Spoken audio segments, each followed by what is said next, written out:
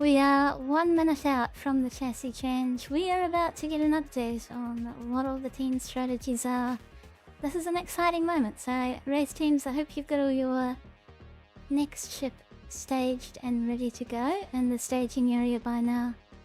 And you are ready to launch your next racer and ship into the track. So Jez, our race director, will give you plenty of warning. And you will be called to make a planned ship swap with your racer. 3, 2, 1, and we are now a quarter through the event. Chassis swap! I presume we will also see a large number of pilot swaps as well, if this race is to be done uninterrupted. Oh, talk about a timely swap of pilots there with the crash by SOAR team.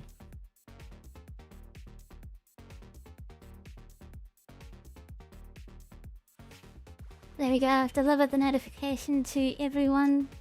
All race teams chassis change with planned swaps, so hopefully they receive that. I know Jez will be doing it as well from the race direction side.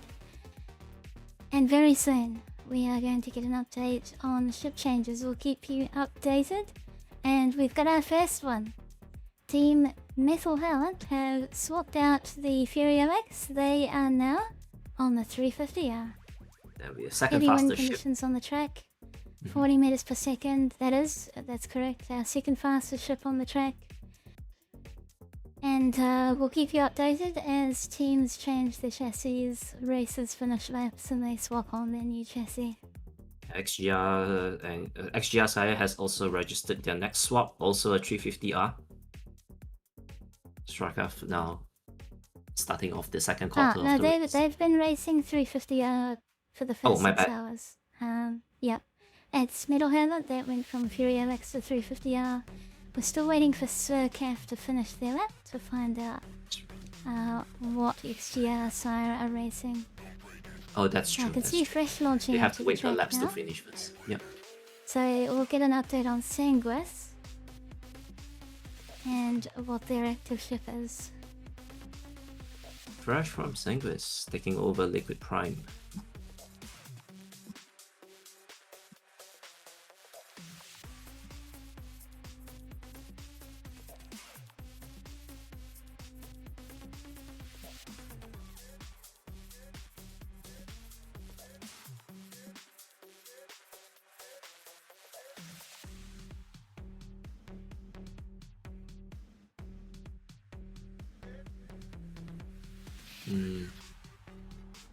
Still don't see any updates from my end. Oh, SOAR. Okay, I see a SOAR update. Oro has launched. Oh, and with a new ship too. That's so the second SOAR fastest are ship. not on the FayeFaye. They're going fast to slow, just like Metal Hurlant. Possibly the more popular strategy. The more logical one. Now Horo's gonna punch it in the 350R now, and probably with a full stomach as well. Yeah. Still no word on Sanguis Luna in terms of what ship they're gonna be in next. Yep. So there have been a few issues with ANZIA Racing and reporting ship swaps. Race officials are having to do it, I think. They're at least assisting with it. And Fedakol is here with race control. So thank you, Jez, for looking after the race. And welcome in Fedakol, our active race director.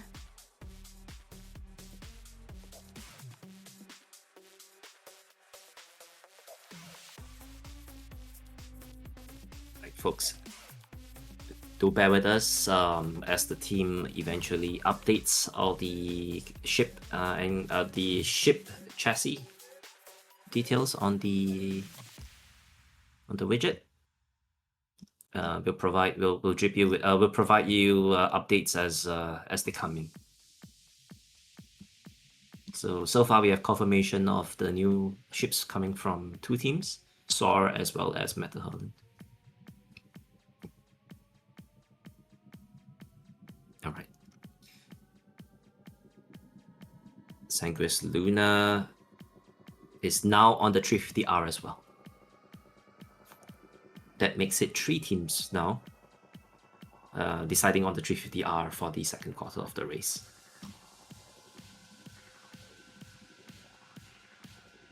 There's been an update for Smithy, for Frontier Consolidated Racing as well. Smithy has launched into the race, onto the track. Razor LX.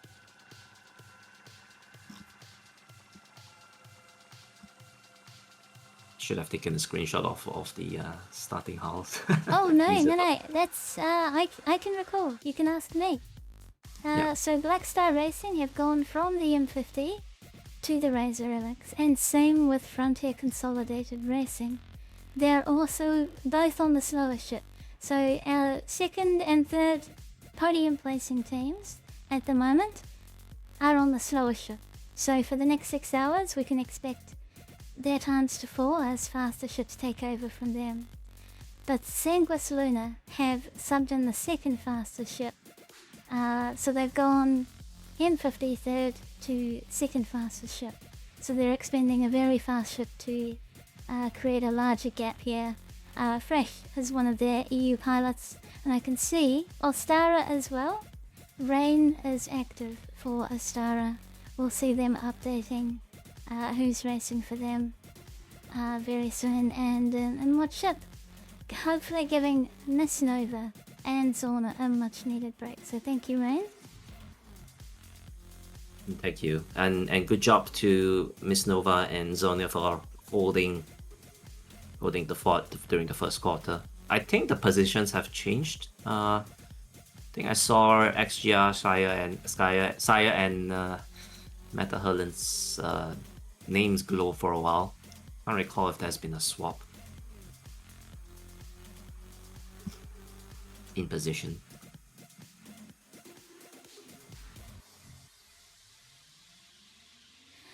Alright, so Ostara have no other choice but to race a faster ship. They've chosen the 350R for this stint. It's a logical decision, seeing that there's so much time that's already been unfortunately wasted from the desync.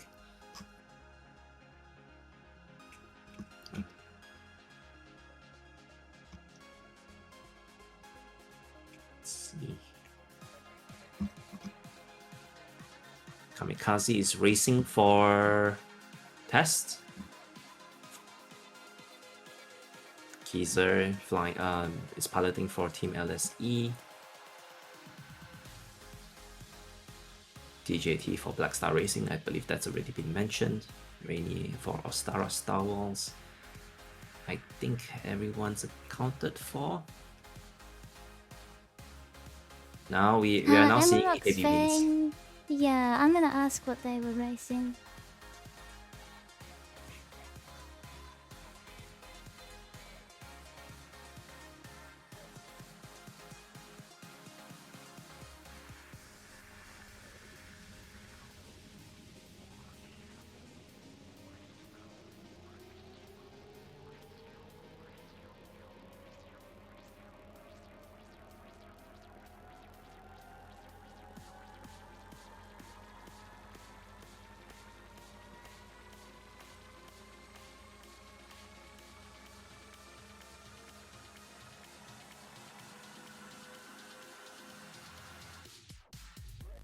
Okay, Amarok's staying on the M50 now.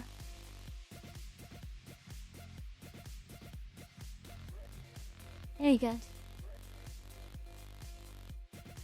And I'm just gonna double check that. It should be all kosher.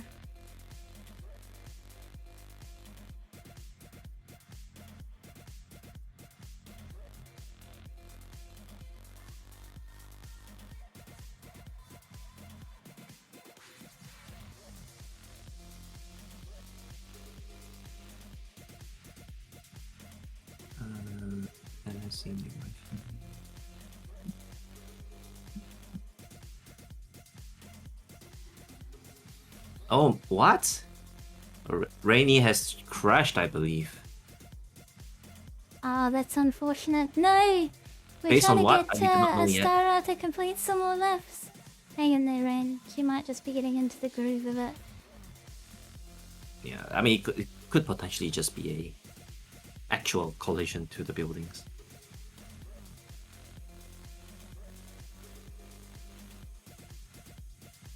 It's okay, it's just the start. Let's see. Things will stabilize, and then we'll see if more laps can actually be registered with Rainy on the track. So I wonder who's taking over Rainy when that crash happened. Don't see any markers for Ostara for now.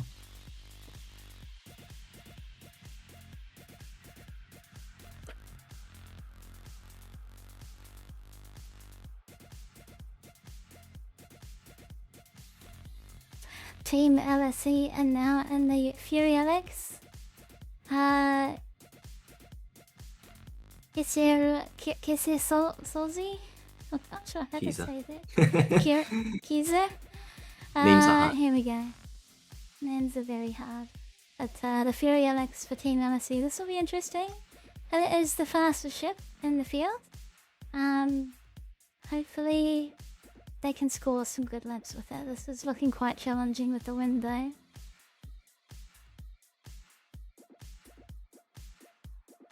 Curious to know who's taking over Rainy after that crash.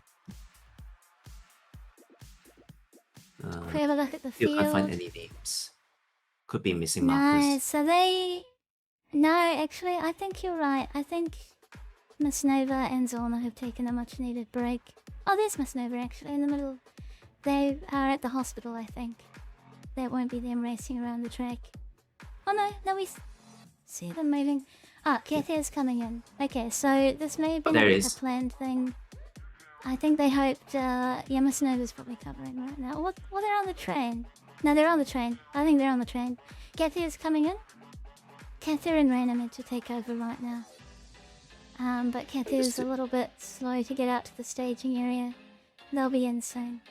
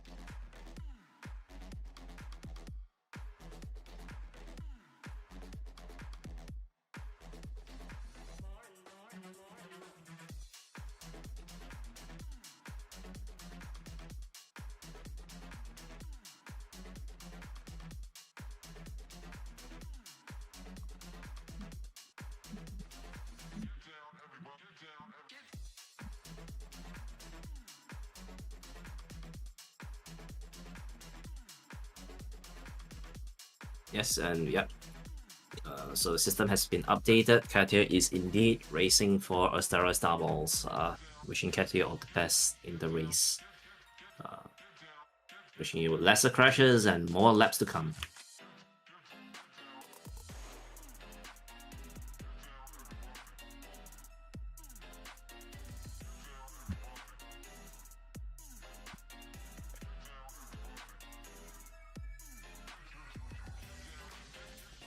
Last update in terms of the weather, still heavy winds, although there are clear skies, winds at 30 meters per second.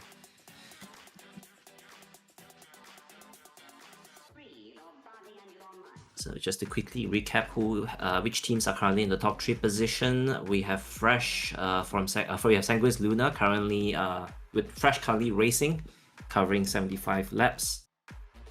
Has completed 75 laps, followed by Black Star Racing with DJT Kick on the track at the moment with 72 laps, followed by Frontier Consolidated Racing with Smithy on the tracks right now with 71 laps.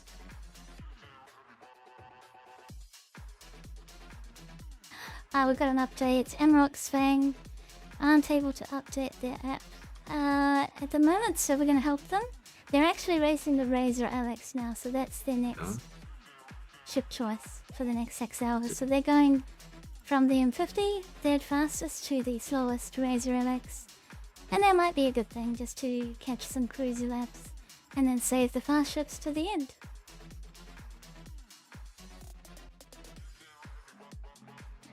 Very nice.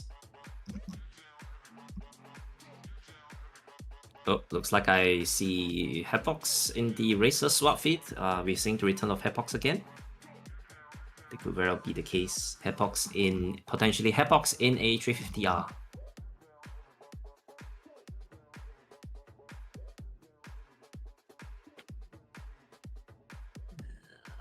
Don't see, at least through this camera. Although I do see Kamikaze racing at the moment. Test Racing Team did another swap for the racers. Up there, there's Hepox, the bottom of Smithy.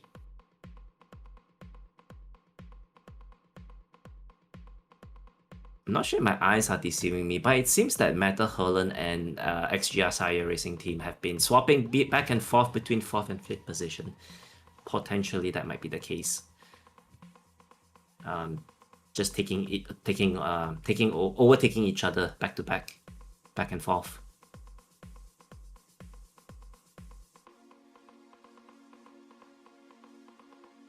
The interesting one to me is NeoJet and XGR-SCIRE is now on the Razor LX, the slower ship. And they were racing the Fury LX before. They were right next to the SOAR racing team. Horo is in the 350R right now. In theory, SOAR has the faster ship right now. And Horo is a good racer, and so is NeoJet. But with the 350R, SOAR has an opportunity to overtake XGR-SCIRE right now with the faster ship and try and gain at least 5th and try and catch up to Metal Hurlant as well. Yeah, currently NeoJet and Horo are now at the 70th completed lap. So this might very well be the case. We might see a change in standings sooner rather than later. We'll be following that, and also hopefully Team LSC have quite a few good stunts with their Fury LX. They're currently the only Fury LX on the board. They have advantage as a racing team with the fastest shipper active on the track right now. And Test Racing Team have swapped in for the M50 NT Kamikaze, now racing a faster ship for their team. And we saw them in Crux Cup Tech. And there we go, we just saw Horo pass, yep. NeoJet on the board. There we go. Now that will change later, where XGR-SCIRE will get a faster ship and SOAR will get a slower ship. And that's when XGR-SCIRE have to try and catch up to SOAR and pass them as well. But each of the teams has 6 hours to do it with the chassis they've selected. So it'll be interesting to see how the battles unfold.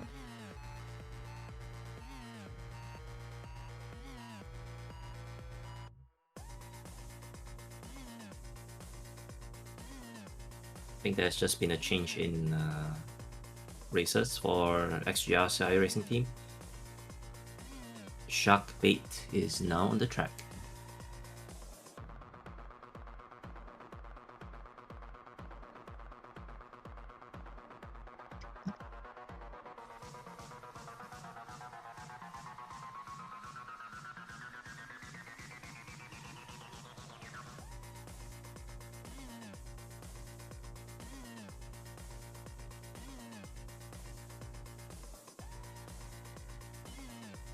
Is that Wolf racing at the moment?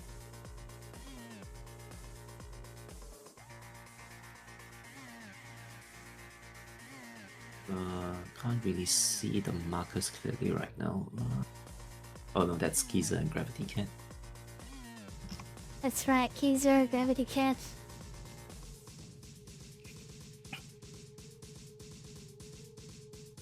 Yeah, Kiza from LC currently has 63 laps in the bag. Gravity Cat for Amarok's Fang, 54 laps.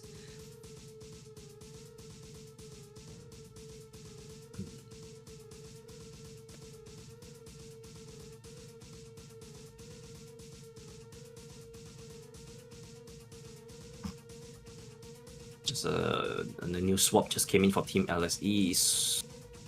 Skomno. Skomno. That's their team captain. Now, he's been asking me a lot of questions about the Furionex. Coincidentally, that's the ship they're using right now. And he's been trying to figure out how us pro racers go as fast as we do. It'll be really interesting to see what his lap times are, because right now they have the fastest track in the field. Sorry, the fastest ship in the field on track. And they have a real opportunity here to gain some positions with the Furionex. It's a whole minute faster than the other ships. So Skomno, welcome into the track and the Crux Cup 24-hour. And all the best in pushing laps in that Fury.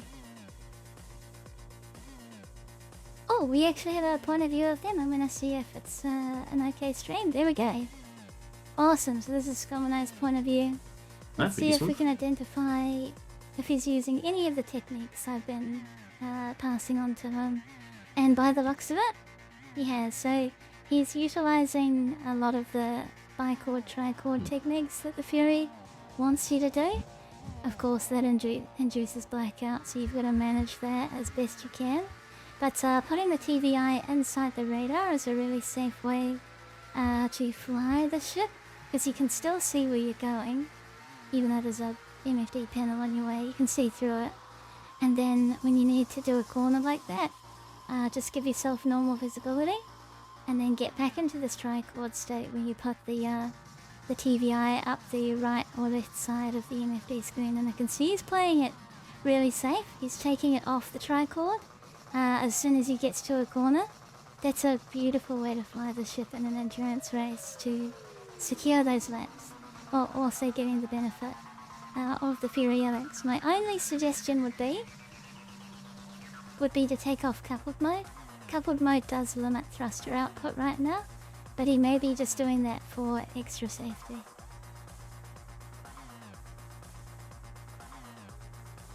Oh no, ArtCorp light posts? I see, ArtCorp have provided the light posts for New Babbage and this race apparently, so thank you ArtCorp for providing the lights that let us walk around the city. I didn't know that, but Fedakol must be in touch with ArtCorp's representative.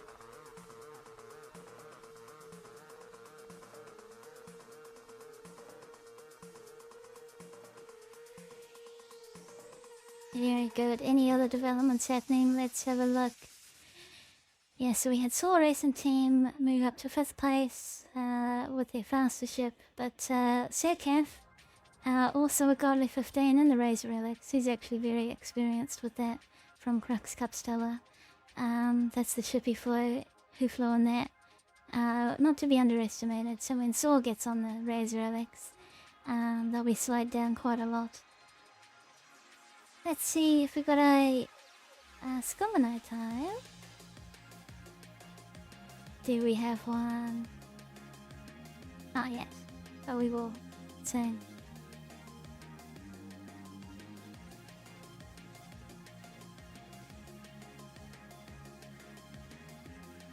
Oh yeah, he's just coming in now. I see him on the XGR freeway there. Test racing team doing great. Not Kamikaze. Love to see you in the Crux Cup tech. Pushing 57 laps for test racing team right now. Gravity Cat behind them for Amarok's Fang Racing with 54 laps. And the Razor LX, they'll be cruising.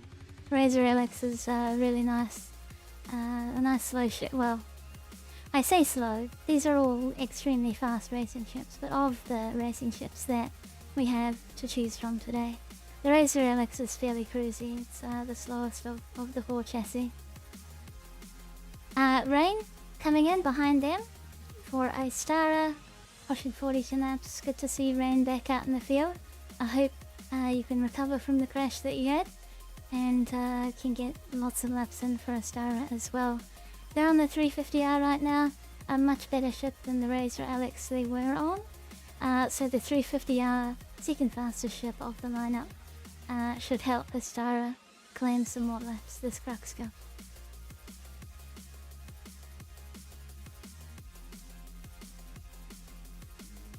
And it looks like Skamano has switched with Kizu.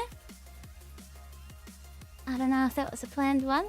Let's have a quick look. Yeah, no, Skamano did score a lap, so they must have had a planned swap. Skamano may have lost the speed bike. Their last lap time was a 4 minute 53, which is not quite on pace with the Fury. You want to be doing at least 4 minutes 30 in a Fury OX, so he may be just checking to see if he's got the speed bug or not while his teammate takes over.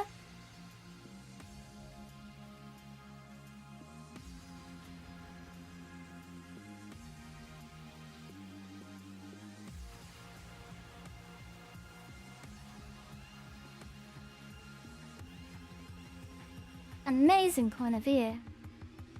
I think we're getting what direction would this be? This is a sunset, so we're going back into nighttime here. I love to see a beautiful dusk of New Babbage.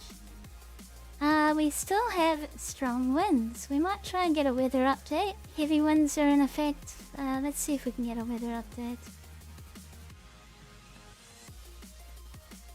It's been heavy winds for the last 18 minutes now. Yeah, let's see if we can get a wind update. I've asked all of our event staff if any of them can help, because that information is very useful to our races as well. We have the technology, we just need to sample it with one free staff member.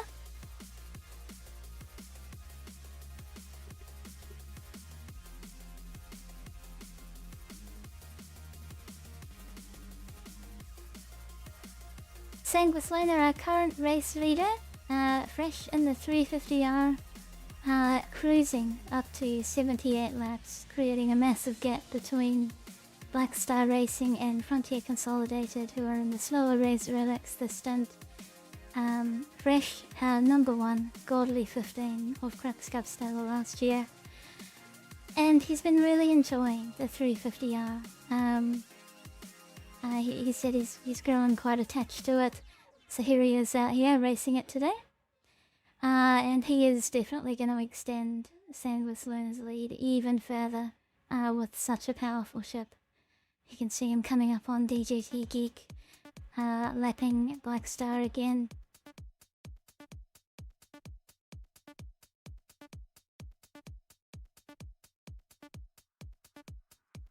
I think we'll switch into Fresh's cockpit for a bit.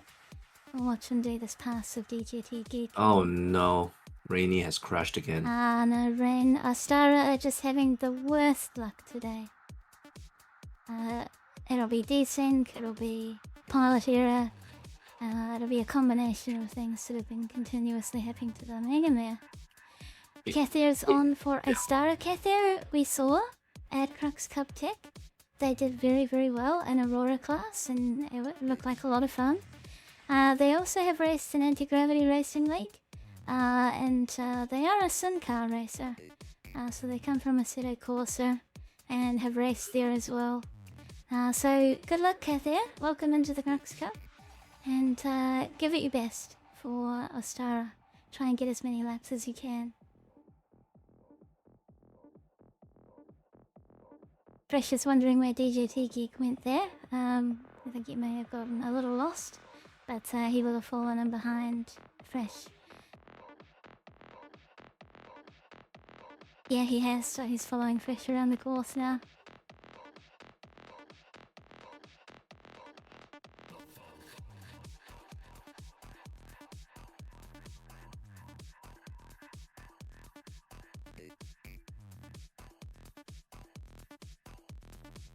We got some clouds moving in.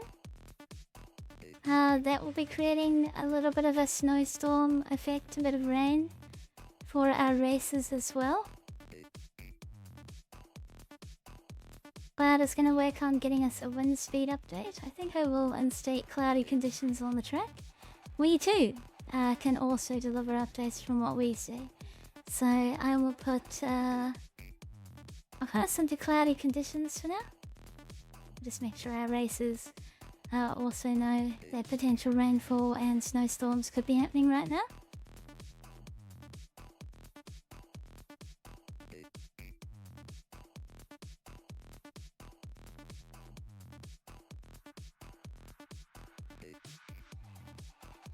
I do want to commend Sirkef right now, who's racing in the slower Razor Alex, right behind Horo from SOAR Racing Team. They're still on the same lap. Both 73 laps. And Sirkef is keeping up with that 350R, which is incredible. Absolutely amazing effort from both our Godly 15 there. And right behind them is Zazu. Zazu has joined in and is racing for Metal Hurlant right now. He's racing the 350R, and they are also on lap 73. And I think Zazu has surprised us. We saw him race in open class in Crux Cup Tech. He did very, very well, particularly against Chint from Frontier Consolidated. He was a surprise watch in the P52. And I think he can see he has what it takes. He just needs a little bit of extra practice to get truly to our pro level.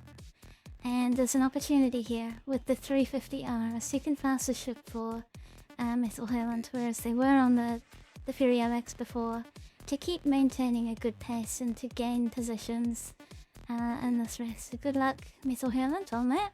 Same with Skomino, who's back on for Team LSE in the Fury LX. They are quite a few laps behind Metal Hurlant, 73 versus 66.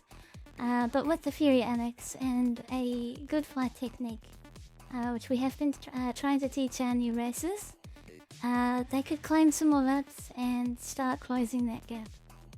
So good luck to our mid-pack there. And then J Kruger 97 is on for the test racing team right now. Test in the M50 with 58 laps, and only 2 laps behind then Kenoki for Amarok's Fang Racing with 56 laps, also in an M50. So they'll be doing similar times together. And just behind them, Cath Air. We're hoping to see good things from Cath Air. Ostara have had it really rough this race, but they've got a good ship in the track, and they've got a good racer on the track too.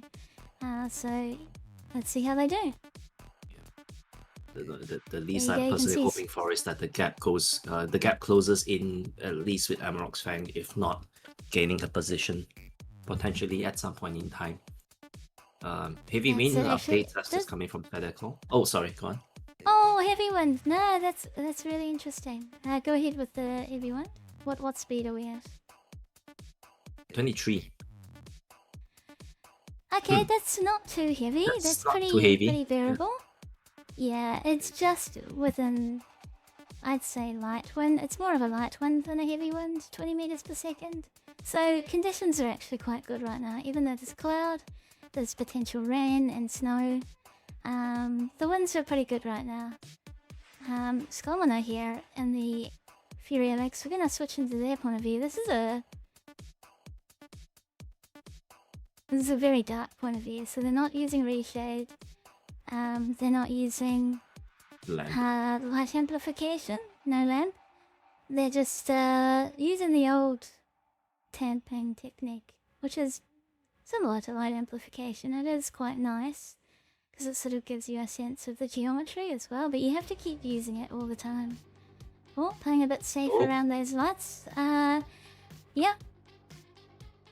Better to be safe than sorry, particularly in such a fast ship. Those keyboard users Awesomely. like PT the tab key for the abuse yes. endure. Yeah, no, I think Skomino is on a joystick. We'd see the joy coming out of their UI if they were doing that, although I have learned races like Liquid turn on the VJoy. It is actually an option. Even though they're a joystick user, they turn on VJoy because they just like the line coming out of it. But by default, mouse and keyboard has VJoy lines coming out of the crosshair. Yep. I personally have that enabled as well. Also good for me to estimate if I'm doing the pitches correctly for race times, to improve my race times, which I'm still struggling at this point. Okay, looks like Rainy has just launched in for Ostara. Good luck. So something must have happened, I presume. Hang in there. Yep. Focus on consistent laps, safe entry into checkpoints, and get some more laps secured for your team. Not sure if it's a planned swap because don't see any reports of any crashes, so I guess we can consider it a good thing for now. Oh, nice. And we've got OlegLime, he's back and doing chase cam for us, so I'm gonna start giving directions to OlegLime. Long-time camera operator at ANZIA. Really grateful to OlegLime. Out here, it's now morning for him, and he'll be with us for a while, which is really, really good. Our resident professional cam chaser.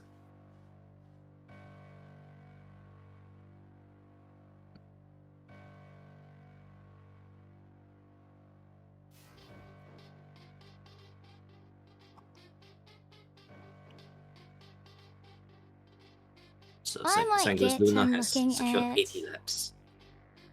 80 laps in the race. Wow, incredible. Increasing that gap. And so they should with the 350R. Very, very fast ship. I'm going to ask Oleg to watch Zazu because Zazu's in the 350R. Sircaf in front is in the Razor Alex, the slower ship of the two. I kind of want to see what their gap is. So if we go back to Cloud's point of view, we can maybe just get an idea of where they are on the track. Zazu and Sircaf.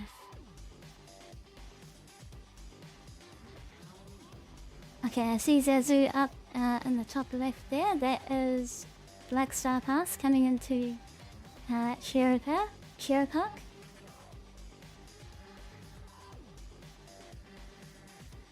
And Sircaf.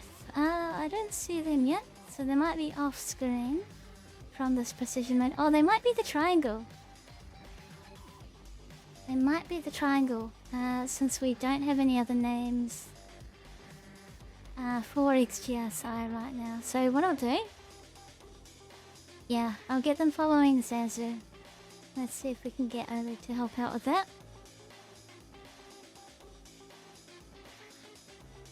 Just a quick update on several race swaps. Oh, there it is. We see Renee for test now. Okay. Jason for LSE. Yes. Katia is now back for Ostara Starwals. Welcome back, Katia. Still no reports on any incidents for Ostara though, so I wonder if they're just doing regular racer swaps every single lap.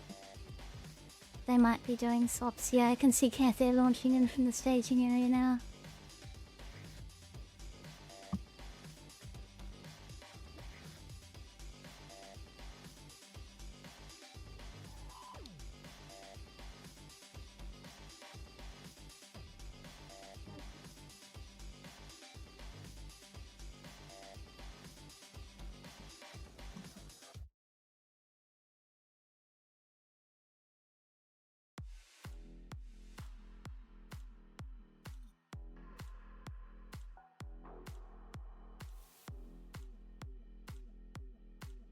Alright, OlegLime is chasing Zazu now, and we can see Sircaf there on Oleg's point of view passing Aspire Grand. We'll follow this for a bit because Zazu has the potential to pass Sircaf right now, who's in the slower Razor Alex. They've got to use that 350R, just like Horror was doing on the SOAR racing team, to keep pushing that. All of our other 350R pilots, fresh of course, Sanguis Luna, 80 laps in on the 350R2 will be maintaining a slightly faster pace than all of them. And Kathia is the other one in the 350R. But we'll stay on Zazu for a bit and watch the gap close here with Sircaf.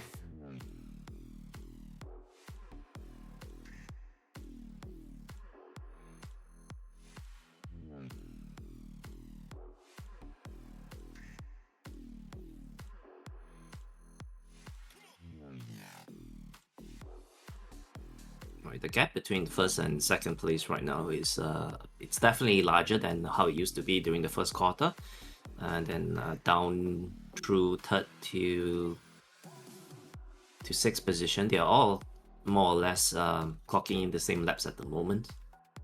then another large gap in terms of actually that's an 8 lap gap between 6 and 7 right now. That's a huge jump between LSE and Meta Hurlant at the moment. Oh, we follow Ziikku. I want to switch to Team LSE, one of their point of views. Kizer is out at Team LSE's capital ship right now, and you can see their setup. I've been really interested to tune into some of our pet crew and see how they're doing. None of them have cameras up, which is pretty fair. They want to look after where their team are. But Kizer loading up their next ferry LX for Team LSE. We can tune in and see what this looks like. So they must be waiting for the hangar door to open to release their ship so that they can get out to the field. Very interesting. Quite cool. Oh, I can actually see the capital ship moving. Oh yeah, they're quantuming in. That's what's going on. Look at that, you can see all the names getting closer there. Oh, yep. Yep, and then they'll arrive at Microtech. They'll probably go to Tressler, open the hangar, and release Kizer. So this is it. This is the Crux Cup 24-hour now. We have capital ships run by pit crew teams. So the pit crew team are piloting the Polaris right now, and they're gonna drop off their races and spare racecraft. Did we just get a crash from Fresh? Oh, Got finally. Star Citizen. Yeah, No! Sanguis Luna. Well, they were having such a good time. Tower. Damn. Decided Oh, to that get Star sucks. Citizen. There's a bit of wreck in there. Yeah. Oh, Jacqueline's now stepping in for Sanguis Luna. Good luck, Jacket, and all the best out there. You just have to keep it cool. Cool, calm cucumber. Frozen, have you had your break yet? Do you need a break or anything? How are you doing? Good so I just had a bio break, although I have a dinner appointment in the next 40 minutes. I wonder if Lance is gonna be that's back fine. properly. You should absolutely eat dinner in 40 minutes, so just go for that. Don't you worry.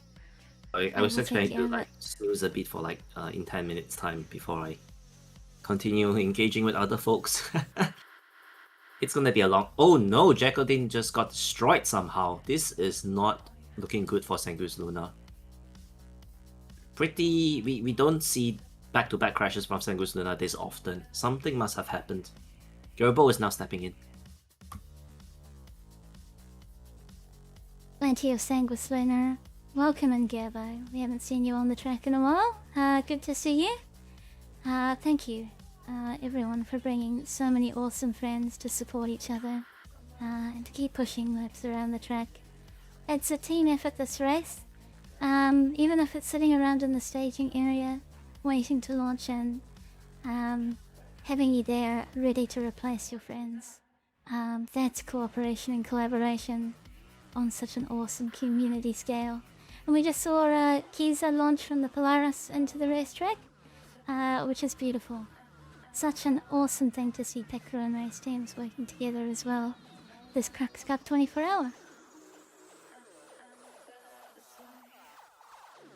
This is the degree of planning and logistics that's involved in such an event.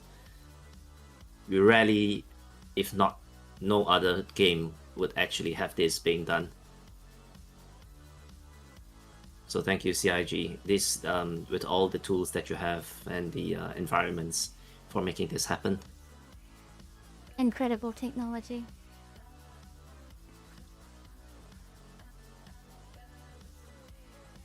So there's Sirkaf, who we're tracking, still ahead of Ziikku,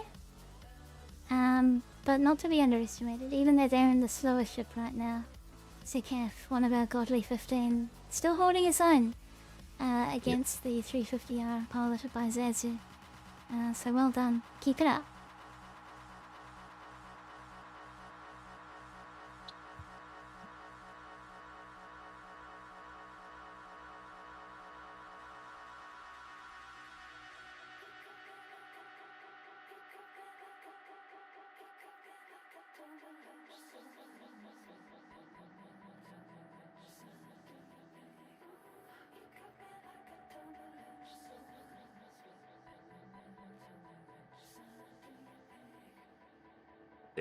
the lights from around the buildings in Microtech does help a bit in terms of the visibility, at least from that point of view. I'm seeing right now. It's not as dark as Yeah, I it's really originally thought. Yeah. It's really different actually. Like the way the cities are set up are really different from each other. Like Lawville has a lot of spotlights everywhere, so a lot of point lights that light up the areas. Microtech, you'll notice no lights emit light very far. Everything is neon lights. Like for some reason Microtech are absolutely obsessed with emissive surfaces that aren't too bright, that don't shine big directional lights everywhere. Their whole city is built on neons. Or just low light emissives. I thought Arcop would be the one that has more of those lights. Yeah, well, they actually share quite a lot of similarities. Maybe Fedakol was onto something with that light post comment being supplied by ArcCorp. Oh, Maybe yeah. Fedakol knows something we don't. It wasn't just a random statement. It was potentially thought of.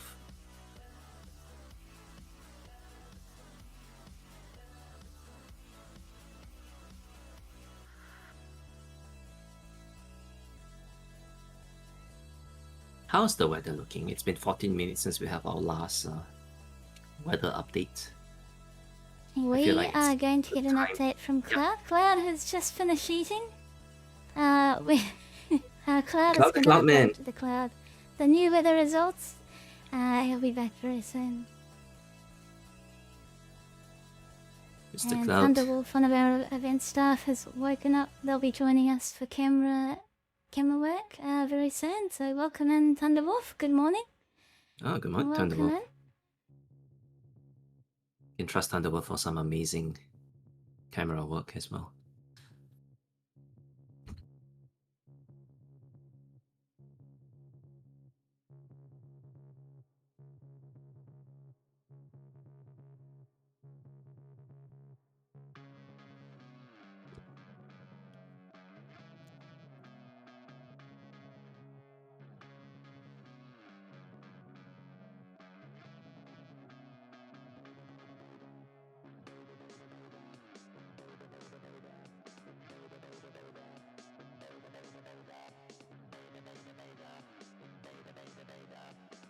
Wonder if that floating ship debris at Aspire is still there. Because if it's still there, it's gonna pose another risk for all the racers out there. Yeah, things have been pretty good so far. Trash cleanup, wreck cleanup has been very, very good. And if we don't hear about it, it's probably fine. I think we'll keep an eye on someone coming up on that checkpoint. And we'll watch them go through it. Maybe we can visually help out. And report on it as well. Let's see, we've got Cathay. We don't have Cathay's point of view. So Cath going through there. Zazu is only 2 straights behind Sir Cath now. So that 350R is working out.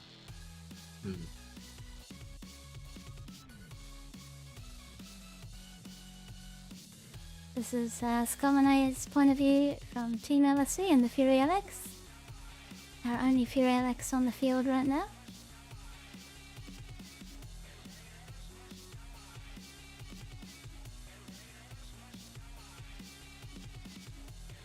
Ooh, okay, I don't see any debris as it passed through Aspire Grand, so I think they're good for now.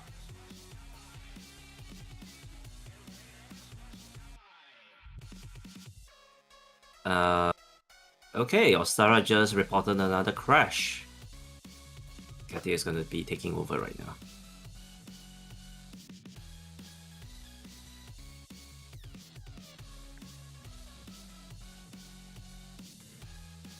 Yeah, it seems at this rate Ostara is able to at least squeeze in one lap before an incident occurs.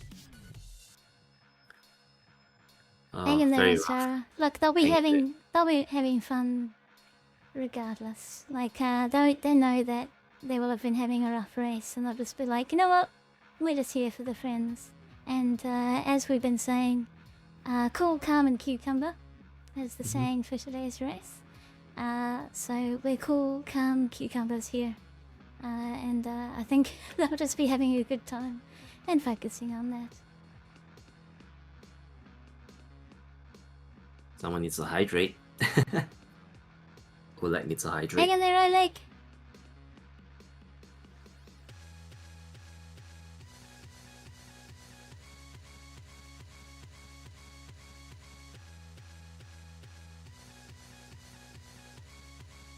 I think OlegLime is measuring the wind speed right now. Or actually, we might get an indicator. We'll watch his point of view for a bit.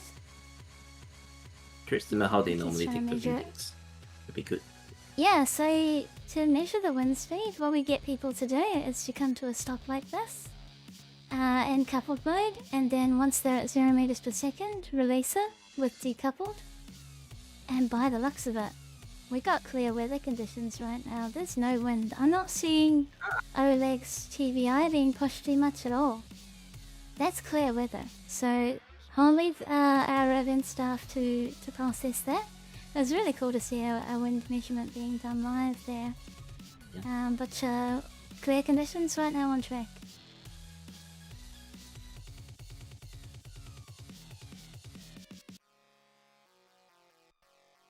So basically, start from zero movement, relative movement, and just turn off coupled mode and see how fast it goes.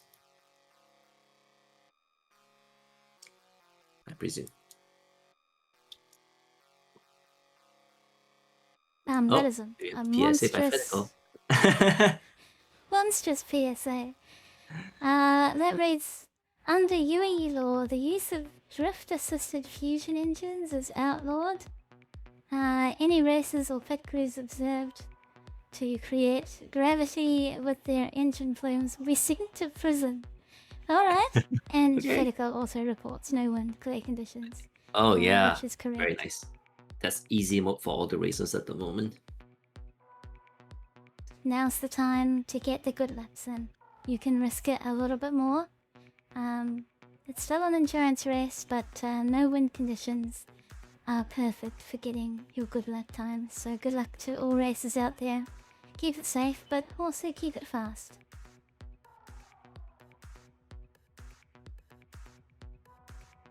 Just want to also quote this very common phrase from Mr. Kraken. Fly safe and beware the bugs.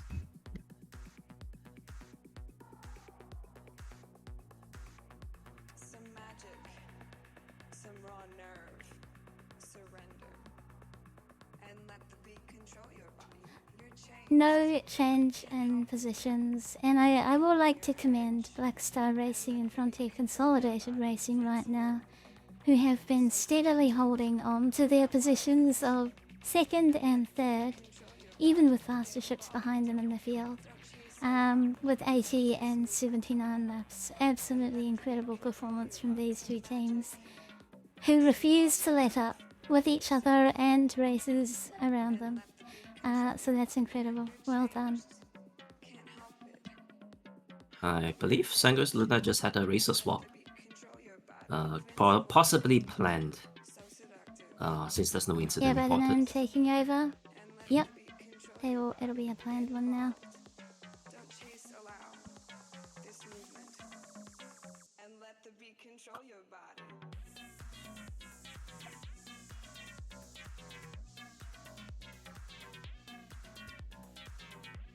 It's alright. I wonder if we got their point of view. We'll jump into their cockpit. Yeah. Oh, they are using light amplification. yeah. That's cool. Lamp right there. And I he's love trespassed a little bit. He's been a bit naughty, illegally racing. Where Microtech don't want us to. That's okay, I forced him to do it. All racers to do that. That's also good to know, Frozen. That might be good to bring up with CIG, is that light amplification doesn't work on the reverse cam. But then again, there's no screen there, but it is through a lens. Like, if you think about it, the reverse camera is through a lens, so they could technically, and maybe it would be nice to have light amplification on that rear cam as well. I must say that I love the glow on this ship. Yeah, That's the Origin, they've Origin's stolen lamp, right? purple. It is Origin's lamp, and they stole it from Gitec, who have purple ships. But Origin's like, you know what? We want purple light amplification. Gitec doesn't get it, we get it. Which I find amazing. I do like purple. It's a noble color. That actually does sort of suit Origin in a way. I'm not sure if this has been highlighted to those in chat. It seems that there's an unknown 325A spotted on the track at the moment. Why would they abandon That's such alright. ships? This is a like Star Citizen. It's a open game. And there's been a lot of free fly going on as well. A lot of new citizens coming into the game and trying it out. We have had some civilian encounters. In fact, one particular story I want to tell you, Frozen, is when I was doing the qualifying for, I think it was the EU qualifying. There was a red Corsair that started zooming around the city and the track, and I was sort of wondering what was going on. And then suddenly, behind them, out comes an Avenger Stalker, a bounty hunter who's chasing them down, but of course, they can't take the Corsair down because they're an armistice. So they're just there, like, chasing the Corsair, like, being all menacing and buzzing around them, and the Corsair flies throughout the whole city. And I'm like, oh my god, are they gonna crash with my races? But thankfully they didn't. They even went through the Aspire Grand Hole, and I had to warn my racers about that. And they flew off back to the spaceport. I think the Corsair was going to try and land, but went a little bit too fast and crashed into the ice lake. And the bounty was claimed by that Avenger pilot. So, unbelievable things can happen, particularly with the civilians and law enforcement and criminals running around the city. You never know who you might encounter in Star Citizen. Yep. Oh yeah, we just saw Poro's point of view on the right, just at the very top of Aspire Grand, the base of it in the hole. There is wreckage there. It's still there. So that has caught some of the racers out because they've been flying a little bit too close to that wreckage. They think they can skirt the edge exactly, but no, there's actually a bit of wreck there. I'm going to send that to the race team to say that wreckage is still there, and racers shouldn't try and fly too close to the bottom of that Aspire Grand hole. Well, folks, then this is pretty much persistence at play. You've asked for it. Do not want to hear any more complaints. Oh my goodness, please hydrate, whoever that is.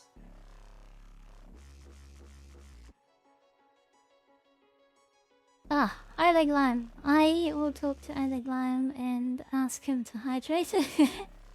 You'll definitely need to do so. The percentage limit is around 9%, and then you start getting status effects like blurry vision and chromatic aberration coming on. So hang in there, Oleg. You'll be alright. Forgetting is not forgetting that he's the cameraman and thinks he's the racer and starts racing.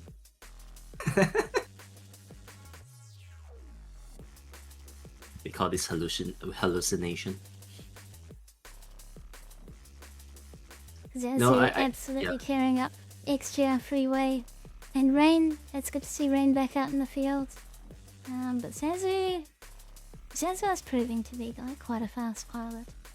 And if I look at the board, yeah, they haven't passed Ziikku yet. Ziikku is still holding his own.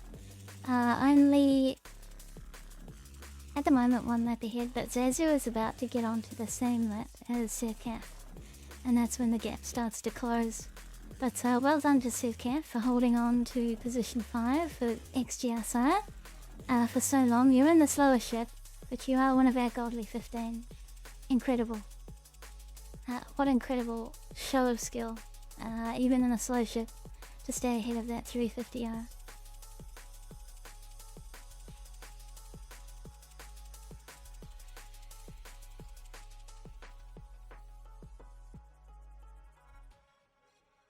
No obvious changes to the top 3 placings so far.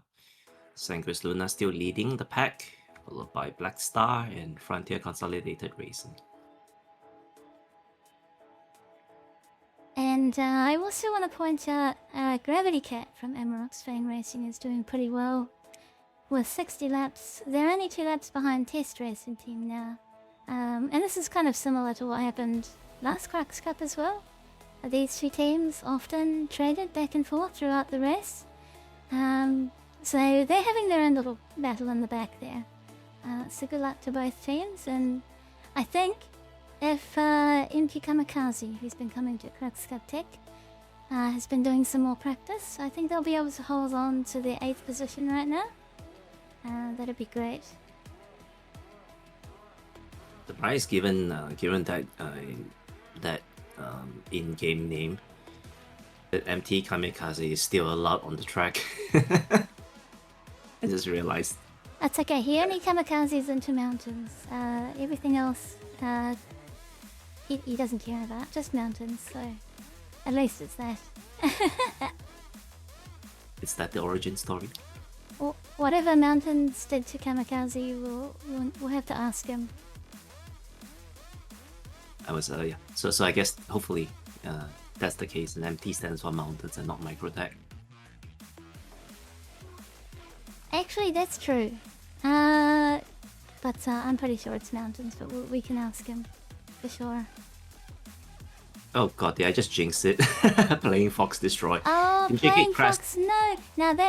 Now we know that's Black Star, so that will be DJT Geek, and playing Fox is taken over now. Oh, okay. It's gotta be that timing, right? Oh, DJT crashed, Fox is replacing, got it. Ah, wonder where that crash happened.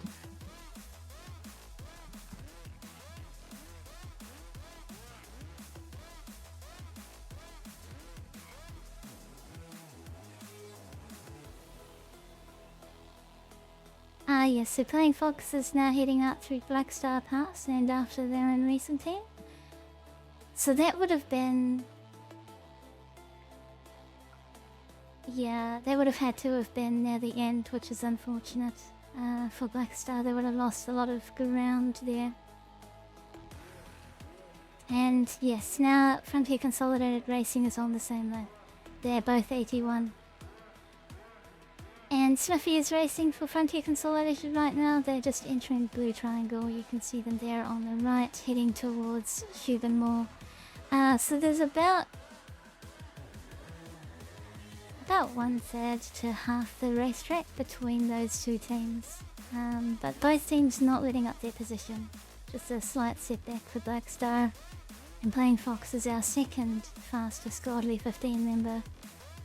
He will be holding his own. He did very, very well in the MB Ghost original racetrack in Stella.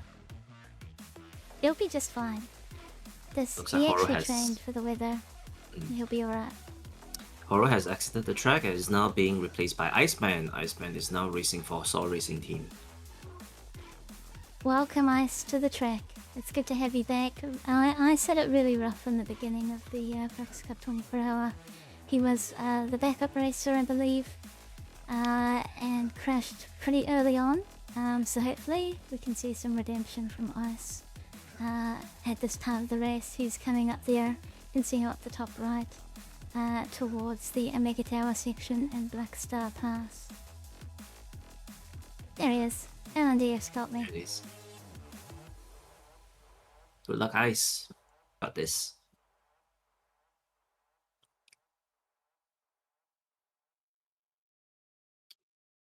I think Ostara did another pilot swap at some point. Just realized its Cathy is now on the track. Previously it was rainy. Now it's Cathy. Maybe they are taking planned swaps because we haven't seen a crash from them in a while, which is a really good sign.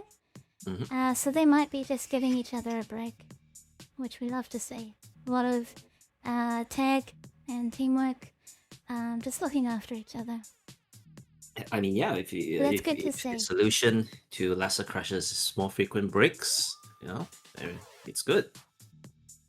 That is a very good thing. So well done, Ostara.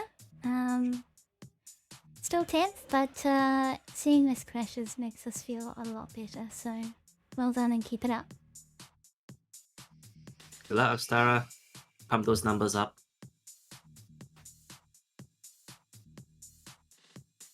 Wow, Oleg is really pushing the limits in terms of hydration here. That's very true. Has- I'll has- send him another reminder. Has Oleg gotten the memo? Yeah, it's gonna be hilarious when he starts blacking out. It's gonna cause some degree of trauma to our viewers today.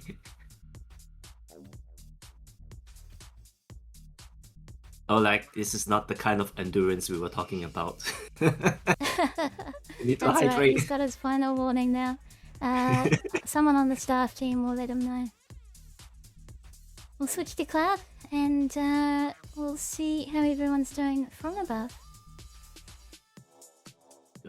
Could use some zooming. Oh wait, it's already in zoom. My vision's a bit blurry. Hang on. Oh yeah, sorry, the resolution on Cloud has been reduced, just internet connection. It's not so okay. great for Cloud right now, but we can still read the names, that's all we need. So it's just not my eyes then. Hang in there, Cloud! He's just been having internet trouble, particularly in the think beginning of the race, but it's stable. Rainy is now on track. Rain! No, Oh, Ice way. Man! Ice crash, and wait, we've got a new racer for SOAR. D3D has entered the track. Good, This 3D. is our second. Yeah, this is our A-Crux racer from Crux Cup Tech. Dude 3D also highly competitive, godly 15. Pushes incredible time trials. Let's see what Dude 3D can do for the SOAR racing team. So Dude is racing the 350R right now. So he's got a good ship on his side. He's got the second fastest ship in the game. Yeah, good luck, Data, and welcome to the Crux Cup 24-hour.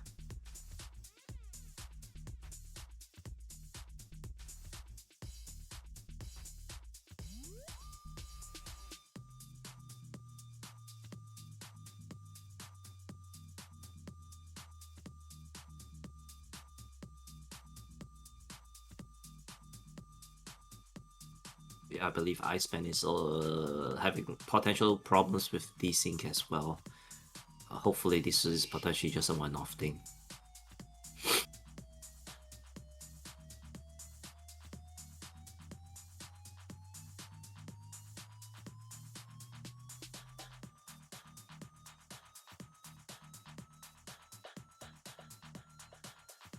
Oleg replies, got it, see your hydration game soon, and Cloud also reports, I'm at 39%, I'll go dry sooner. Alright, Thunderwolf is in-game and joining us to become a camera. Welcome in, Thunderwolf. Good to have you back for some more camera work. Still at 12%. We're watching you, Oleg. That's okay, we'll watch you until you go off the track. All eyes on you.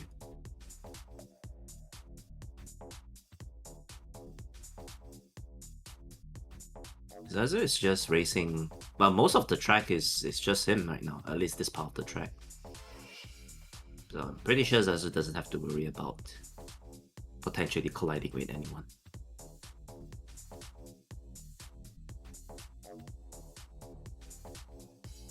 And there's the turn.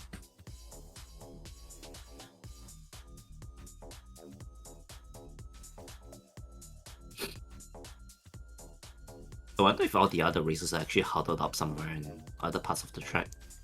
Because I don't see any other...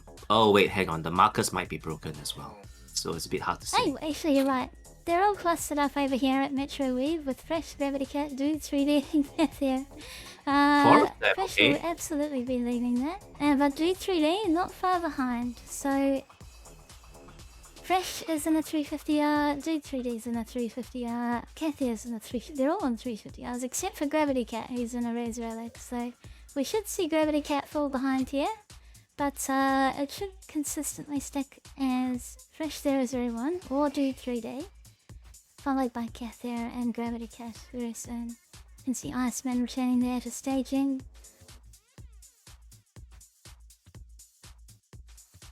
And in terms of this Zazu versus Cap, we can see Zazu coming in, just finishing a lap, and Circaf was just exiting, which even more. The gap has been very slow to close. Circaf is not letting up in his slower racing ship, which is unbelievable. He's doing so well for himself in XGR-SCIRE. It's an absolutely stellar effort. Very, very well done. Oh, finally Oleg's coming into land for hydration. There we go. Our event staff taking care of themselves. We've got through to them. Okay, I was. Right. Why is it rushing They're towards the pole? professionals. They know what they're doing.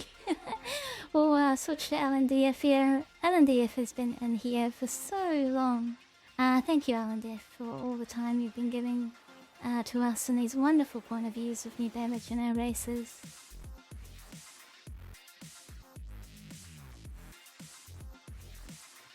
Very interesting to see Fresh and Dude 3D still together after the Metro Wave section, both having a similar flight style and boost strategy in the 350R.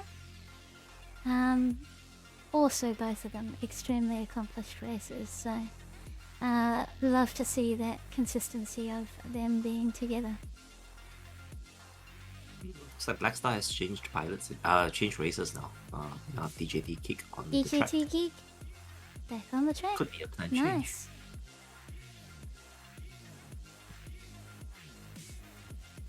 Oh, it wasn't a planned change, it was unplanned because Oh, there it a was. crash. It'll be their previous racer. So, previous Blackstar racer destroyed in DGT. Flying Fox, oof.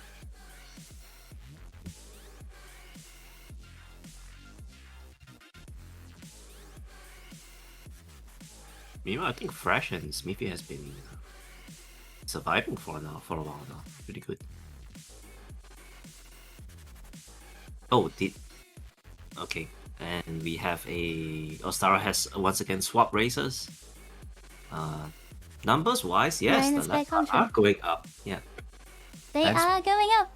Ostara, good job. Like, it really looks like this is the plan. This is the strategy. To just do a lot more swaps to keep each other fresh. So well done. It's working out for you. We love to see it. That's the biggest redemption arc of this race, is Ostara stabilizing and getting lap after lap secured with their EU racing team, so well done.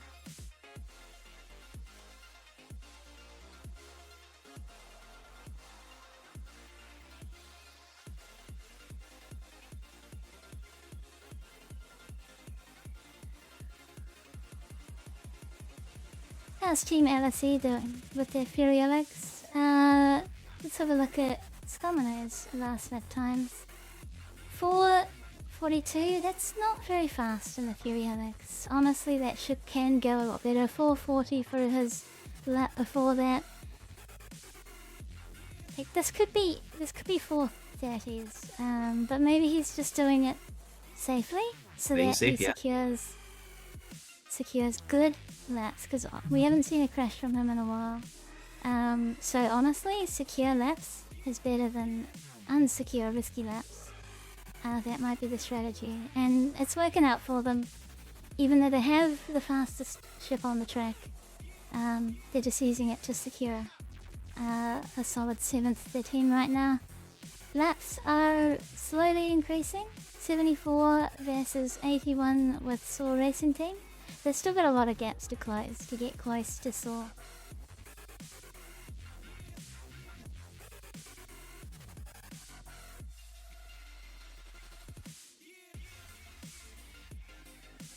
Anek's giving us a nice overhead cam now that he's fully hydrated.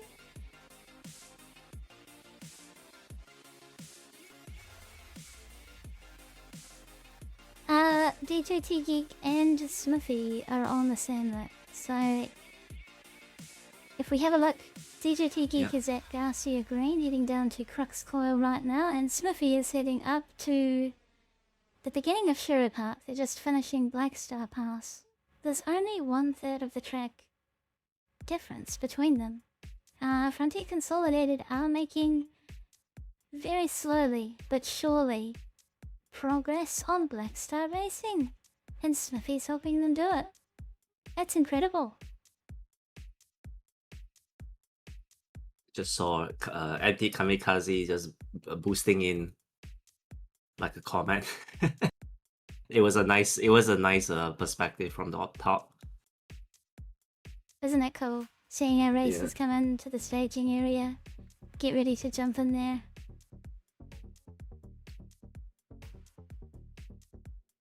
Nice, beautiful view of the metro weave here. We can see Snuffy doing it right now. Do we not call that the Nice. wiggle? Oh, you know what? I should use its more official terminology that our racers have decided on. It's called the Metro Wiggle now. It's not the Metro Weave anymore. I guess so right. I need to catch up with that. It is a wiggle. It is a wiggle. And it's a very challenging part of the track.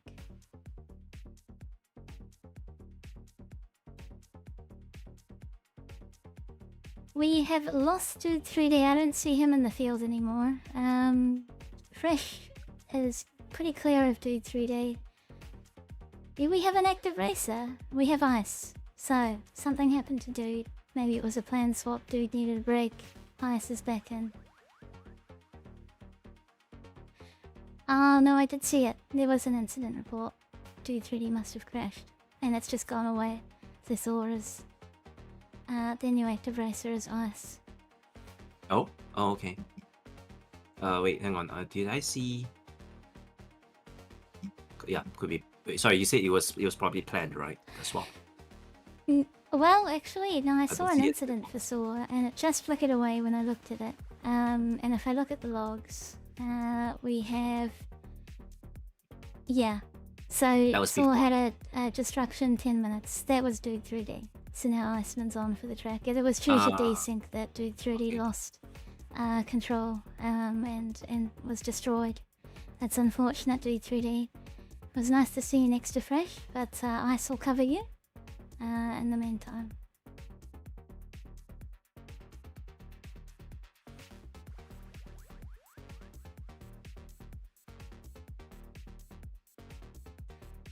Snuffy P coming in for Fronty Consolidated right now for lap 84. And DQT Geek just exiting Shubamore there up to Sanguis Arc. DQT Geek, again, this is battles for meters. DQT Geek looks like he's increased the gap a little bit for Black Star Racing. So again, these two teams just fiercely holding on to second and third. New update just came in, and it's good news for everyone in the event. It is clear skies with no wind. That's beautiful. Nighttime is difficult enough as it is, so having clear conditions right now is nice. It's a nice relief in the difficult conditions of night. Here's Commono and his Fury Alex.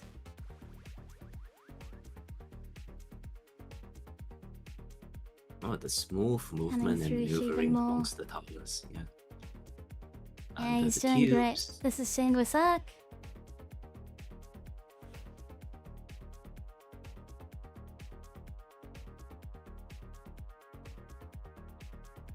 Utilizing a bicord technique through the radar.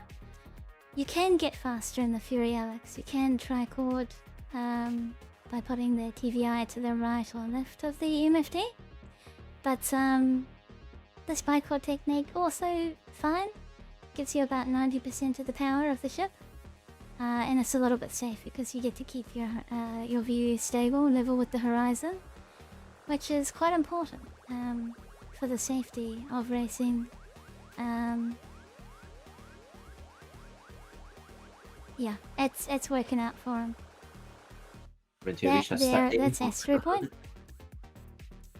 Oh, a new racer for Metal Hurlant. Nice. Rentia Reach, welcome back. Metal Hurlant racing their 350R right now.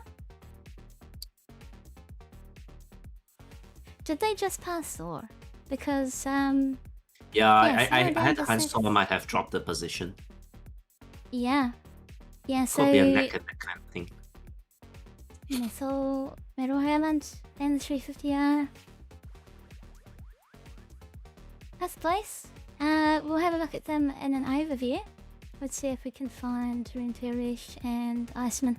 That lap do 3D crash on will have cost them that distance.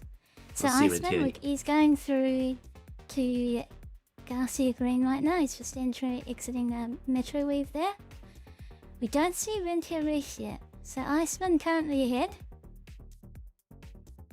At least from our point of view. Rentier race. Yeah, unless the markers disappeared for Rentier. Unless the markers just... That's right. So we can't tell for now who's ahead Yes. right now. I guess we'll get an update once Ice crosses and finishes this lap, and we hope he finishes this lap. Hang in there, Ice. And we'll see how we go. I'll switch to LNDF's point of view, see if we can identify a member of Metal Hurlant. I see Nothing Iceman. so far. No. Something might have happened to Metal Hurlant. Yeah, is Metal Hurlant like MIA? MIA? They There's may two have cameras lost all without their Metal team Hurlant. members. Yeah.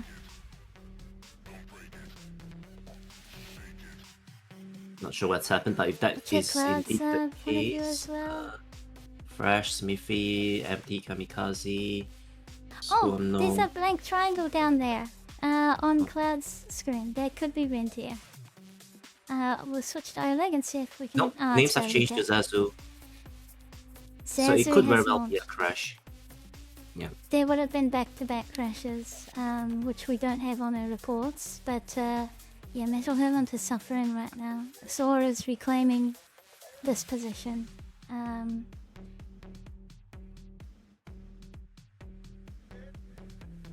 There we go, SOAR will move up to 5th place here. And hopefully we see Zazu take over as the active racer for Metal Hurlant soon. Extreme wind conditions, we've gone from clear dramatically that's the swap. to the maximum wind condition. now we see I can see Zazu coming in SOAR going up by 1 position, overtaking Meta. SOAR's back in 5th. SOAR and Metal Hurlant both in 350 Rs, and that crash from Dude, and then Rentier Reach's crash, both devastating for both teams. And SOAR has gone back into 5th, with Metal Hurlant in 6th place.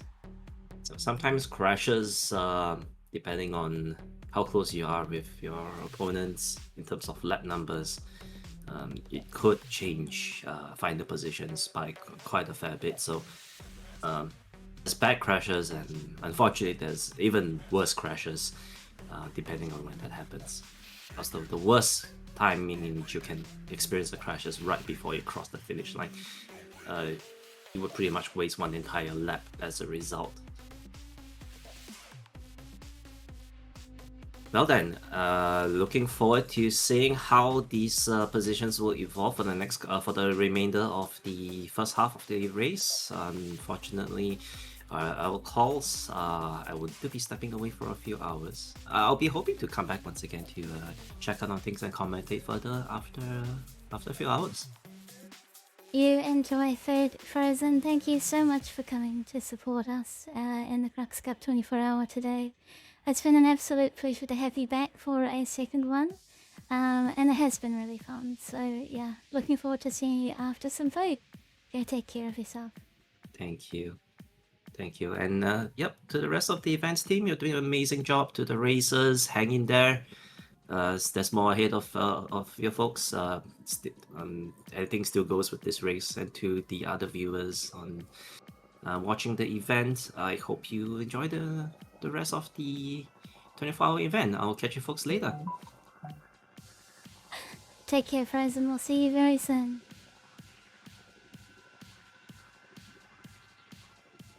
Alright, so let's run through the standings. We've got Fresh 001 for Sanguis Luna with 89 laps and increasing their overall position with that 350R.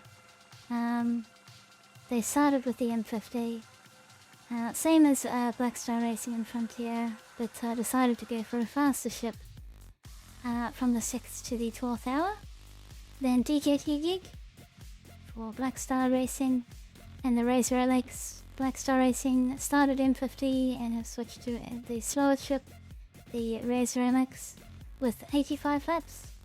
Then Smithy from Frontier Consolidated Racing on the same lap, 85 laps. We just had another crash from Rain, Cather, you can see, has launched into the track here from an overhead cam to take over for Ostara there.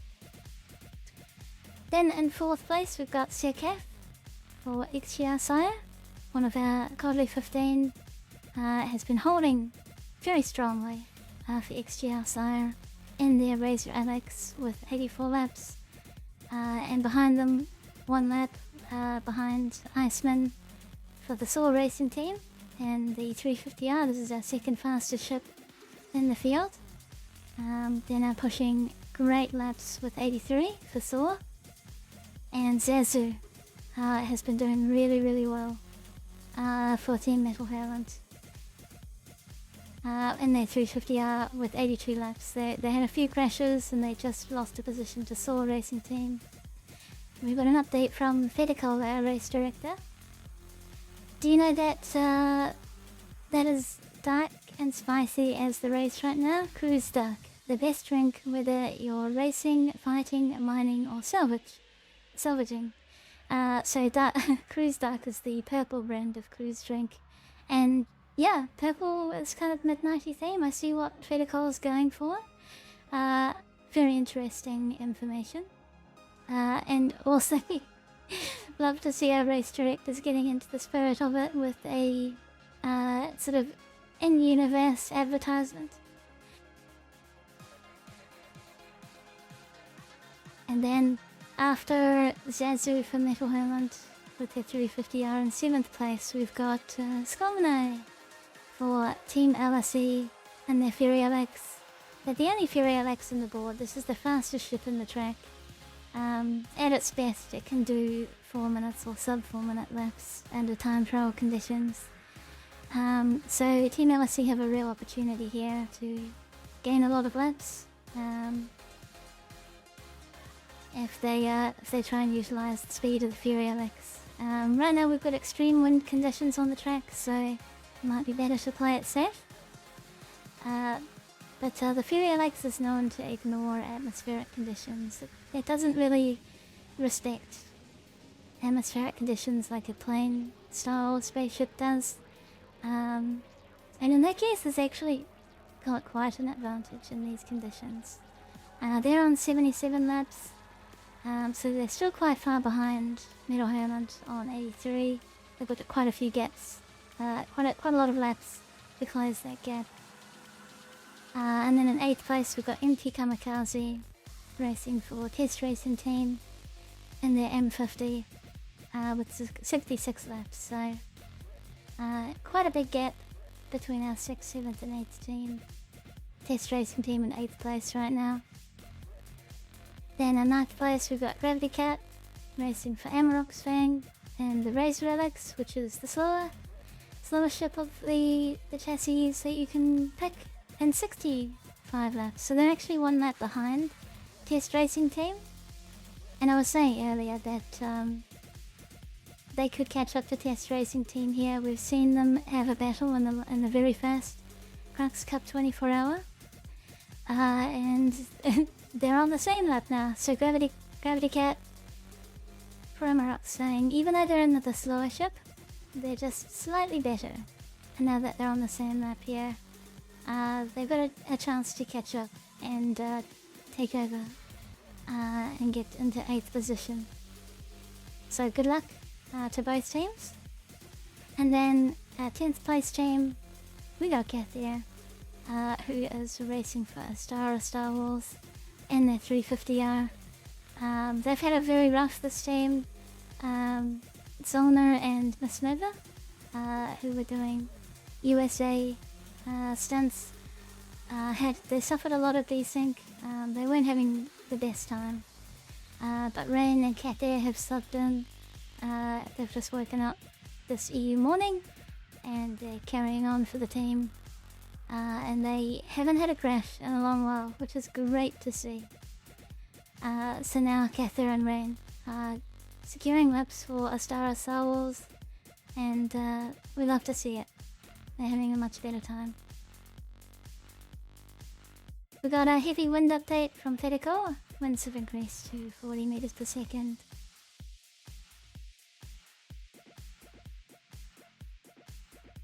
checking in with their event staff. They're also having... they're solving problems. They're sometimes losing party markers here and there, which makes it difficult to time the races, but so far we haven't missed a lap. We've been working on new technology. For anyone tuning in, Project FayeFaye is the name of our race timing software. I wrote it. I wrote it specifically to handle this race, because in the last Crux Cup 24-hour #1 race, my race timing software couldn't handle it. There were so many laps and so much time to run calculations on that it can only go as far as 12 hours. So I rewrote it from the ground up, and with a bit of luck and a lot of optimization, I'm hoping it can go the full 24 hours and record all of the laps for our races today, while presenting you a beautiful stream overlay up the top left. So I hope you're enjoying that.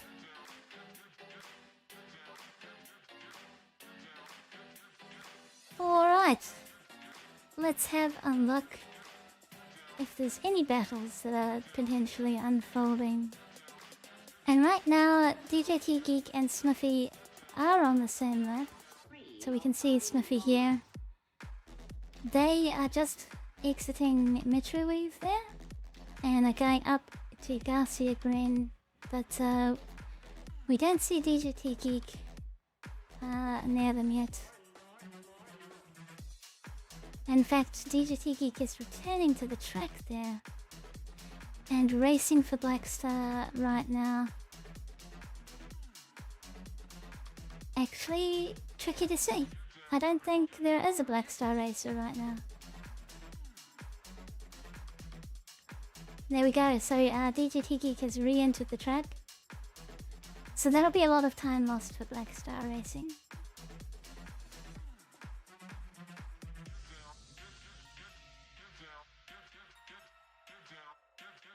And this is a real opportunity here, because I think Smithy from Frontier Consolidated can secure their 87th lap. They're just crossing the XGR freeway on the left there. They're going to go up a spy run, get on the 87th lap. So DJT Geek needs to keep this position. You can see him just going around with empty kamikaze out of the blue triangle section. The gap is less than 1/3 of the track now between Frontier and Blackstar Racing. We now have light winds on the track, 10 meters per second, so this is great racing conditions. We had extreme winds for a while just before.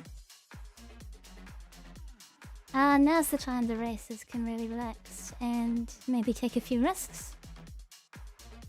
And push some harder lap times, particularly top teams. We'd hope to see it. Dude 3D is currently racing for SOAR, and you can see him with Fresh there. They're both in 350Rs, both incredible races. But Fresh says he's been really enjoying the 350R lately. And Dude 3D I don't think has had too much practice in it, so they may stick together for a while, but I'd expect Fresh to take Dude 3D potentially on the straights as well. He has spent a lot of time practicing that ship.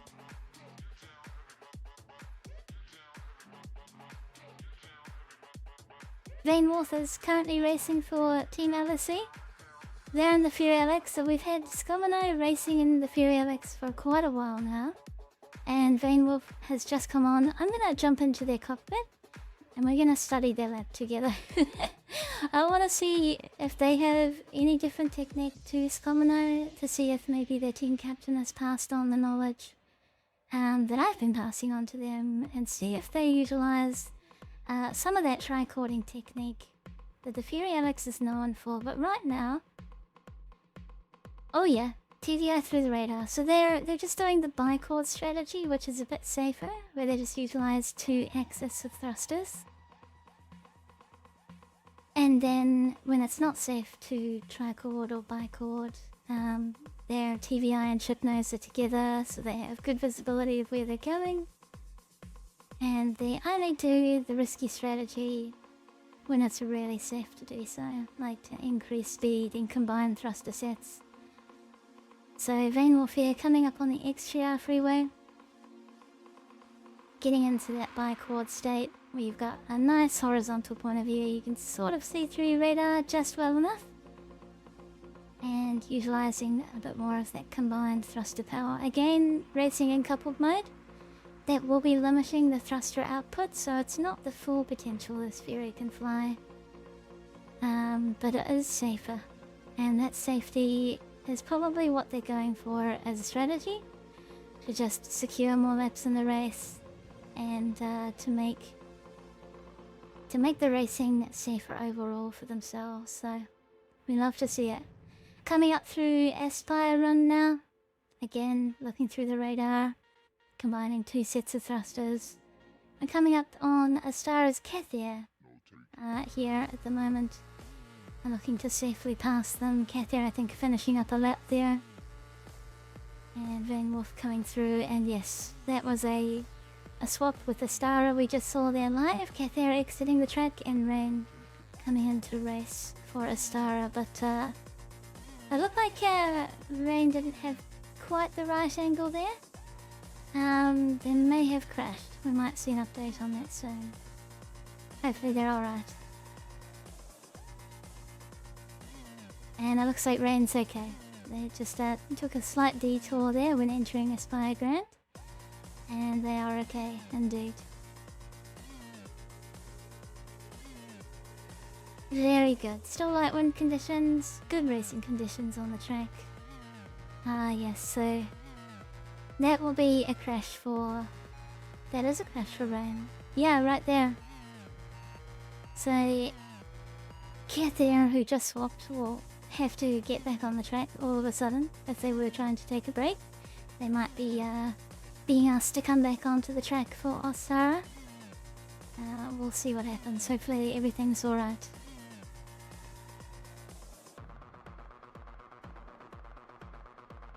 Kinoki and MT Kamikaze are on the same lap together.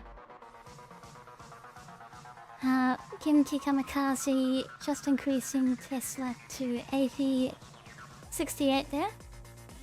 And then Kinoki, if we can spot them. Okay, so they're in the Sherwood Park section with Fresh up the top right there. They're about half a track length away from each other, so it might take a while for one of them to close that gap.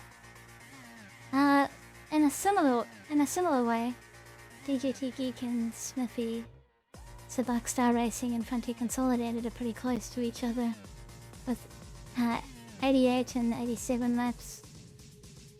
We can see DJT Geek just going through Shubin Mall right now, and he's going up Sanguis Luna. Smithy is coming up through Aspire Run right now, crossing the finish line. I think Smithy has gained a little bit of ground at the moment. So Smithy's a little bit faster right now.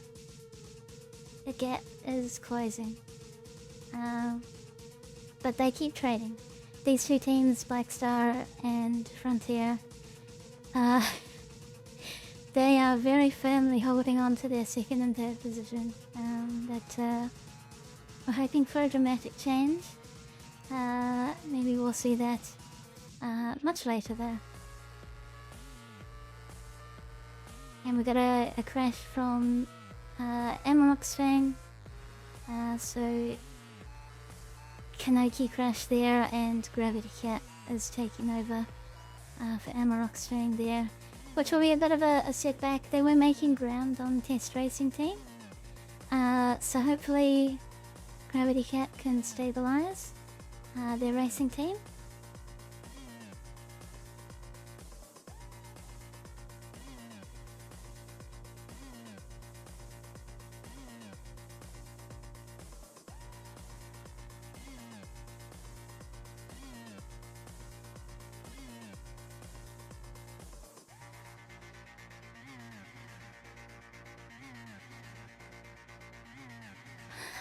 Alright, we'll jump over to LNDF's camera. think Oleg might have accidentally been disconnected. I'll pick up their camera feed when they come back. HMS-Thunderwolf is also in the field. Here he is. He's coming to join us. Welcome back, Thunderwolf. It's good to have you as a camera operator at ANZIA again. You'll be doing nice overviews for us. We love to see it.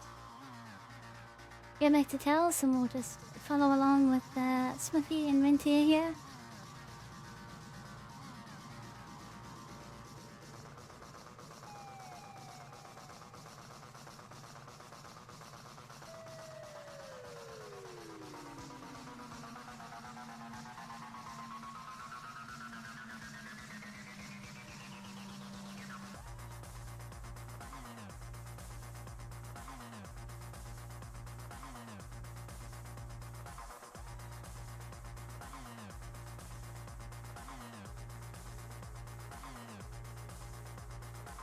Wonderful. With Rentier going on, I'm gonna help update race planning software and just make sure Rentier's on the board for Metal Hurlant. There we go.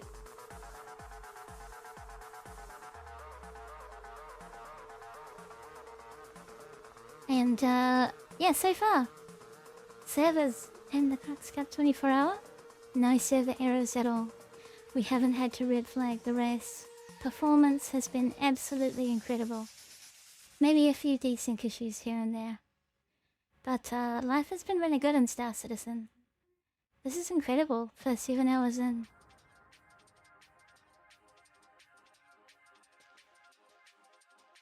And we've got light to wind conditions, 11 meters per second. We were clear for a bit 4 minutes ago, but wind has picked up once again. But now it's still a really good time to push. Good lap times for the team.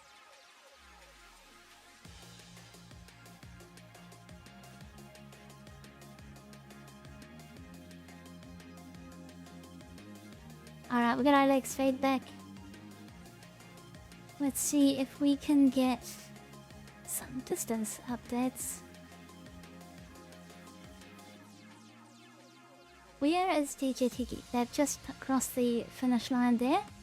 So lap 89, and here we can see Smithy P just coming up across XGR Freeway. So only 2 straights between Black Star and Frontier right now. Sanguis Luna, Fresh is doing incredibly well at 93 laps, pushing more distance with that 350R. Absolutely incredible performance. Holding that position as Sanguis Luna does. And then Ricky Tiki is now on for the XGR-SCIRE racing team. I have a look at Ricky Tiki is just about to enter XGR Freeway.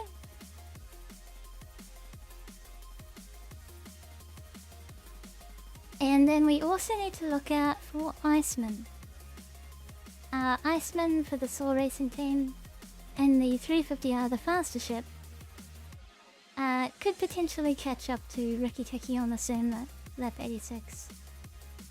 Oh no. So Sanguis Luna, Fresh 001 got Star Citizen, very likely a crash to desktop.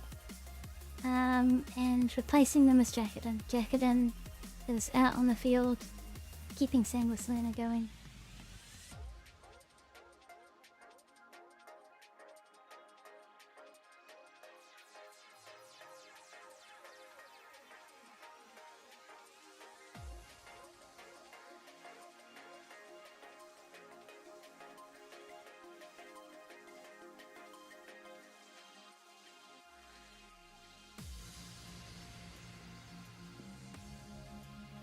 Oh, this is a cool perspective. This is Team LEC's pit crew ship. We got Skamana in his 350R racing suit. That's a new racing suit that was added recently into Star Citizen. It was a long time promised item as well. I think with the original 300 series launch, they also promised a 350R racing suit, and here it is. And Skamana, he's grabbing some food as well. Heading up to Team LSE's hangar. He will be jumping into a spare racecraft, potentially being transported out by his pit crew. That's really cool to see. What an awesome point of view of our pit crew operating, and there's Kerosene as well. Awesome stuff. We had a crash just then. That was Amarok's Fang at Aspire. The Aspire Grand has claimed a lot of lives. This particular race, that'll be a setback for Amarok's Fang again, who I had hoped would make some ground, but these crashes are setting them back. Test racing team will be quite okay, and they're in 50 right now, with 69 laps. They will keep gaining distance on Amarok's Fang there.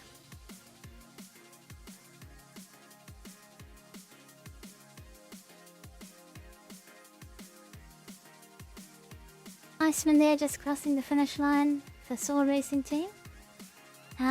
In front of them is Ricky Tiki from XGR-SCIRE. They're just going up Sanguis Luna, so about 1/3 of the track distance between those two teams.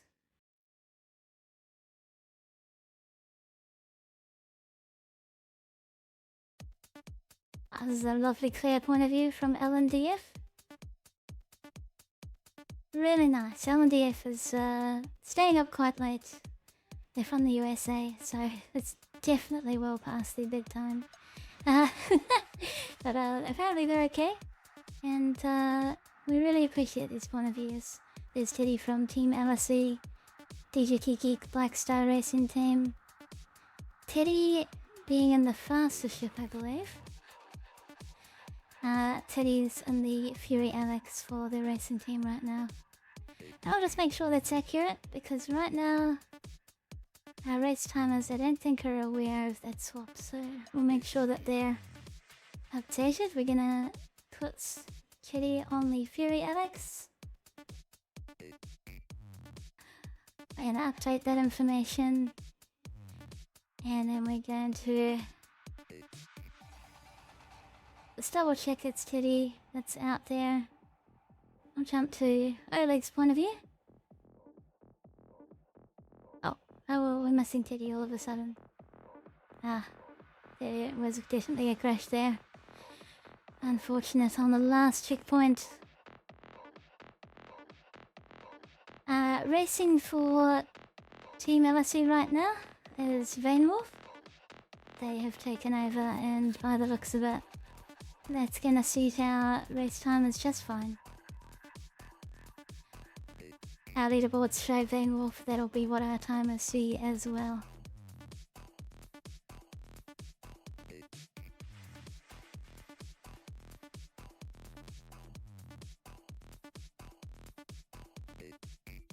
Alright, DJT Geek again. Smithy from Frontier Consolidated Racing, DJT Geek from Black Star Racing. About the 2 straights worth of track. They haven't moved at all. They're racing at very similar times and skill levels. Still holding on to 2nd and 3rd there. Ricky Tiki and Iceman, they're also on the same lap. We can see Ricky Tiki just coming up on the XGR freeway and Ice entering the Metro Wiggle. I have got the correct term now from all of our racers who have decided this is now the Metro Wiggle. If we can, there we go. Thunderwolf's got a perspective of Ice there. Going through the Metro Wave, and Smithy through a Spy Grand. Wonderful. So they're about half a track length, those two teams, SOAR and XGR-SCIRE. Rentier from Metal Hurlant, 1 lap behind those two teams. Also in the 350R, so not a slow ship coming up on the finish line here, but they've got a whole track length to make up to reach SOAR and the XGR-SCIRE team.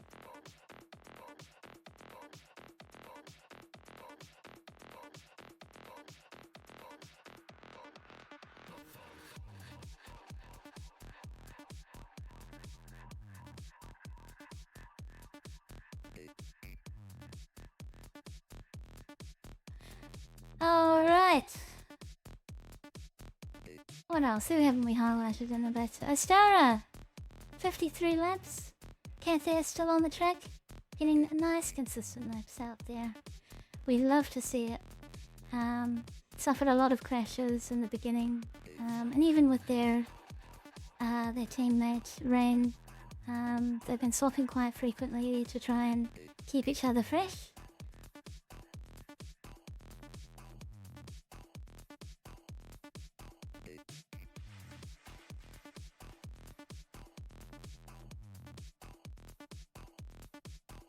Ice and Kanoki there coming up on the finish line. Let's have a look. Yeah, so Ice is going up to lap 88 and Kanoki is going up to lap 69. Nice. Rikiteki only just entering Cuban Mall, so Ice I think is gaining a bit of ground. There's only 1.5 of the large straights between them. Ice is doing pretty good laps, and in fact, I'm just gonna have a quick look into our back end, and I'm gonna have a look. Iceman's laps are 5 minutes 12. Rikitiki's are 5 minutes 25, so that's completely accurate. That Iceman is gaining ground on Rikitiki, so we'll absolutely keep an eye on that. That gap should close, and Iceman has the potential to move SOAR up a position, particularly with the 350R. That ship should absolutely be faster than the Razor LX. So that checks out. For the different ship chassis, XGR-SCIRE are racing the slower Razor LX, and SOAR is racing the 350R, which is the second fastest ship in the field. So that would be good for SOAR, and gain them some nice solid positions.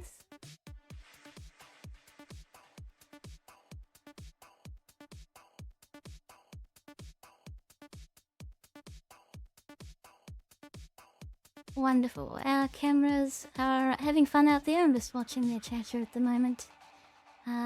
We've got Thunderwolf here, following into race in Cathay. And we've got LNDF, slightly larger overview. And we've also got OlegLime, our above camera here. So thank you to our cameras. They're having a great time, and we've got wonderful point of views of this race.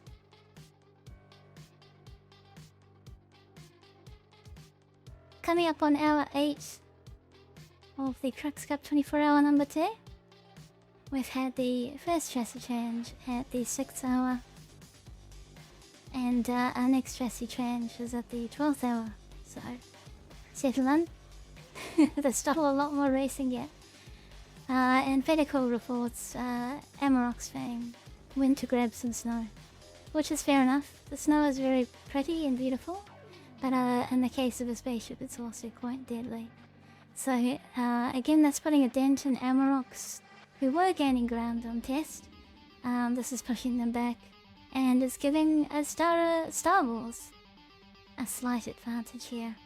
The more they crash, the more Ostara have an opportunity to catch up, and the bigger gap that test racing team get to have. That's our back of the pack situation there.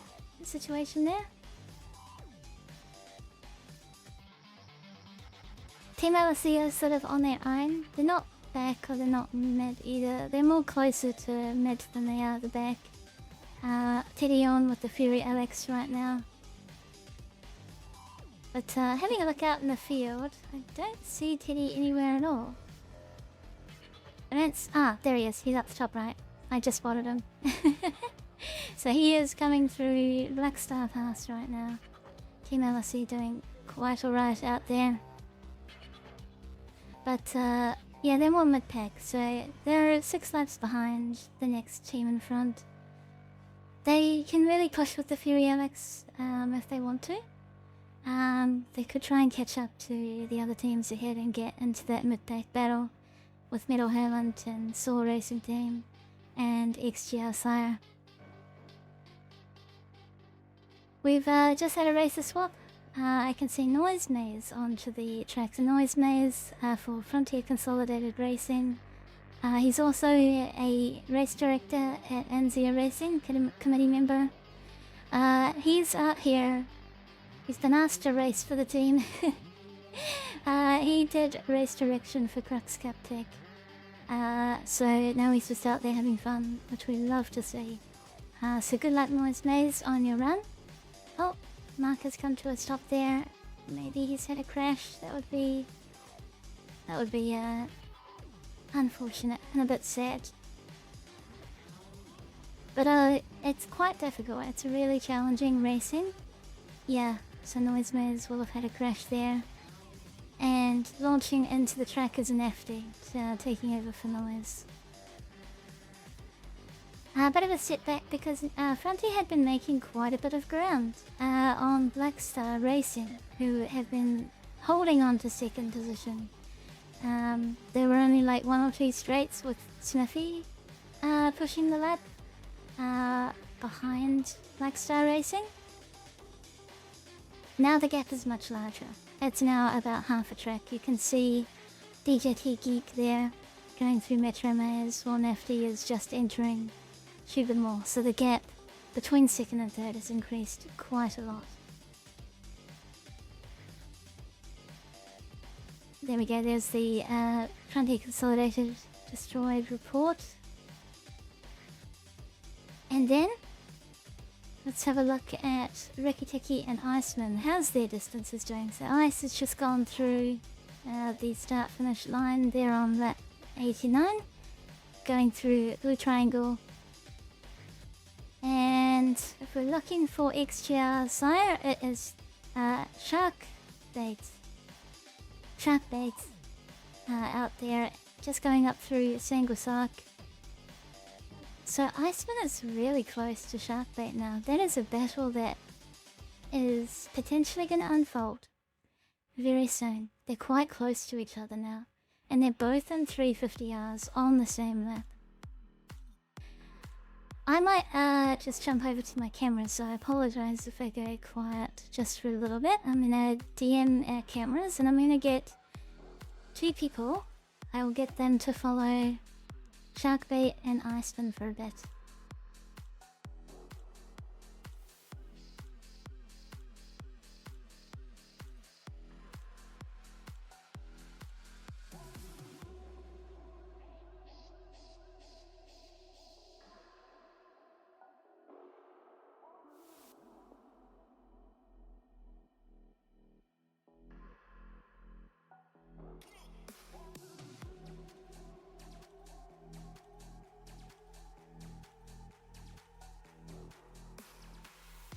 Alright, direction has been given to our cameras. Oleg will hold this over the camera, and we've got a report that Sanguis Luna has been Star Citizened. Yeah, that's definitely Jacketin. And Fresh will have taken over for Sanguis Luna.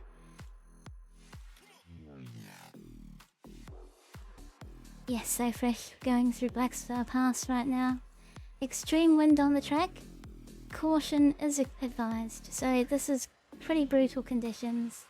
We've got nighttime, difficult visibility conditions, plus 70 meter per second wind.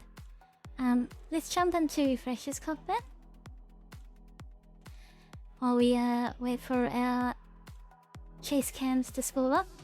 So Fresh here in the 350R for Sanguis Luna, increasing their lead with a very fast ship. Using light amplification to try and make better of a difficult nighttime situation. And also low on hydration. So Fresh can't stay out here for too long. He does have to hydrate his character. His character will die if he doesn't hydrate. But I'm sure he knows that. They'll probably do a performed swap.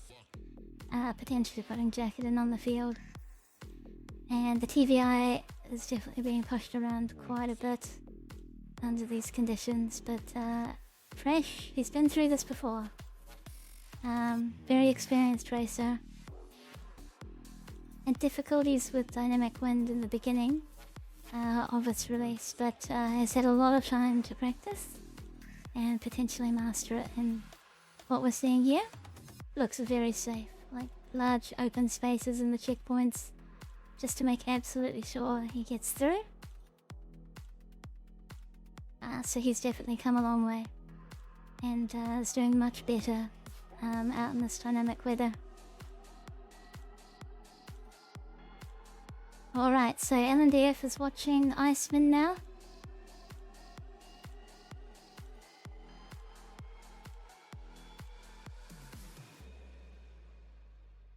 That's very good to see.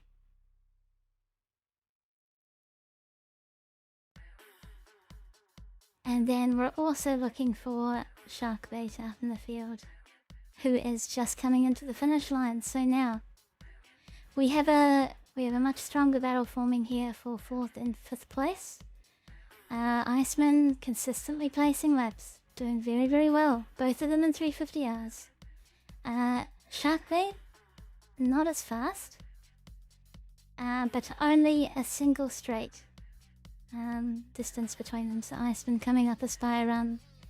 Sharkbait starting a new lap for XGR. Here we go, we've got Thunderwolf looking at Sharkbait now. I think I can see Noise Maze there, who launched into the track, but their marker has stopped there. Nafty's launched now, so Noise must be having some difficulties with the desync. And there's Iceman just behind Nafty. They're both coming up through Aspire Grand now. Iceman just needs to continue being consistent here. He just needs to keep doing the laps he's been doing at the pace he's been doing them, which is a very good pace. There's Fresh leaving the track, who needs to hydrate, of course, we saw that. And now Jackedon has launched in to replace him. Fresh will be off to hydrate. Sharkbait just coming through Shivan Mall there, right behind Rain from Ostara. And yes, LNDF is watching Iceman coming up Shivan Mall.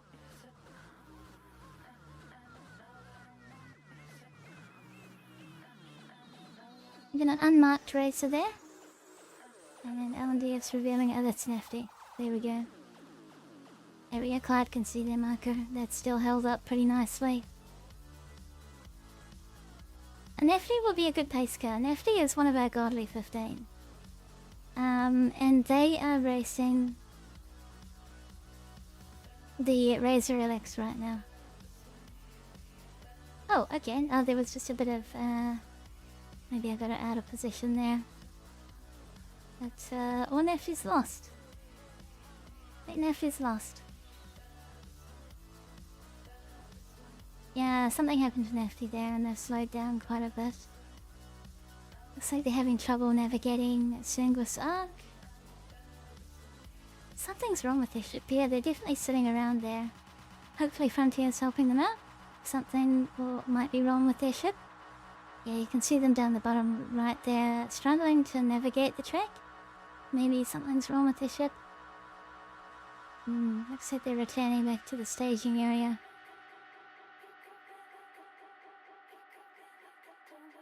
Yeah, very, very interesting situation with Frontier developing there. Potentially losing ground with being off track. Sharkbait just past Rain from Ostara. And LNDF is still following Iceman. Iceman entering Hero Park right now.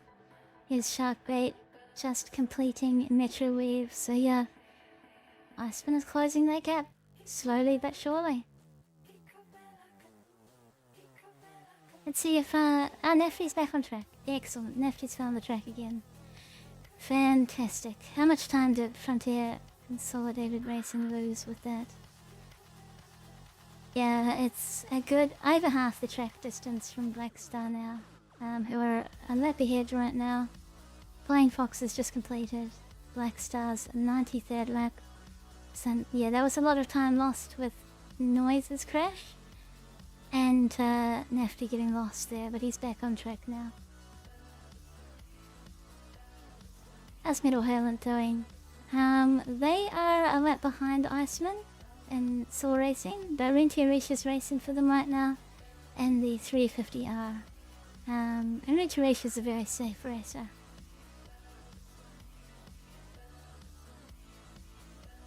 Vainwolf is racing for Team LSE right now. Oh, I choose Teddy. They must have had a swap there. If they get a little bit further around the track, I'll try and update our standings for everyone. And also help the race timers as well. I might do that now, actually. Teddy is definitely out on the track, so we're going to assist our staff. And we are going to put in a swap for Team LSE. We'll put Teddy on for them. There we go. That's updated our standings too, and Teddy's out there. Wonderful. Sharkbait coming up a spire run. Iceman just behind them, closing their gap a little bit more each time. Jacketin right next to Iceman. I wonder if Jacketin's going to try and make a safe pass here. Using Iceman as a bit of a pace car. Bit of desync there. And in they go. Oh, they're pretty close there. Jacketin's making the pass though, just before the corner. So that'll work out. Jacketin is in an M50. No, it'll be,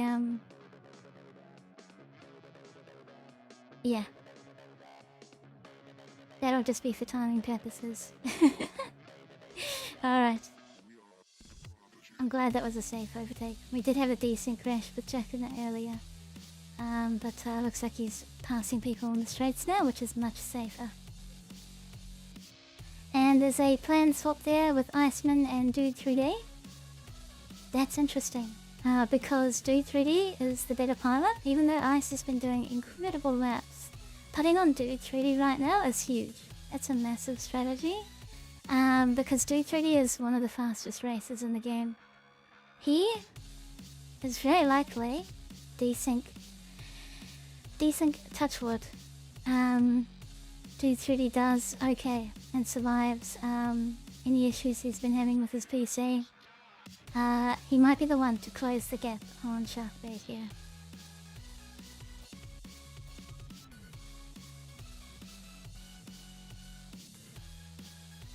Amazing, and it looks like LNDF has also figured out to follow Dude 3D there. And the Thunderwolf is still following Sharkbait. Awesome. Very good.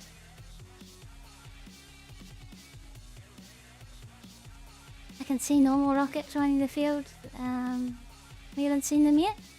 They're gonna race for SOAR Racing Team. Welcome into the field, Normal Rocket. This is their first Crux Cup 24 hour as well.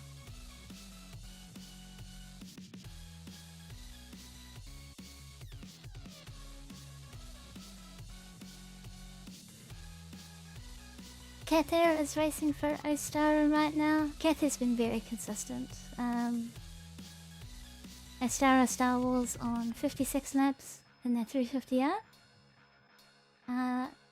Pulling up the rear, but pulling up the rear more consistently now. And I know when our commentators, Lens and Cover Juggernaut, get back, they'll be so happy to hear that. And you guys can all share that with me when we give them the news as well.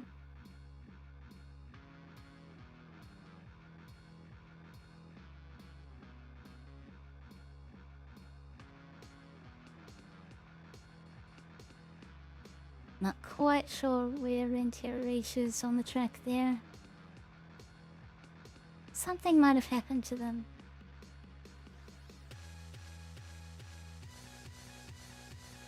Possibly a crash at their stock because they're flying up to the back of the track there.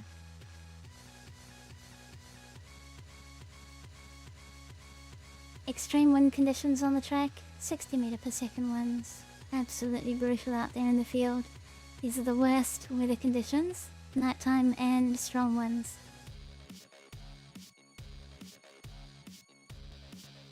Alright, I can see Sharkbait coming up on that Garcia green there. Dude 3D just entering Metro Wave. So even though the swap costs a little bit of time for SOAR Racing Team, Dude 3D is still making up good ground there, so just an XGR freeway of distance between them. Let's see if Dude 3D saves enough burst to catch up to XGR. It might happen. How's our top teams doing? So Jacobin's racing for Sanguis Luna right now at 97 laps, pretty comfortably. They're pushing the 350R around, I'm pretty sure.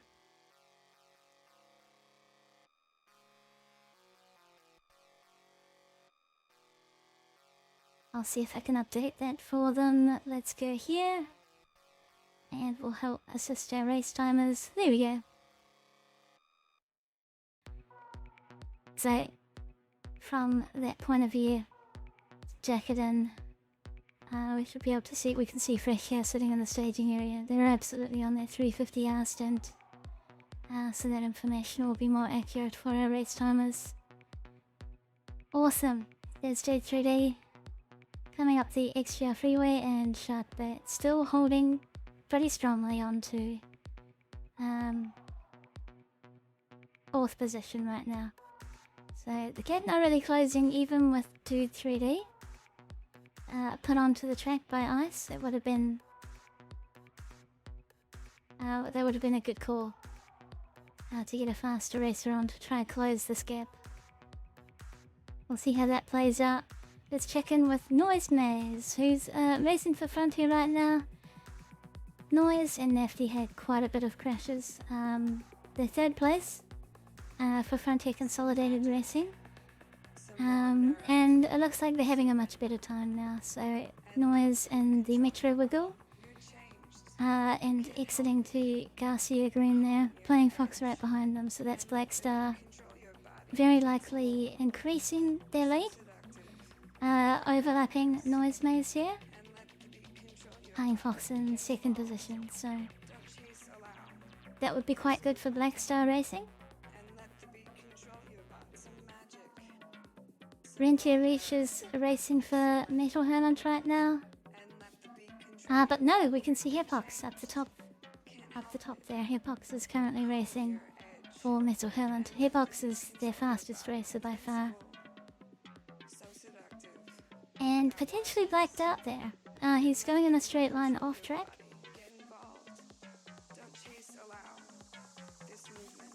We'll see what happens there with their marker.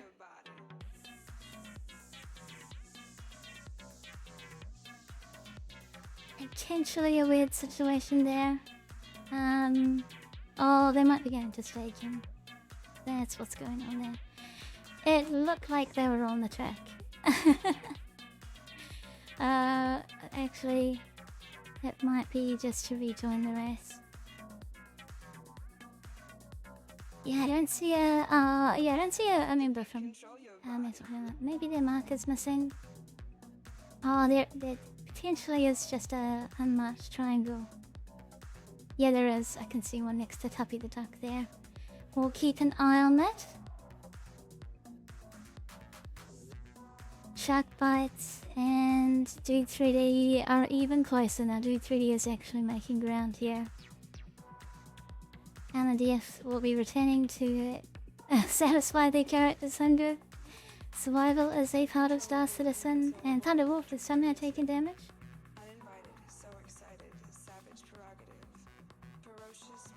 I'm gonna ask Cloud to follow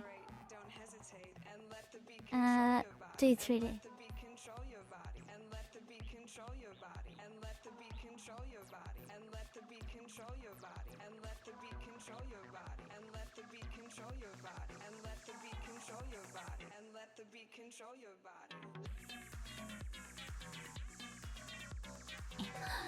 Alright, I've just instructed Cloud to follow D3D. And LNDF is taking a much and well-deserved break. So they've been doing camera work with us for 8 hours now, which is just unbelievable. Another crash from Frontier. That's unfortunate. So they're losing ground on Black Star. There was a lot of hard work done for Frontier Consolidated Racing with Sniffy, and it is being undone. The gap is increasing from Black Star Racing now, and putting XGR-SCIRE in range of Frontier Consolidated. But they're still more closer to Black Star, and they're launching new races into the field. Here we're following Dude 3D now. And let's get a bigger overview. Let's see where Sharkbait is. There he is. So Sharkbait just entering the XGR freeway, and Dude 3D right behind him entering Crux Coil. Less than an XGR freeway distance between these two teams, and light wind conditions on the track. So we've got 5 meters per second. This is beautiful racing conditions in a sunrise at New Babbage. You couldn't have better conditions than this. This is basically good for time trialing, good for pushing your risky laps, and I think Dude 3D will be very happy. He doesn't like wind, like most pro racers, and he will be pushing as hard as he can over this, and you can see, I think he's saved some boost for the XGR freeway. He's making his ground now. There's Sharkbait at the end of XGR freeway, coming up Aspire Run, and Cloud following Dude 3D right behind them. This is a positional change moment, still slowly coming together. Beautiful sun from New Babbage just peeking over the mountains there. Daytime is the best. It's going to be a really nice experience for our racers, so good luck in the field as we have clear conditions on the track and daytime coming on. We've got proper and good visibility. Fedakol delivers a big message for us. Fun fact, the 24-hour Big Cave is so successful that you're seeing from time to time funded the next planned events. Okay, very good. Okay, so the Crux Cup 24-hour in Fedakol's mind is well funded. It's a well looked after and well loved event that it helps fund successive events, which I'd love that. That sounds great. We have wonderful prizes from CIG this year, and extra. I don't want to take the camera off Dude 3D and Sharkbait, but I promise you, we'll go look at the prizes after we've seen this battle unfold. We've got a crash from Amarok's Fang right now. That brings their distance from Test Racing Team even further back, but not in range of Ostara Starwals. They had even more crashes, so that's just unfortunate. Let's go to Oleg's point of view. Who's taking over? Gravity Cat is taking over for Amarok's Fang. Good luck, Gravity Cat. They've actually, I think, been doing some really nice laps out in the field today. They've been the most consistent of their team.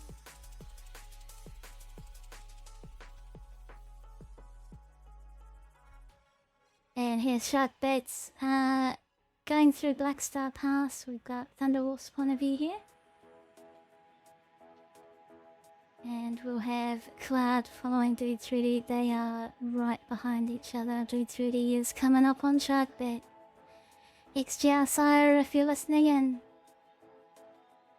SOAR Racing Team is right behind you. And both of you are racing the same ship.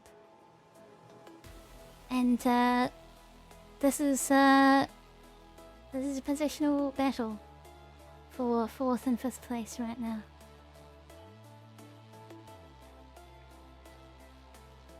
At the dawn of New Babbage City in the Crux Cup 24-hour.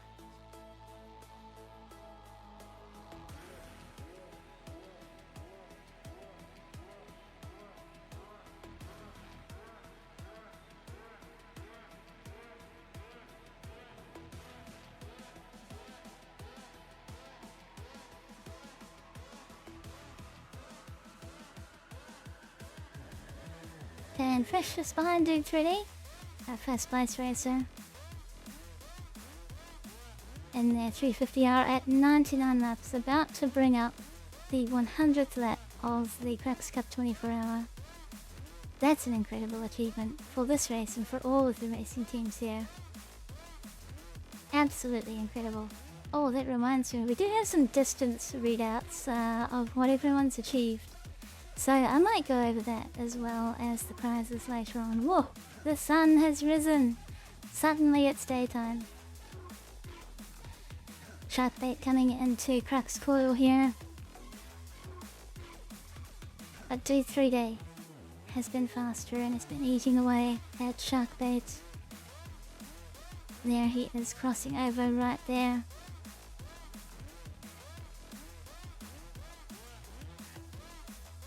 Here's another race defining moment where we figure out and we find out who has saved enough boost for these straights.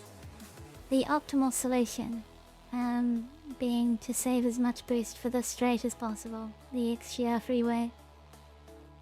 You want a full tank of boost and then to have 50% if you can for the Aspire run on the way back. Distance not really closing out. They're maintaining about the same, they may have saved up the same amount of boost. Sharkbait taking a little bit safer there, Dude 3D gaining some ground here.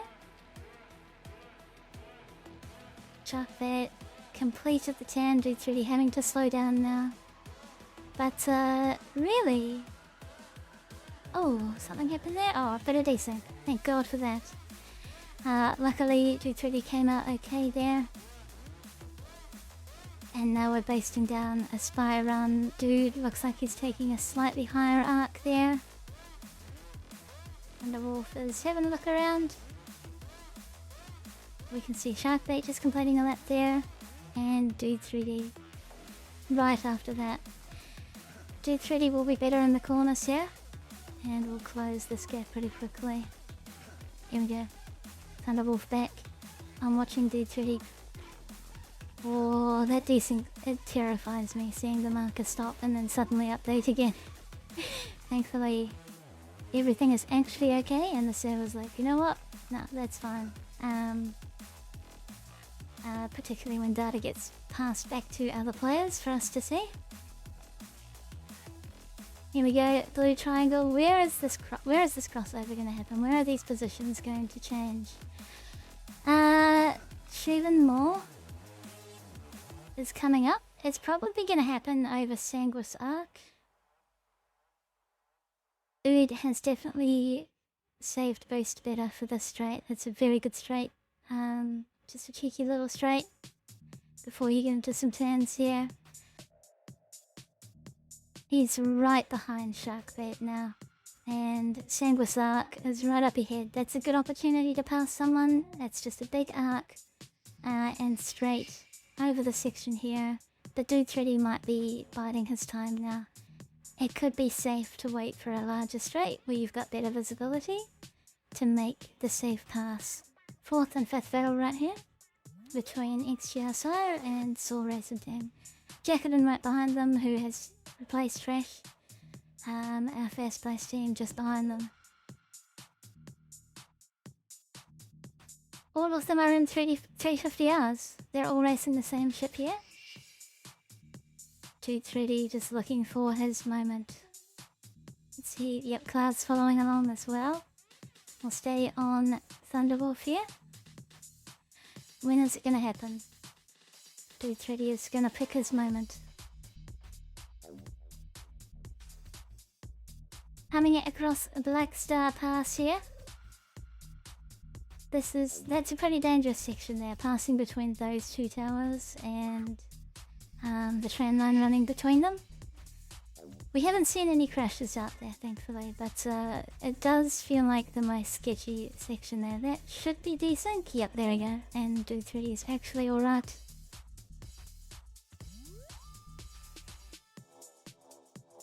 Don't back out, Thunderwolf. There we go. Dude 3D is still there, just taking... I think he's picking a moment. I don't know when it's gonna happen. Maybe it's here at Cherry Park. Is he going up and above Sharkbait? I think he's going for it. There we go. Get the pass done before Metro Weave, and then dominate and Metro Weave and hold that forward position. And that is the pass complete. Ladies and gentlemen, D3 and Sharkbait. I think Sharkbait's just realised and he's putting on the boost to see if he can regain it. That I'm sure they will have relayed on XGR-SCIRE team that has just happened. D3D maintaining a nice consistent pace. You can see he's very smooth up through to Garcia Green. And then down into Crux Coil, taking a much more inside line there. Jacketin, number one team right now with Sanguis Luna, still right behind them, chasing and watching this battle. Having probably the best view of all of us. Enjoying that happen. Let's see who's got more boost here on XGR-SCIRE. XGR-SCIRE going to reclaim the position they just lost here. We've got light winds, still perfect conditions on the track. This straight will be all about who has more boost, and Dude 3D using it right away. He may have saved slightly more at this point, but maybe Sharkbait hasn't used it yet. Jacketin, Sanguis Luna passing Sharkbait there at the better racing line, and has definitely saved more boost than Sharkbait here. Dude 3D increasing the gap. Jacketin right behind him, using Dude 3D as a pace ship right now. I think this is it. I think this is pretty secured for SOAR Racing Team. And Dude 3D should. Conditions holding very well. Hold 5th place. Hold 4th place as soon as they cross the finish line here for the SOAR Racing Team. So well done on that pass. Let's watch it here from Oleg's point of view. D3D coming in. And here is the pass. We'll see it on the leaderboard. There is the Dude 3D pass. Our lap timing data is up to date. And Jacketin proving why he loves the 350R and is a very good racer in it for Sanguis Luna. Not letting Dude 3D out of his sights. Keeping right behind Dude 3D. Jacketin. The 350R is one of his favourite ships. He will not want to lose to Dude 3D here, particularly when he's racing such a good ship. So he'll be using him as a pace right now. Yeah, Sharkbait won't be able to catch there. Fedakol has given us a race direction, but it is just a comment. It's a cold morning like this, you need to wear sunscreen to stay ready for races. Next sunscreen, now without mushrooms. That's right, we did have the Melina mold situation in Nyx, and if it was produced out of Levski, that's a little bit concerning. But they do suffer a lot of radiation out there. You'd imagine the deep space asteroids like Levski get hit by radiation the most. They don't have an atmosphere or ozone layer protecting their basically asteroid city. So maybe they do have to come up with very good sunscreen, which would be an awesome reason for them to produce it. Maybe it has anti-radiation properties. They can resist the cosmic rays as well a little bit. Incredible. Let's see how everyone else is doing in the field. Say, Sanguis Luna, they've completed their 100th lap. Congratulations. 100 laps in the Crux Cup 24-hour. 8 hours in. That's an incredible achievement to reach. Then in second place you've got Flying Fox from Black Star Racing with 97 laps, so 4 laps behind. And then just 1 lap behind Nafty from Frontier Consolidated Racing. G3D from a SOAR Racing Team with 95 laps. Sharkbait from XGR and the 350R with 95 laps. Zansu from Metal Hurlant with 92 laps. Vanewolf Team LSE with 88 laps in 7th place. 8th place we've got Empty Kamikaze from Test Racing Team with 77 laps. 9th place we've got Gravity Cat with Amarok Fang Racing and 74 laps. And 10th place we got Cathair, Ostara Starwals with 60 laps. Now, with that battle out of the way, 5th and 4th place battle complete. I did promise you would have a look at some of the prizes, so brought to you none other than Cloud Imperium Games and Southern Cross Alliance, we have the following prizes.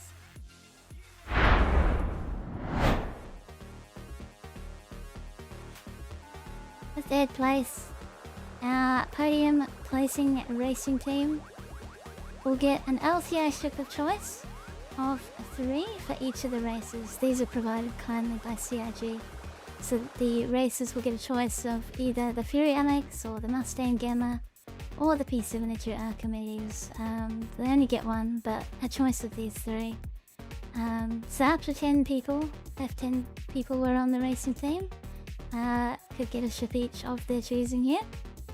Then for our pit crew, Southern Cross Alliance are sponsoring a Paramed Cyanosis medical device, so that they have a medical gun permanently on their account as thanks for being pit crew and helping their team achieve a 3rd place result. And then for 2nd place, we've got our LCI ship of choice of 3 for each of the races again. Again, these are provided by CIG. Up to 10 races will get to choose between the Origin M50, the Origin 350R, and the Mirai Razor. Then our pit crew on 2nd will all also get a Paramed Cyanosis medical device as well, provided by Southern Cross Alliance. Up to 10 pit crew could be up for grabs on that one. And then in 3rd place, we've got another set of LTI ships of choice of 3. We've got the Mirai Razor Alex, the Saber Peregrine, and the Mirai Razor EX for our 1st place team. Very high value and very valuable racecraft to earn as a 1st place reward. So thank you CIG, those are incredible selections of racing ship prizes. I know our racers will be very happy with that. They love spare racing ships, because when their first one goes, they'll have a backup one ready to go. And then for our pit crew, once again, they get the Paramed Cyanosis medical device for each pit crew member, making sure our pit crew are sufficiently rewarded for their efforts this Crux Cup 24-hour. And then the special physical reward for this year. Last year it was a canvas painting done by Lens Nation. This time it's a Crux Cup 24-hour windbreaker jacket designed by yours truly, Ekubit. That's me. And you can see it there modelled by our store 4th wall. That will go to all members, so all the racers and pit crew of 1st place will win that beautiful windbreaker. And it really stands out, and it'll be a good talking point in Bar Citizens that you came 1st place in the Crux Cup 24-hour. Alright!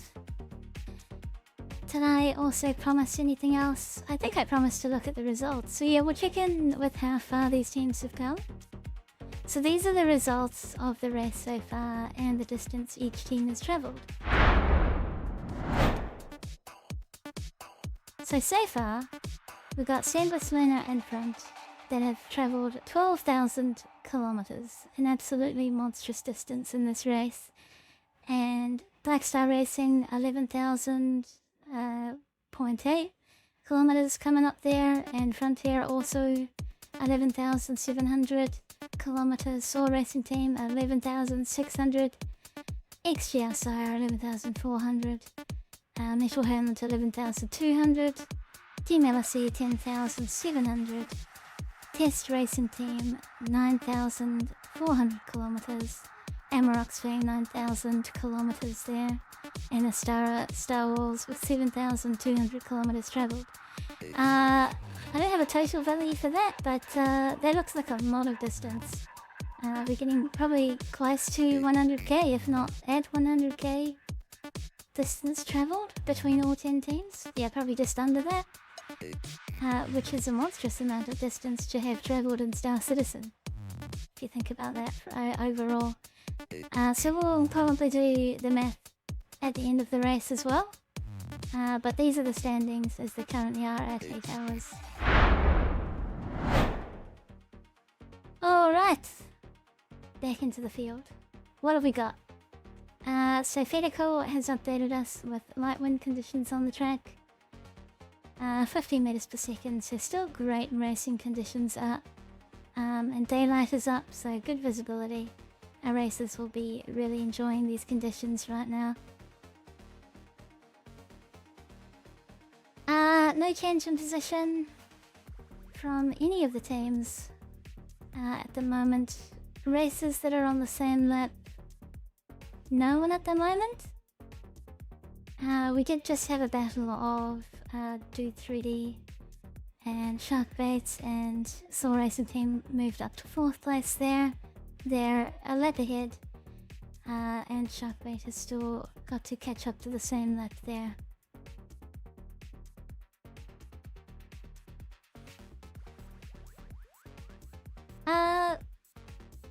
Zazu from Metal Hurlant in a 350R. That might be worth looking at. Let's have a look. They're still a lap behind Sharkbait, but Zazu has been proving himself. In the Crux Cup tech, he's a new racer. He was racing for Open Class.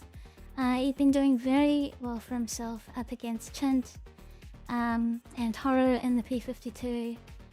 He is currently crossing the Sanguis arc on the right side of our screen there. He is going to go up and over the Parsi Mega Tower, and Sharkbait is coming up along the XGR freeway, so about half a track length between them. And Dude 3D is increasing his gap from XGR-SCIRE. Oh, we've got snow and windy conditions. We can see the cloud here from Oleg's point of view moving over the track. Let's jump in here to Thunderwolf's position. Follow his camera point of view for a bit. We'll see the cloud as he pans around with Sharkbait here.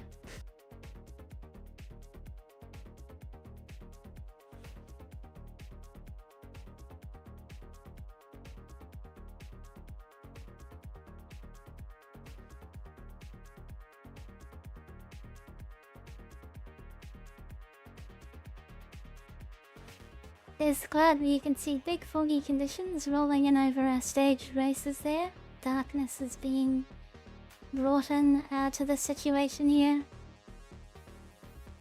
With the cloudy conditions, that'll make things quite difficult on our Crux Coil section of the track.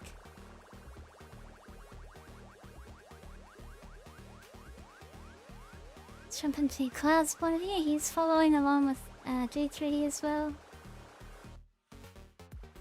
I'll let them know. They can follow anyone they like now. We've seen the Dude 3D and Sharkbait battle, so I'll clear them off. Hello, hello, hello. Well, if it isn't Lens of the Nation. How are you doing? Welcome back. Yeah, yes, great. Just family duties and just wrapping up dinner and everything at home. I see you guys are still racing. You kids. Oh, yes. You kids just we've been very always naughty want to gearing race. Atmosphere and racetrack. Would you like an update with how things have been going? Oh my god, a SOAR is in 4th position. That's You it, saw that's it? all I want to know. Yep. There was a massive Catch me up. battle. We got it on screen. It was so Catch me up, good. catch me up. That's definitely been my highlight. But we've had Sanguis Luna swap into the 350R. Okay. And Jacqueline is on the track right now. That's his favourite. Yes. He's having an absolute blast out there. Oh, yeah. He's been increasing the lead overall because Blackstar Ooh, and yeah. Frontier have switched to the slower track. Sorry, the slower ship. They're on Razor Alexis right now. Sanguis Okay. opted for a fast ship.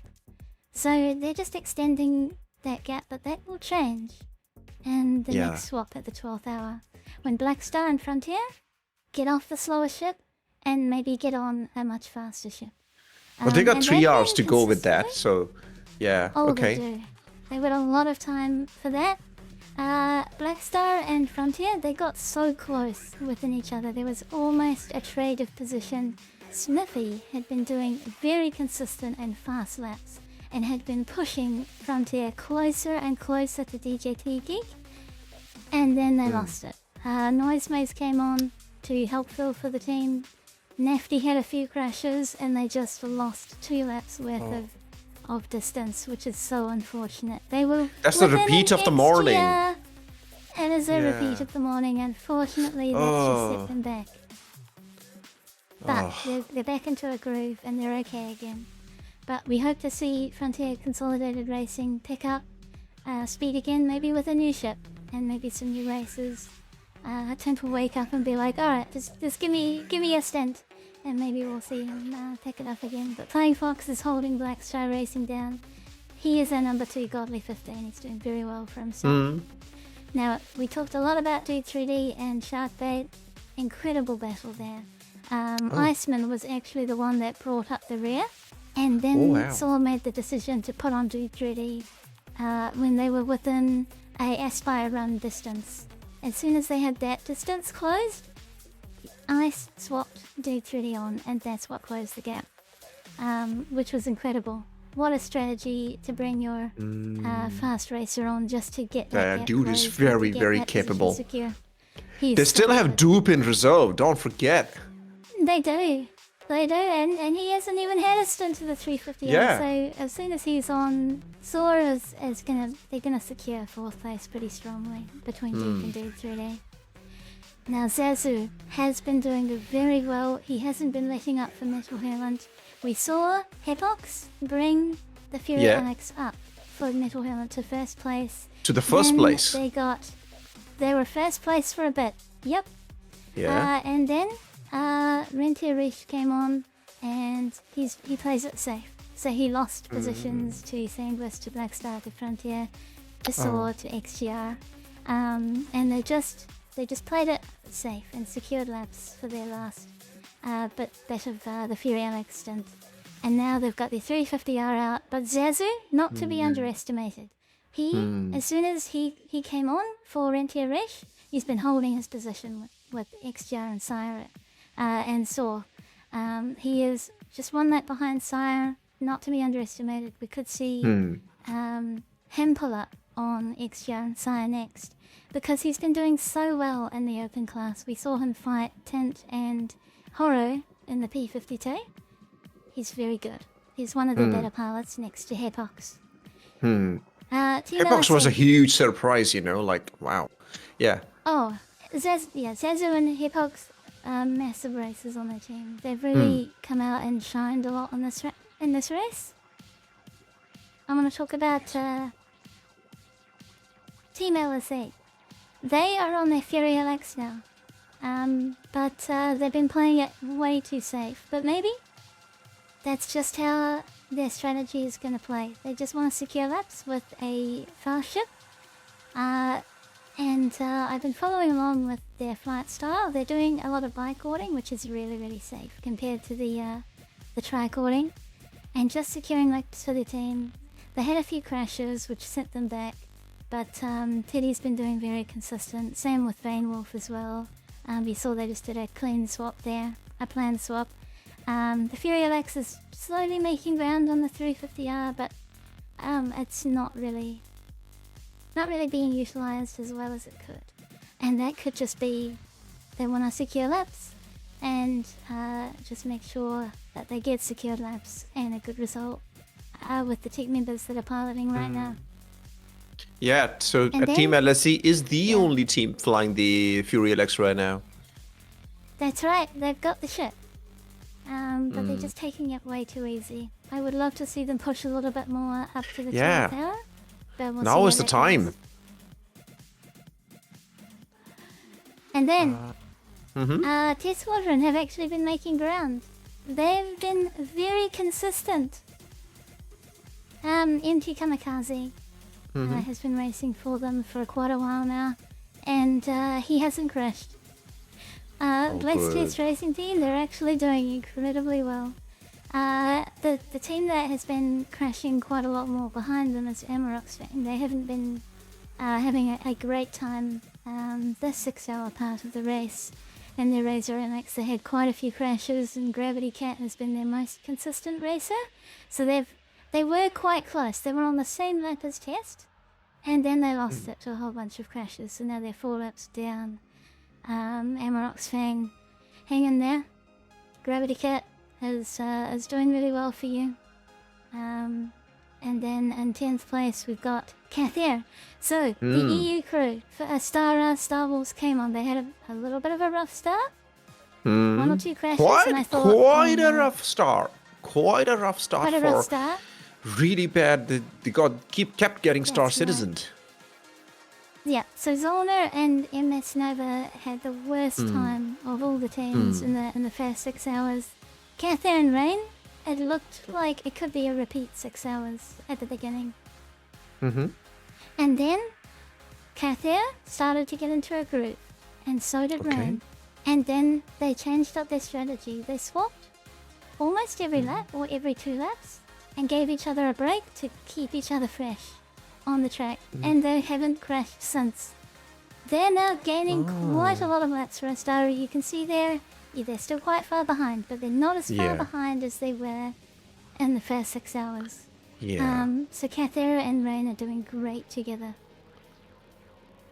It depends. Now, if you look at the whole grid, the different teams might have a different goal and game in mind. Like, what do we want to achieve in this race? Like for Sanguis Luna, that would be that we, of course, want to bring it home in the first position. For FCR and Blackstar, it's definitely who's going to be on the second podium. SOAR is still in the mix with the 98 laps with the Dude 3D. However, but Blackstar and FCR, they still haven't used the fastest ship, which is the Fury LX. That's where the dent is going to come in. They're going to increase the gap. So they are still... let me have a look. It's going to take me a while to catch up who's in which ship. So we have 350R, Razor, and Razor. Yeah, they are not using the Fury LX yet. So they will pull away, I think. So SOAR...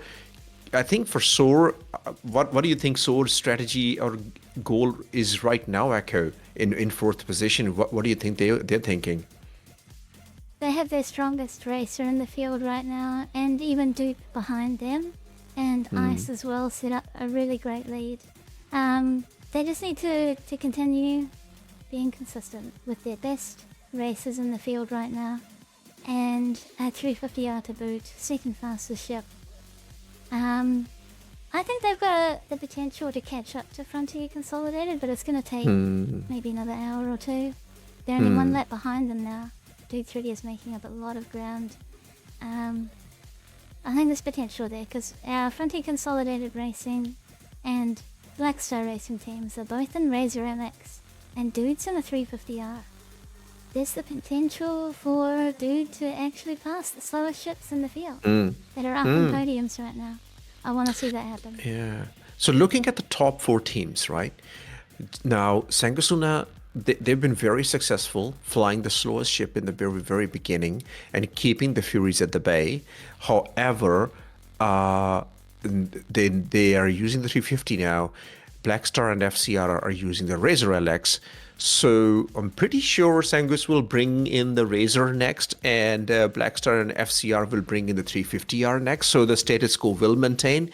The lap times will sort of stay in the closer realm, and then they will all be in the Fury for the last 6 hours. That's what I'm thinking. And I think the top 3 teams will battle it out, and we might have a little bit of changeover. But if Sanguis Luna maintains that lead of four laps, or if Jacko pulls away and then Blackstar and FCR brings their 350R and they are able to catch up, that'll be interesting to see. I think right now for Sanguis Luna, the strategy is, let's build a little bit of leadership economy. Let's have a little bit of a gap before we bring in the Razor, which is the slower ship. And Blackstar and FCR is to do damage mitigation. Let's not let Sanguis Luna go away and stay within closing distance, within attacking distance with our faster ship. So that's the top 3 teams. If we're looking at the Soul Racing team from the top of my head, they have already used their best ammo, which was the Fury.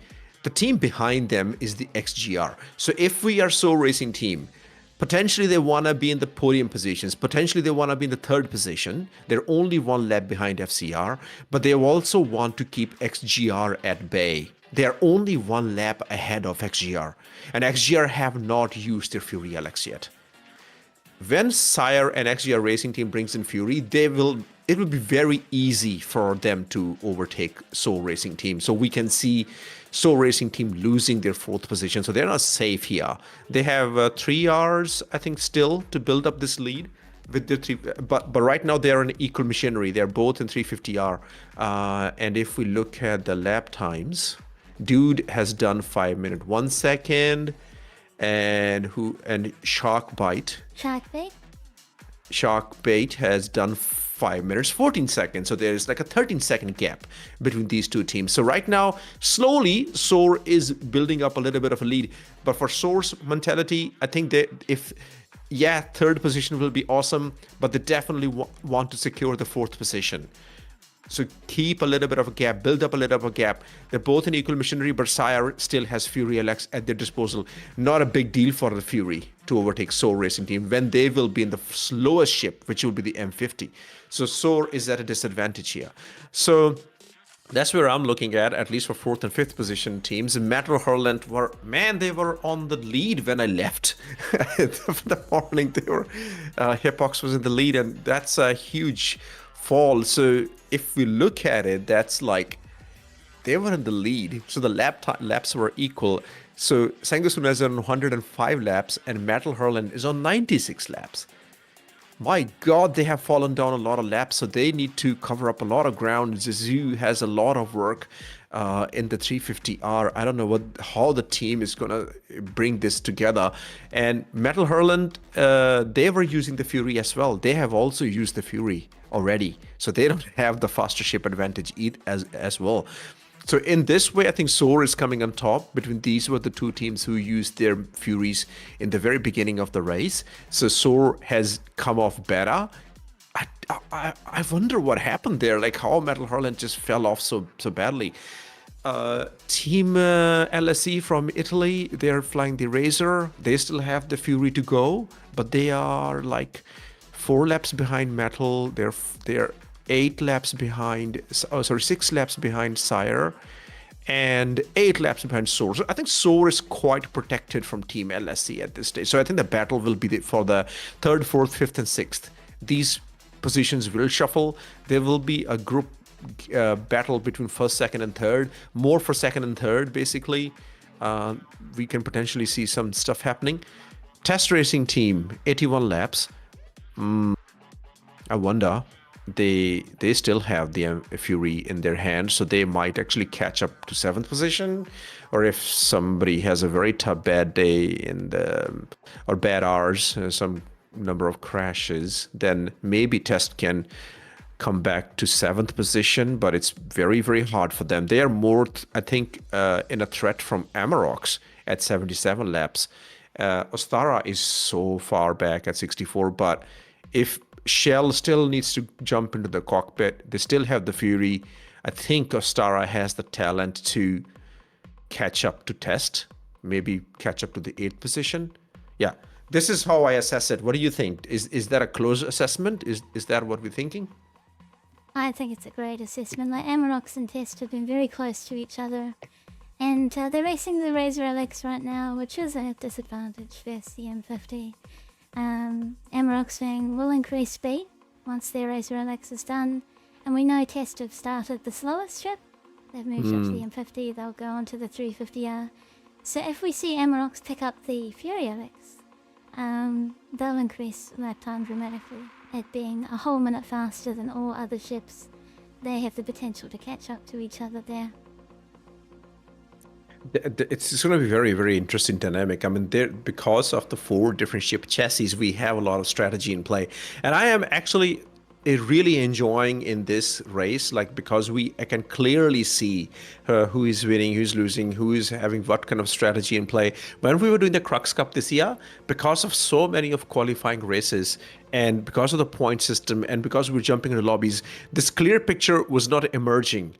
We didn't really have the complete picture of what's going to happen, but it would come together in the finals because everybody would be together. But I'm so thankful for this 24-hour race because we have our ups and downs. We have seen. I mean, if you've been here from the beginning, so you've been seeing all these ups and downs. I think when the metal Hurlant was falling down the Aura, that must have been a surprise. Like, oh no, wow, they've had it so good, and it's just deteriorating now. So yeah, this is the kind of excitement that you're missing, and it's here now. So thanks to 24 hours race. This is way more exciting than the last year's 24-hour race. I will say that was really good, but this is just next level. This is great. There's a front pack, there's 2 mid packs going on, and a rear pack as well. It's incredible. Yeah, we have 4-way contention basically, but because we are in 24 hours, everything unfolds very slowly. Yeah, that's going to happen. Jacodin's in the 350, he's done his last lap in 4 minutes and 58 seconds.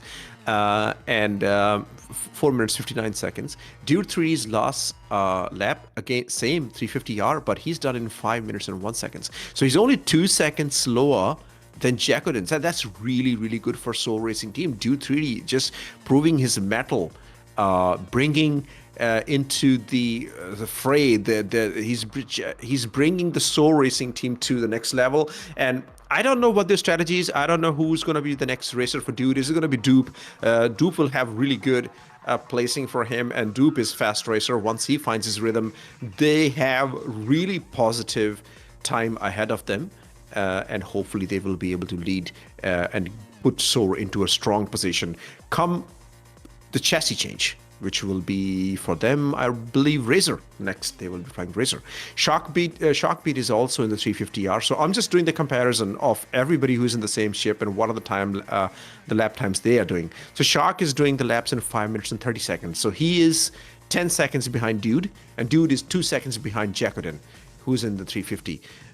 Kathir for Ostara is also in the 350, and Kathir's lap time is 5 minutes 33 seconds. That's quite a spread. We're going from 4 minutes 58 seconds to 5 minutes and 33 seconds. There's a 30-second spread there, 33-second spread there. That's the competition between 350s. Who is flying what? Okay, Gravity in Razor.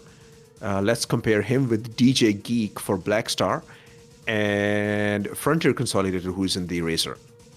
Okay, Gravity's last lap 5 minutes. Last lap was 8 minutes, but his consistent time has been 5 minutes and 32 seconds.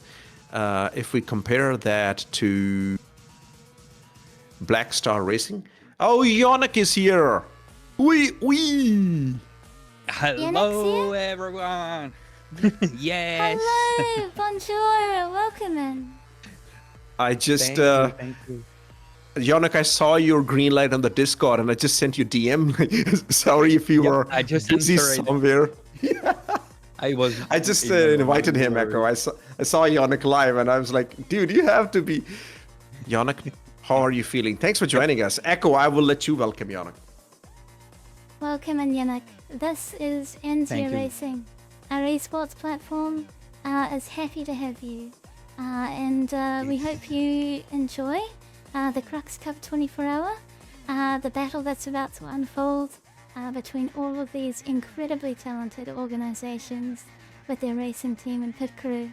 Linz, if you would like to, we could run Yannock through the racing teams and also for our viewers. And we can go over the prizes. Let's introduce Yannock to the event.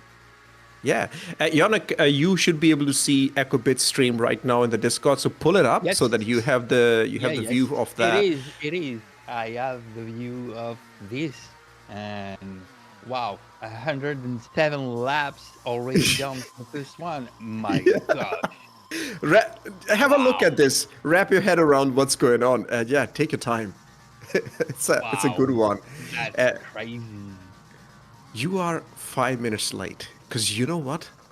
Yannock, a French team was leading the race, mate. Yeah. Oh, come on. Yes. Come on. Yes. Hey, Your guys, main man, wake up. Bill Boy, and Hippox Okay. did so well today, and they had the metal Hurlant right on the top. They were leading. They were ahead of Sanguis Luna. Wow. That is amazing. Yeah, and then something happened and they fell down the order. And now they're in 6th. Ziikku is racing for Metal Hurlant, if I'm correct. I'm trying to find my document because I just need to open everything up. Do you have the team? Because I can send you the team I think. orders and everything. You have that? Just open that up so Yeah, that yeah. you know what's which team, so that you can have a look. But yeah, let's do it quickly. Who is what teams? We'll just do a quick one for you, Yannock. Okay. So if you open it up, there you go on your screen. The first one is which team is that, Yannock? Do you know these guys? Sanguis Luna. I know these guys because I watched the previous races. So yes, I know the team. But just this. Oh, see, I know someone. Liquid Farm. I think we had a chat. You had a chat with him, if I remember correctly. Yeah, Liquid Prime is Yannock. He has stepped up this year. He opened for Sanguis Luna, and there's a rule in this 24-hour race that a pilot cannot stay in the cockpit seat for longer than 2 hours. If they don't have a crash, so they have to get out after 2 hours. So somebody else will need to replace them. They can come back, but they cannot.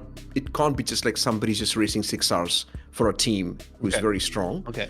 So Liquid Prime opened for Sanguis Luna today, and he didn't have a single crash. He was the only racer for up to the 2 hours mark who just didn't have a crash and just had to swap out. Wow. Amazing performance. He put a 2 to 3 laps of lead for Sanguis Luna. Liquid Prime has stepped up this year. We do have Dunk. Yeah. I will let you tell the names of the people to the audience. Dark. That's right. That's the name. Dunk. Okay. Yeah, Dunk. Yeah. And I know also another name, Jacodin. This one is the famous one also in the racing team, I think. And then we have Paper Hands. I'm sorry. I'm not familiar No, to you're doing all great. teams, but Honestly, Yeah, that's perfect. We butcher names all the time. yeah. It's But just how it I is. don't know these names are not familiar for me because my favorite. Only Okay. names. Just a little paraphrase, so to speak. Boltok is the best. That's it. I'm done. Thanks, Yeah, ball talk. Yeah, ball talk. The dancing bee person. Yeah. I just remembered, Echo. Sanguis Luna haven't deployed Fresh yet. Oh my god. Oh, we have seen So we Fresh, have Pete. for Oh, a he was couple of here? 350 hour stints. Oh, okay. We've seen him trading with Jacobin, but not too much. Fresh is so good. Fresh. Yeah. Then Liquid Prime, Jellyhead Maid. Yeah. I like this name.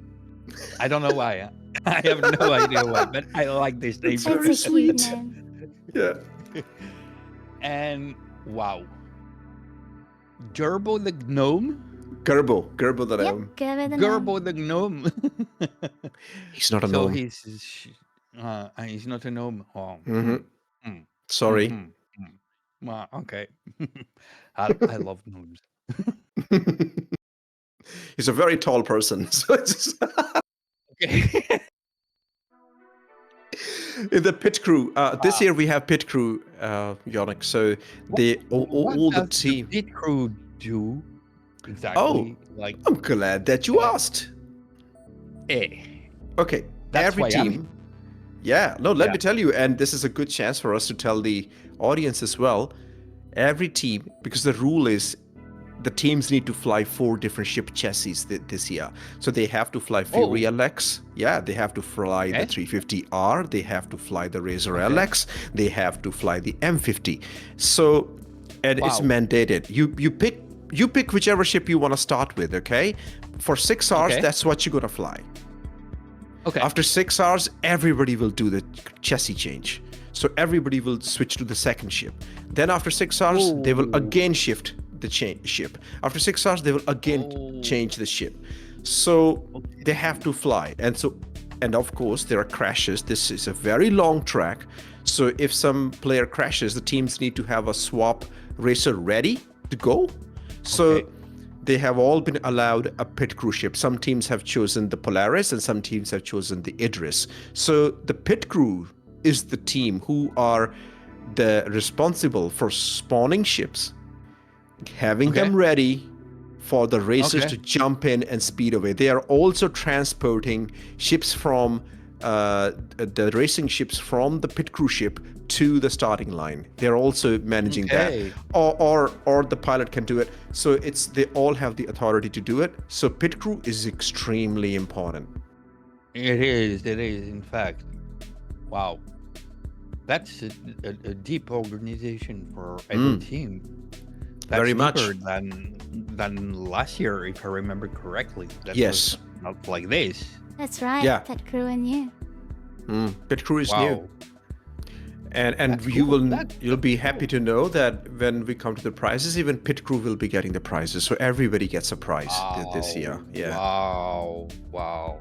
That is so nice. Okay, let's quickly go over the pit crew. They are Dianite's Men, Sugar the Lucky One, Pugsley 27, Dark Helmut 80, Code Dyer, Echo 1001, and Essarion. Let's go to the next team. And the next team is... What's the name? Frontier Consolidated. Frontier FCR. Consolidating Racing. Wow. Where is it from? It's international, I guess. Yeah, these guys are all... So you know the YouTube content creator Loud Guns? I don't know. He does mining videos, so or industrial gameplay videos and some guides. Is quite famous. So Frontier Consolidated is his org, Loud Guns, and this is their org's racing team, but it's led by Tint, as you can see, team captain, and Tint is their racing captain. Like he runs the racing division of FCR, so that's Tint. Okay. So we have Tint, Nafty, Canadian Maverick. Wow. Yeah. Prof Decoy, Mm-hmm. Computer Jesus. Wow. Yeah. That's another name. Yeah. Noise Maze and Doty Kate Mm-hmm. and Smithy Pie. Kim. I'm gonna that is that the way you say that? Yeah. Yeah, we've been saying it like that. Yeah. Okay. And Ace Nightmare. Yep. That's all That's correct. the race team. And now for the pit crew, we have Ryu Kira. Then we have Drizzle. He's obviously from New Zealand. Yes. Yeah. Yeah. I guess. Jay Andre. Then DVD Rizzle, who's also from New Zealand, I guess. We think that's Drizzle's alt, because that's like Drizzle NZ and then DV Drizzle NZ. So we've been thinking. Oh, maybe. Oh, maybe. Yeah. Ramus, Lumpis, and Arcage. Yeah, that's right. Arcage? Yeah, that's Arcage. So that's Frontier Consolidated Racing. After FCR, we have Black Star Racing. These guys are very popular. And there you go. Oh, Bill Boy. Oh, that's the French team? No, this is not the French team. No, it's not the French team. Okay. No. So is Bill Boy French or Ball Talk is French? I got confused. Ball Talk is French. No, Ball Talk is French. Yeah, Ball Talk. Yeah, Ball Talk is French. We rule the world with Ball Talk. Yeah. Flying Fox is a racer, as well as Second Saber, Lagos Niera, I guess. DGT Geek. Yeah, that's it. That's and Charizard. Charizard. It sounds like a name of a Pokemon. Sorry. I'm sorry. Yeah. I'm sorry. I'm sorry. No, we gotta Like catch Star it. Race, you gotta catch them all. We gotta catch them all. We gotta catch them all. And for the pet crew, Onidram, Breaka, Azrael Varg. Wow, that's a name. Nico 1564. And I know this name. I know this name. Jade Star Watcher. We saw Jade earlier today. Wow. Yeah, Oh, maybe yeah? Jade is still there, but Jade was running the crew this morning for the Black Star. Yep. I saw her online, so I was wondering what was she doing online. Yes, she's been And I helping was out like, the Black Star okay. racing team. Yeah. Oh, nice. I know a lot of Jade. She's a really, really, really kind person. And she's running a really, really, really, really cool radio station that I Soul Citizens. listen to. What? No. Yeah, she's also involved in Soul Citizen. Are you talking about People's Radio? Yeah, she also. Yeah, Yeah. I'm talking about the People's Radio, of course. But yeah, she's also in Soul Citizen. Yeah. The next team is a surprise. It's a surprise Yes. for us as well. These are all Italians. Logistic Space Economy. Wow. All Italians. Oh, Yeah. nice. First time racing. Nice. We don't know any one of them. We are meeting them all for the first time, and they have surprised us all. They did really good yeah? today. Oh, nice. Oh, cool. It's nice to see some new faces all around the racing teams, because we know a lot of people come always in first, like Jacodin, Herbie, Boltog. These are somehow famous in the racing team, Yeah, but it's cool to have some fresh head. So to definitely. speak. Herbie's also been helping as staff today. Like he was doing timing duties as well. So yeah, everybody just kind of comes okay. together. Yeah. Everybody, if that's they can't nice, race, that's they help out. Yeah. Yeah, that's cool. So we have Squumno. Wow, what's the name? D&D Master. I guess he's playing D&D. Yeah. Yeah. Thought so. And he should. Yeah. And he can be a master somehow. Kaiser Soze. Oh, wow, that's her film reference. I love this film. I love this movie. It's so Oh good. yeah. And we have that's some O or some zeros. I guess zeros. We're just I have calling zeros, I him think. meme. Yeah, easy. We Meme, just been that's calling a him meme. meme. Yeah. Very good Yeah. racer. One name. Today, Meme Oh, was yeah? amazing. Yeah, in the first couple of hours when Meme raced, oh boy, that was awesome. Oh, cool.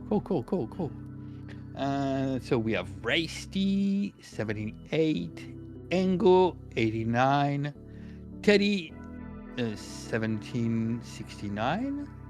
I hope it's not his birthday, because it's gonna be. Yeah, I'm very. sorry. I'm sorry. Veteran racer among us from 1769. How long has Teddy been waiting for Squadron 42? Guys, imagine. I imagine. And we have Keltan and Vane Wall. That's some hangry name. And the pit crew is Johnny Crack, Dempo, Ferdinand Santi. That's really Italian. That sounds really Italian. Wrangler TG and Spectre 78. I know a Spectre, but it's not him, I guess. Yeah, there are many Spectres in Star Citizen, I reckon. That's a Yeah, very yeah, famous there are name. many Spectres. Yeah. But these guys have done really, Nice. really good today for the first time. okay. They're very prepared for 24 hours race. That's the most surprising aspect. The next team is the home team for Southern Cross Alliance. This is our home team, SOAR Racing Team. SOAR racing team. Okay. Yeah. Okay. Yeah, I hope you know a few of the names here, but have a go at this. Let me check quickly. I know one. I know just one, and he's not in the racing team. I'm sorry. Okay. Who's that? You can. Oh, Segalian and Bite Size. Yeah, okay, I That's understand. Segalian, exactly. That's Segalian. Yeah. They're part of the pit crew. Well, we have Iceman. Yeah. He's a team captain. Oh no! I know another name. Dupe. Yeah, there you go. yeah. I remember. I remember from the event you run. Yeah, with EA56. He's the winner of Enter that. Atmosphere. Yeah, Enter Atmosphere. Yeah, he's Yeah. the winner. Yeah, the Enter winner. Atmosphere. Iceman came second. So Iceman and Dupe are together in this one.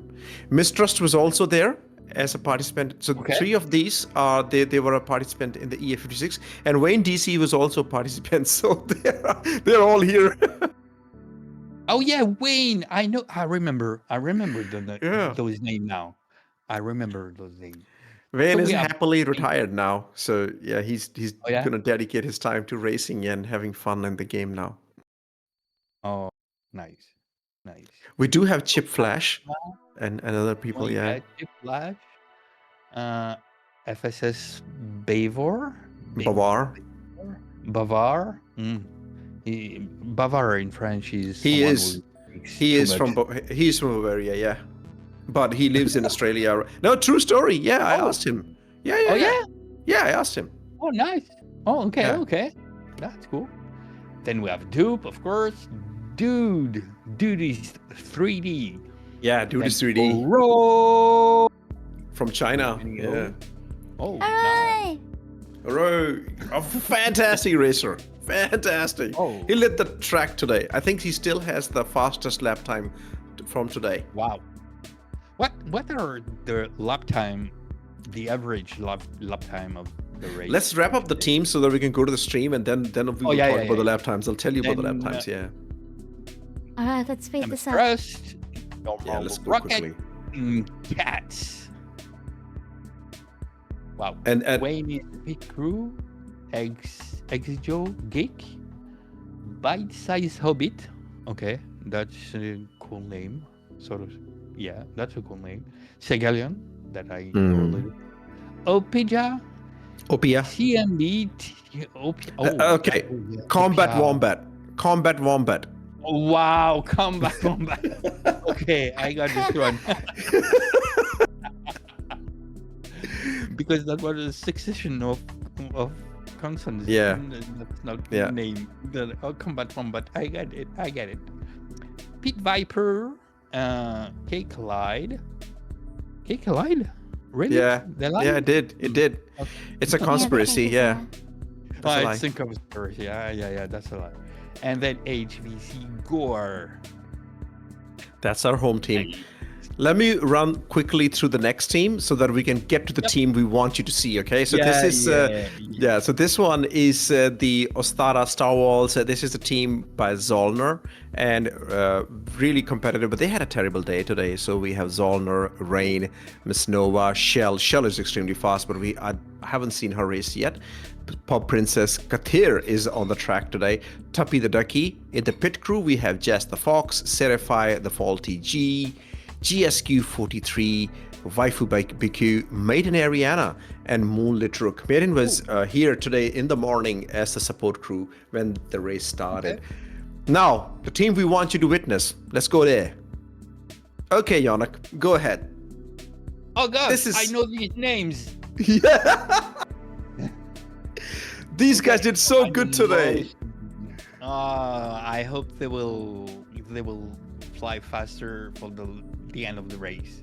Yeah, I definitely would like you to talk about them, so go ahead. We have Epox.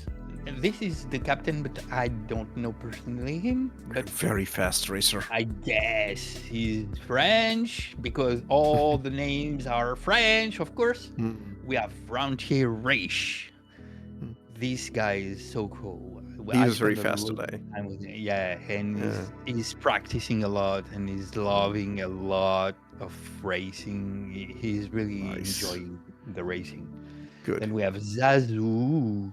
Hmm. Zazu is a nickname that many people use. Oh, It's a cool name. Yeah. oh, we shall talk about that later when we are on the screen. Okay, Oh, carry on. yeah. Yeah. Wow, we didn't know that. Then we have Nautilus Avalon. Then we have Lanthirst. That's also a name that I know. Then we have Okay. Dark Core. I don't know this one. And then, of course, our community manager from France, Yeah. Ziikku. Ziikku! Ziikku. Yes. He- Yeah. Did he already race? Not yet. No. I don't. Not Yeah, yet? Echo. No, not yet. Right. Not yet. We've yet to see him. Maybe we'll see him. Interesting. Then we have Fabien Engsa, that I know also is streaming sometimes. At the same time, he's streaming also. JB Everson, I don't know. And Enu Malish, I don't know. Yeah. And don't you like their French skin on the Idris? Like, how cool is that French skin, right? Yes. We want that in game, please. Yeah, I want that in. Please, yes, please, please, Niku, do that. Make it happen. Oh, I see what Echo is doing. Now I get it. Oh, Echo, very smart. Well played. Well played. Okay.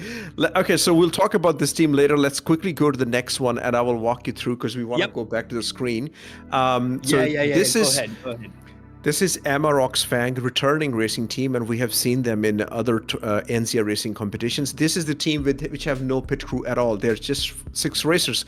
We have Darkar. We've seen him racing today. Yeah, Kanoki. Gravity Cat is on the track right now. Big Flex, Raging Casual, and Andril.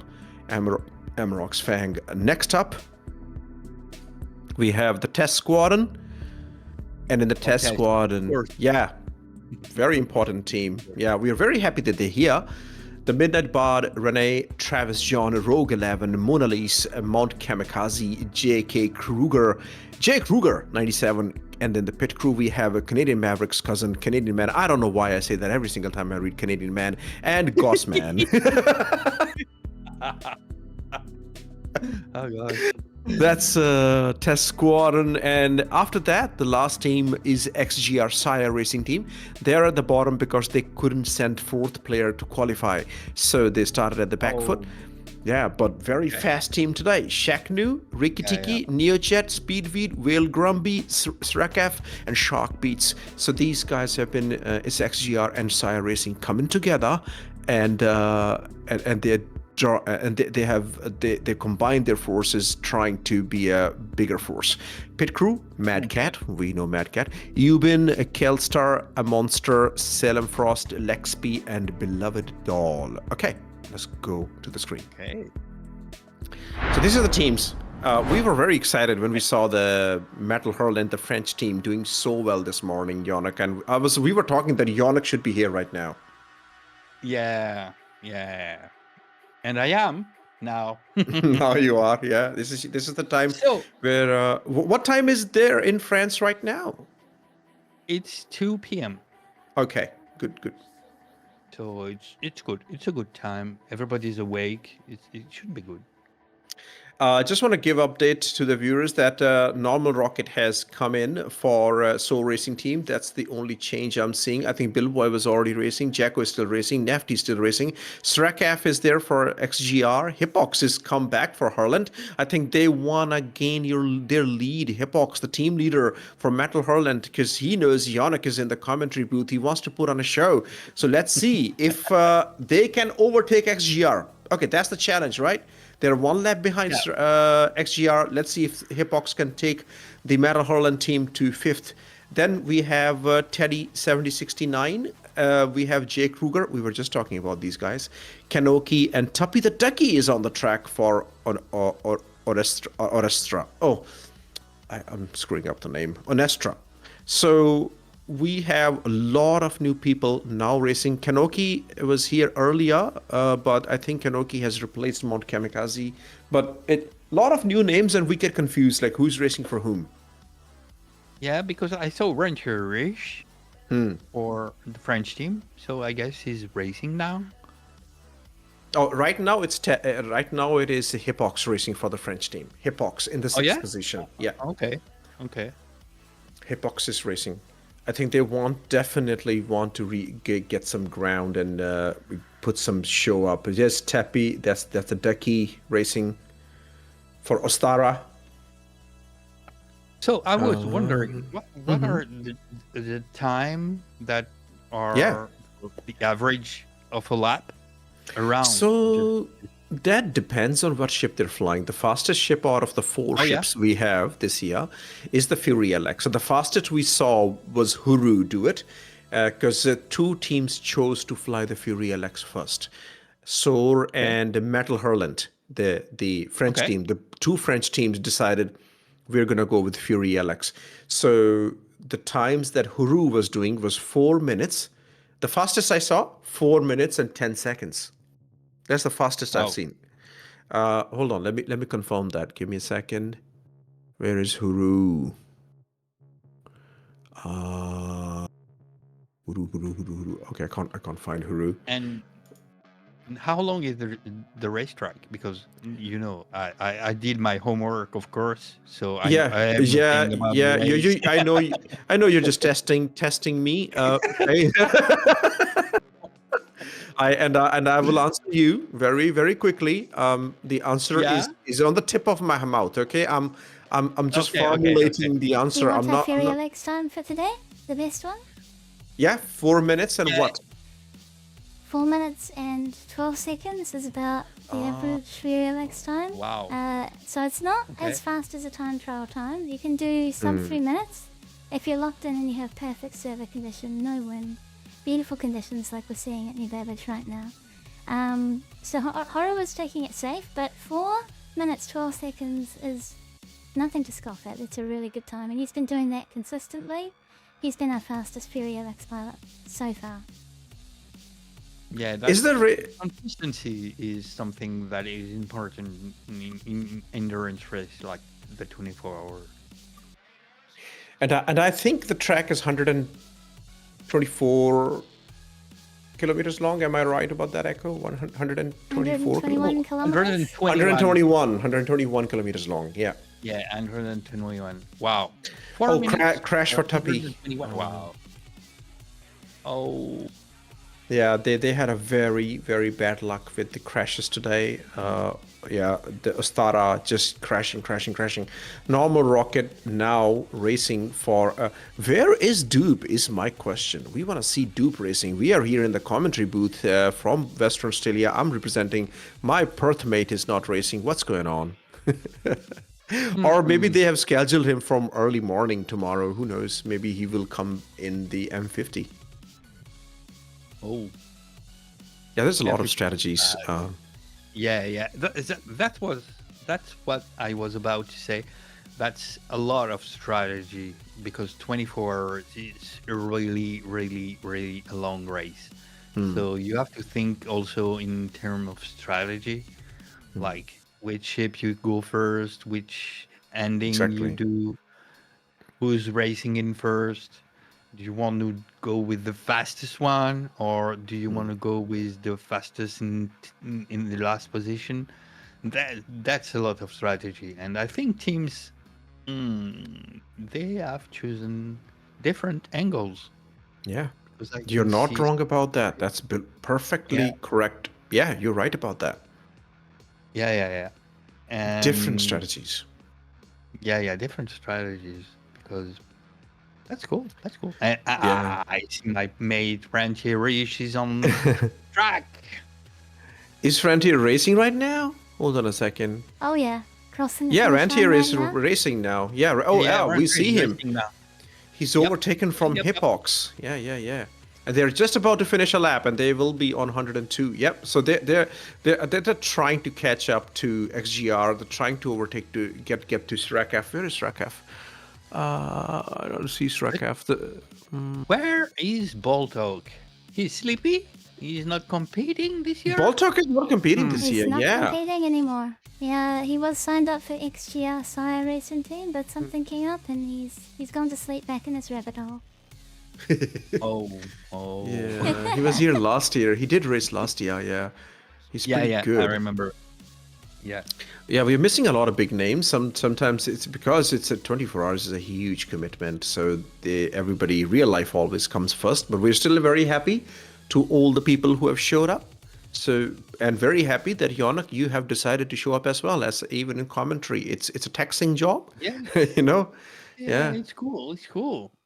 And we are in the warm here in New Babbage, not in the freeze. That's right. Our races are out in the freezing cold. We're up in the warm commentary booth with beautiful air Yeah. conditioning and heating, It and is a we've nice got place food to delivered be. for us. It's wonderful over here. I'm so happy when me and Papa Juggernaut bought the fans for the weather. We also decided to buy a couple of heaters for our commentary booth. Oh, that's nice. A That's worthy nice. investment. It's yeah, it's a personal joke, which if people have been watching since the beginning, will understand. But yes, yeah, we were having a good time.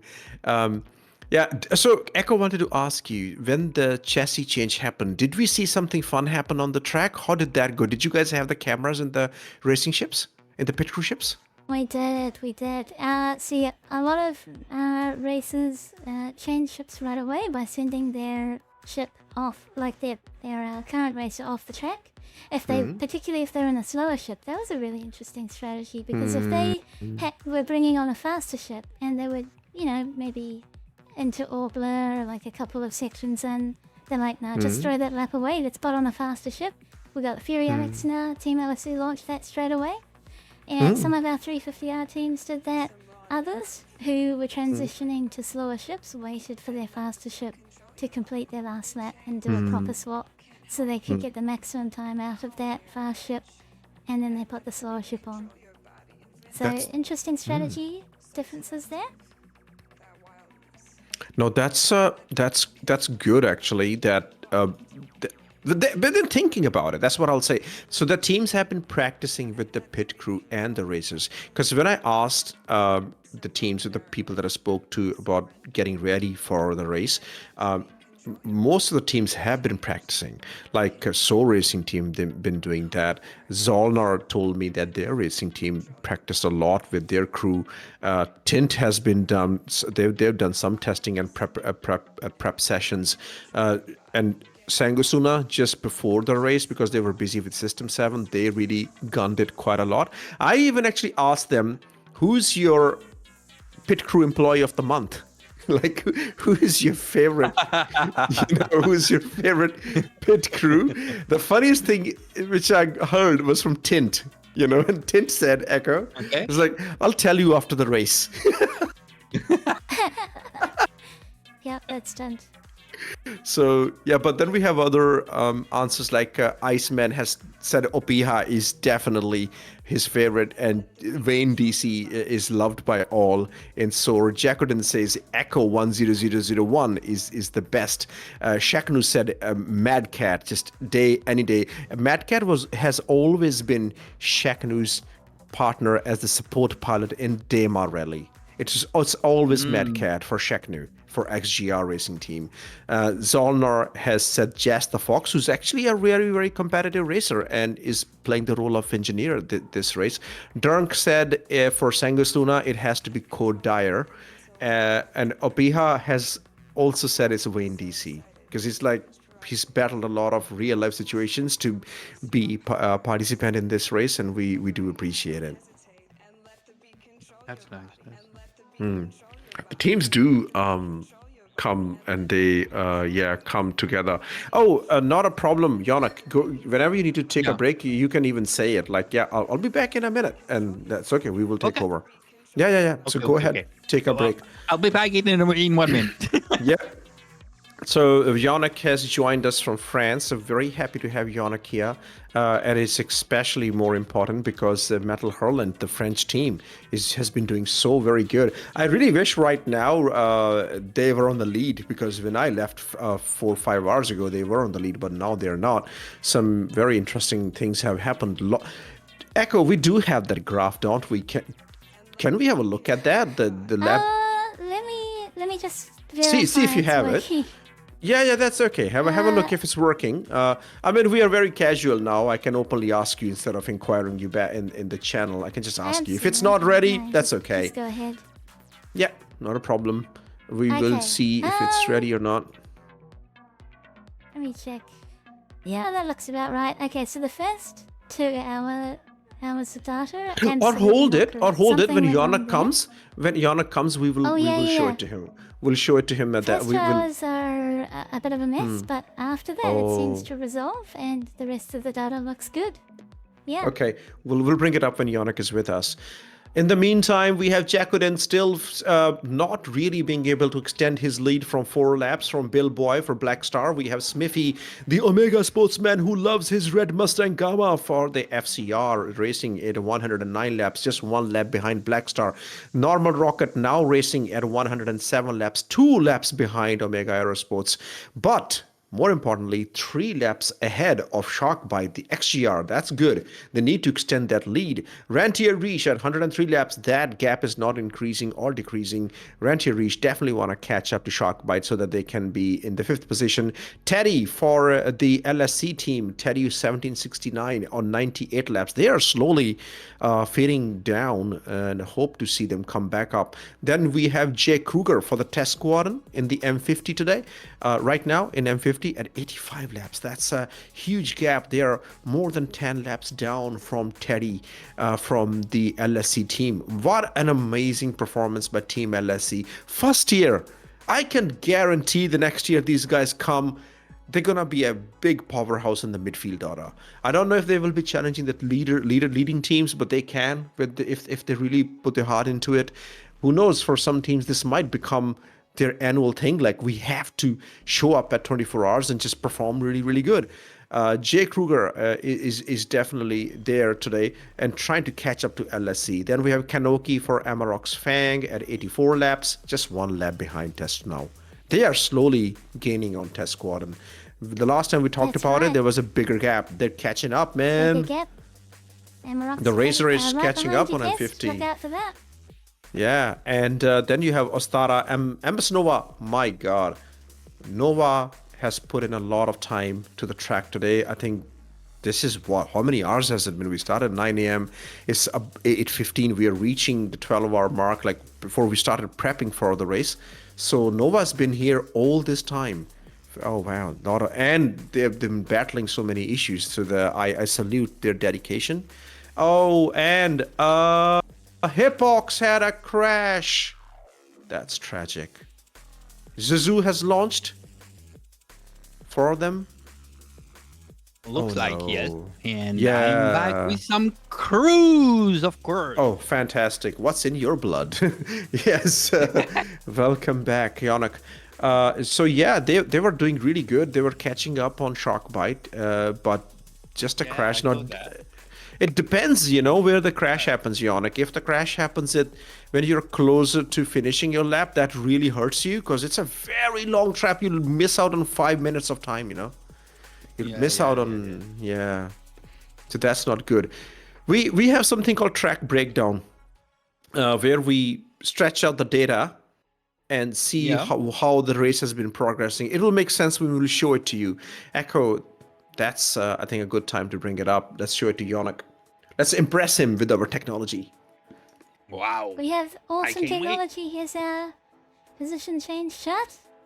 First 2 Look at hours that. are not Wow. bad, the rest is all. That's impressive. That's nice.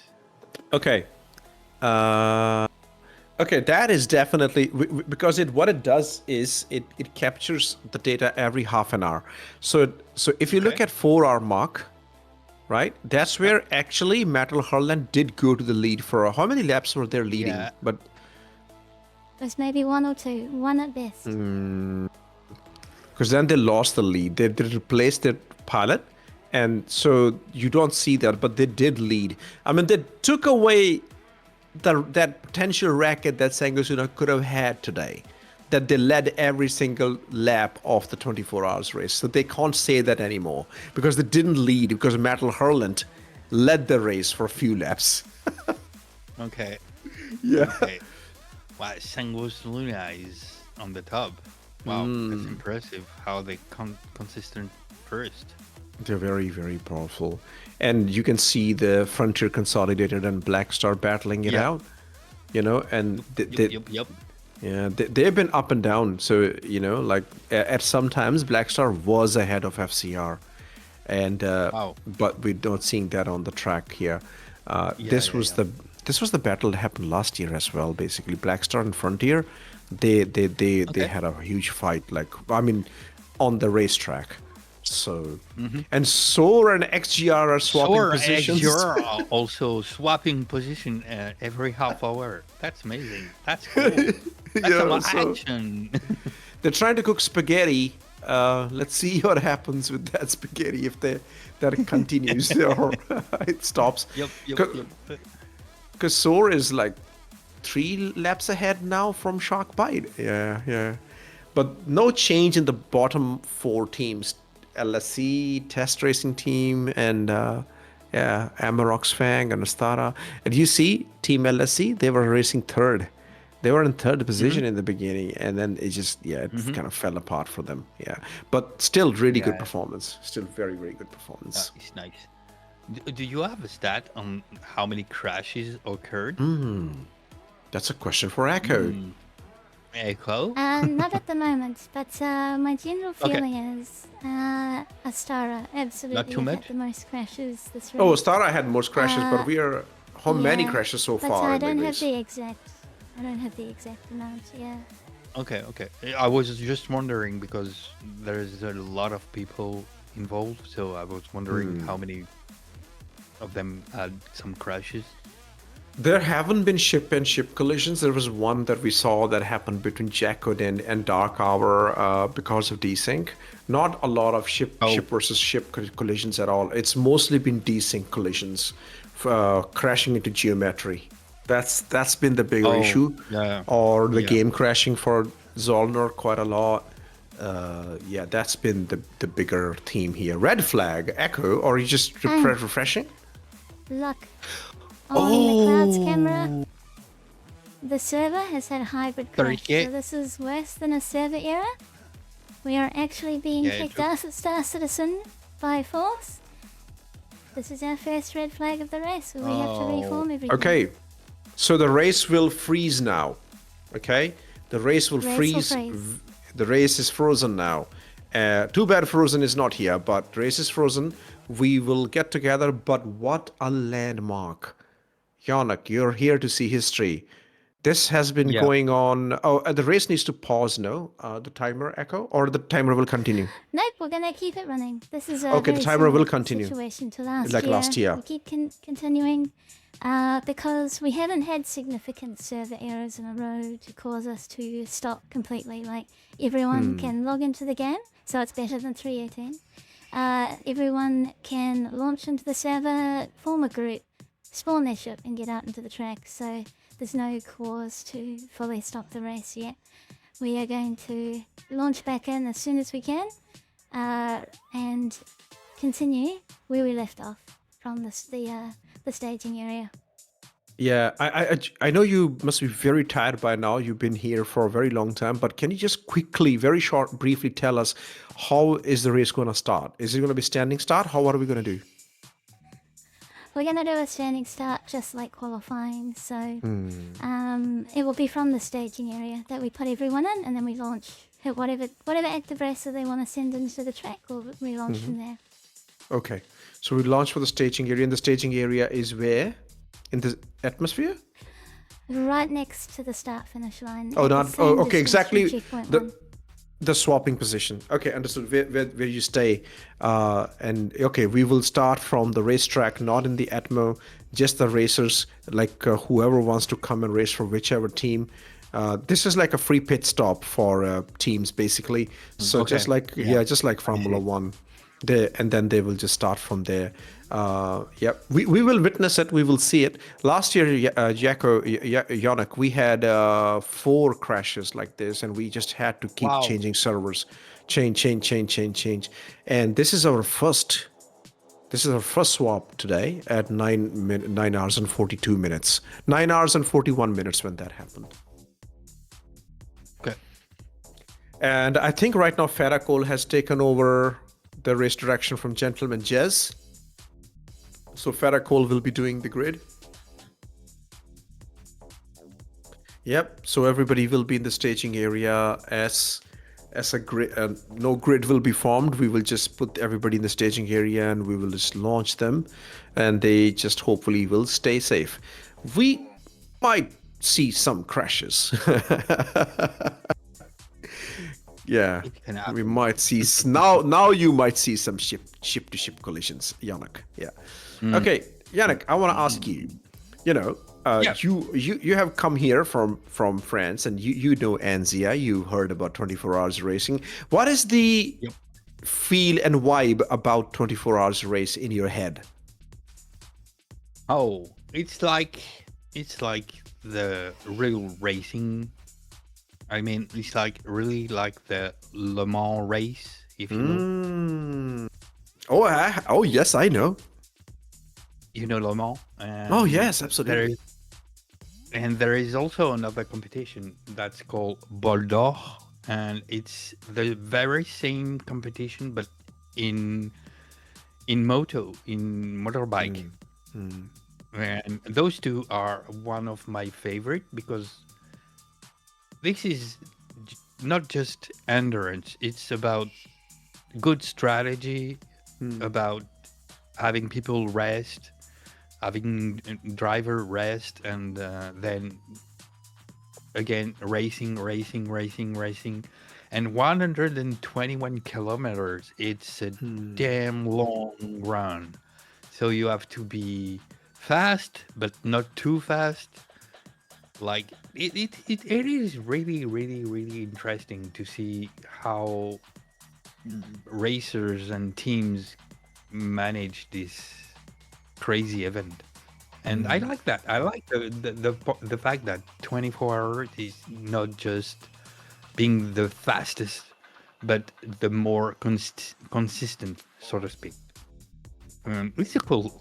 It's a nice one. It's a nice one.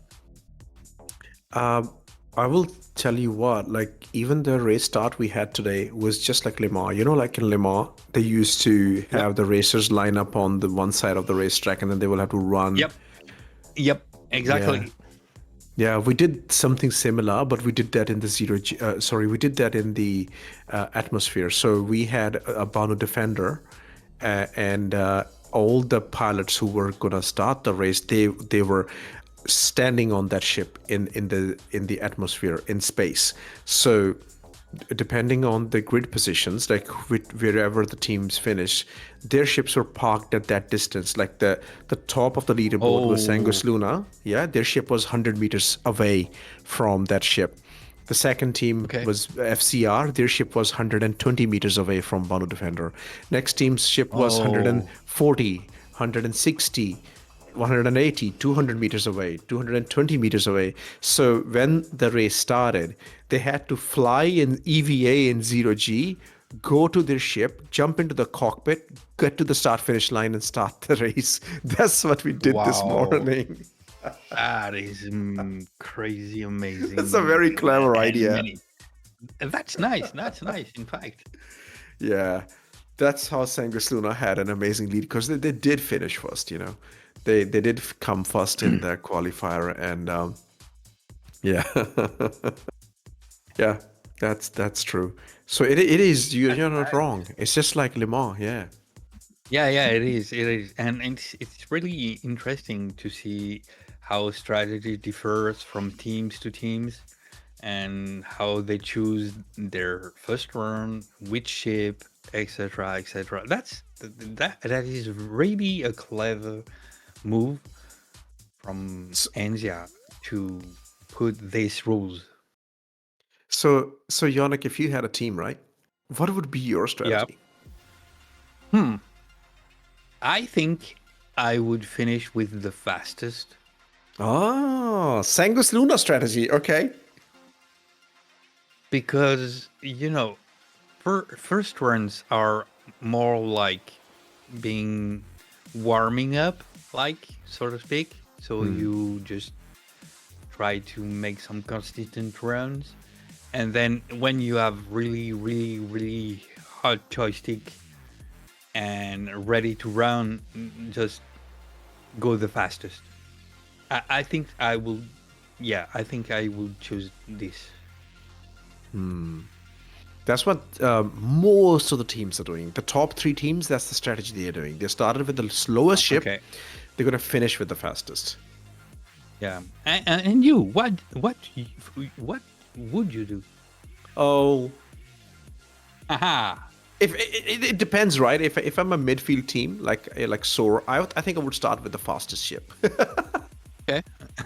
If I'm a leading team, if I know like we will be contending for the top podium points, then I will start with the slower ship. But I think the strategy will change time to time for me. Like we did discuss like what is, because I think your goals will change at any given time, like where you are. Yeah. Like, you know, Yeah, like depending on the position you have. Yeah. True. like who do we True, want to true, throw in there? And I think Metal Hurlant have been very, very good with that kind of strategy. Like how do we capitalize this particular situation that we are in right now? Like right now is a good time to strategize for every racing team because we have had a server crash. Yannock, what would you do in this situation if you were in Metal Hurlant's shoes? Okay, Metal Hurlant is in 6th position right now. They are 2 laps behind Sharkbite. You can't change your ship. You have to fly the same ship. What would you do now? Okay. Oh, I would put the fastest one, just to keep pushing and grab those 2 laps. I'm just looking. Sorry, I'm just looking at the screen. Did you look? Yeah, I saw that. I saw that. Who's that in those fancy clothes? Which player is that? I want to give them. I want to appreciate their dressing up. I think that's a pit crew of some team. They have dressed up, maybe. man. Who was that? Oh, Echo. Who is? Oh, I want to know. Thunderwolf. Hey. On the triangle spear, Thunderwolf as well. And welcome, Thunderwolf. Hey, we haven't seen you in a long time, Wolf. Welcome back to ANZIA Racing. Thanks for pitching in for the Crux Cup this year, mate. Do appreciate you being here. The pit crew teams will get very busy right now. Okay, Yannock, so let's go back to our discussion that we were talking about. So yeah. Yeah, I would put the fastest racer and just push hard to grab those two lap behind, because 2 lap is not that much. Not that much in 24. You're absolutely correct about that. Yeah. In the 24-hour, it's a long journey, and we're not even in the middle of it. So yeah, I would ask my teammate to push as hard as possible. Yeah, it's not even halfway through yet. Yeah, I think you can manage 2 laps in a couple of hours. I mean, if you slowly shave away the time, in 2 hours you can easily catch up on 121 kilometers lap. You can, even if you're chipping away by 10 or 12 seconds per lap. You can definitely chip away there. But of course, you have to have not have any crashes. You know, like you have to not make it worse for yourself. You have to sustain yourself. You have to find the fastest and the more secure way to run fast, so to speak. But yes, I will do that. You know, one thing is that we do have 4 ships bound this year, and by chance they're all Origin and Mirai ships, right? We have the Fury 350. M50 and the Razor. They're all Origin and Mirai ships. Because they're the fastest. But okay, if you were organizing this race, right? If you were doing 24 hours, which ships and don't worry about the racing. Okay? Don't think that you have to have the racing ships. Okay, I'm giving you complete liberty here. Which 4 ships would you choose to race? Like, these are the 4 ships allowed to all the racing teams. Okay. So I would choose the Nomad because I like the ship. Yes. It could be fun to see an armada of nomads riding around New Babbage. And I think I would choose maybe an Aurora MK2 because I like the ship. Aurora Mark II? Yeah, the Mark II. The new one. Yeah, the new one. Choice. Yeah, the new one. Nice choice. Because it's a cool ship. It's a starter. and I think it could be fun to see people handling this new version of the old one. I think the Aurora is the oldest Yeah. ship in the game. The one of I the guess. veteran ship. Yeah. Yeah, yeah, it's a veteran ship, and I like the Mark II. It's a good one. It's nicely done. So I would go for the Mark II.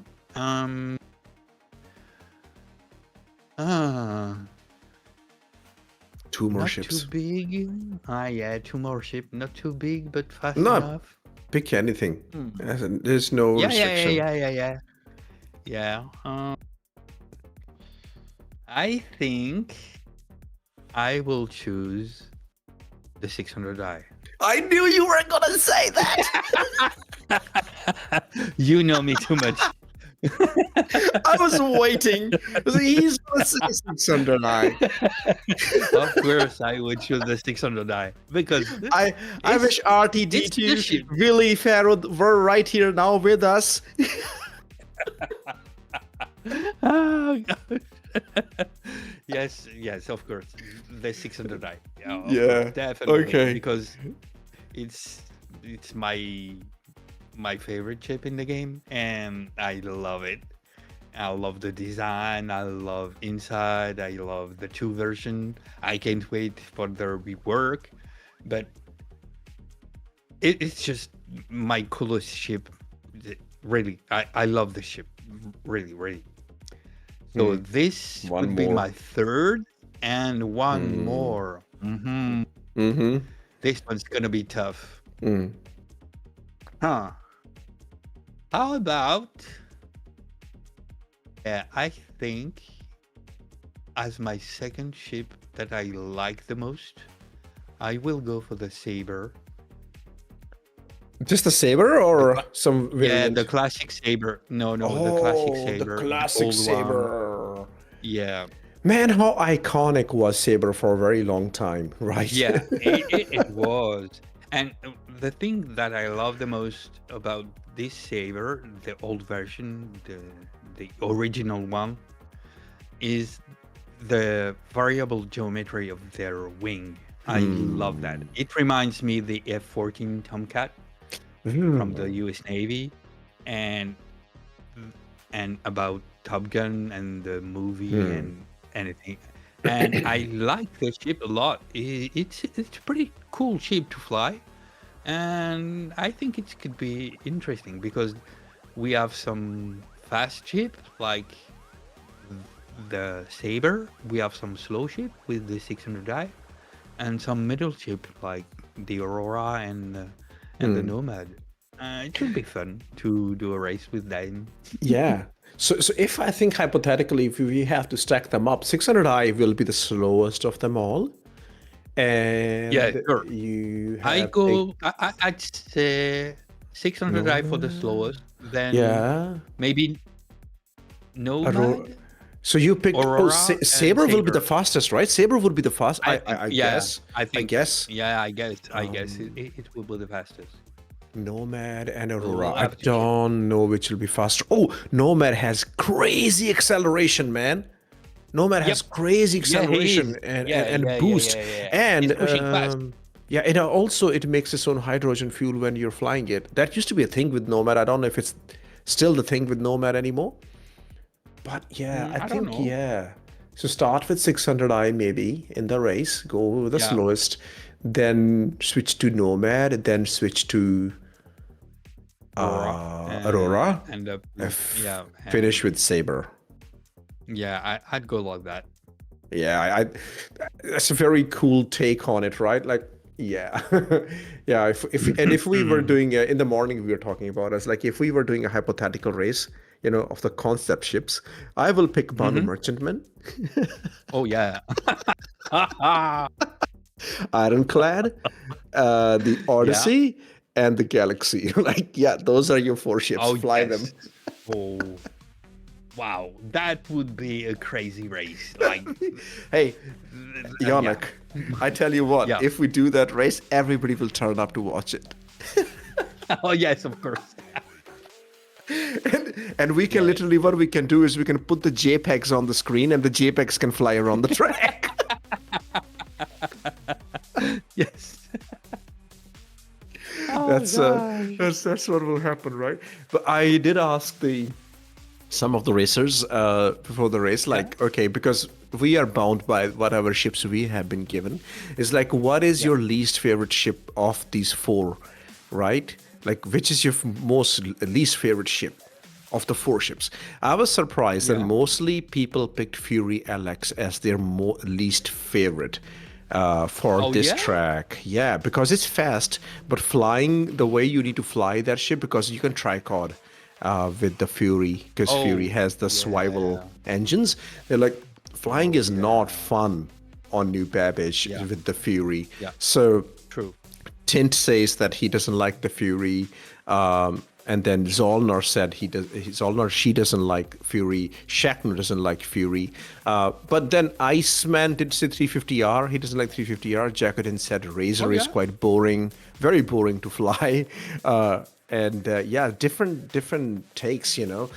You do have people who love Fury, like Drunk actually loves the Fury. He's like, that's my favorite ship. I want to come back and fly it, you know.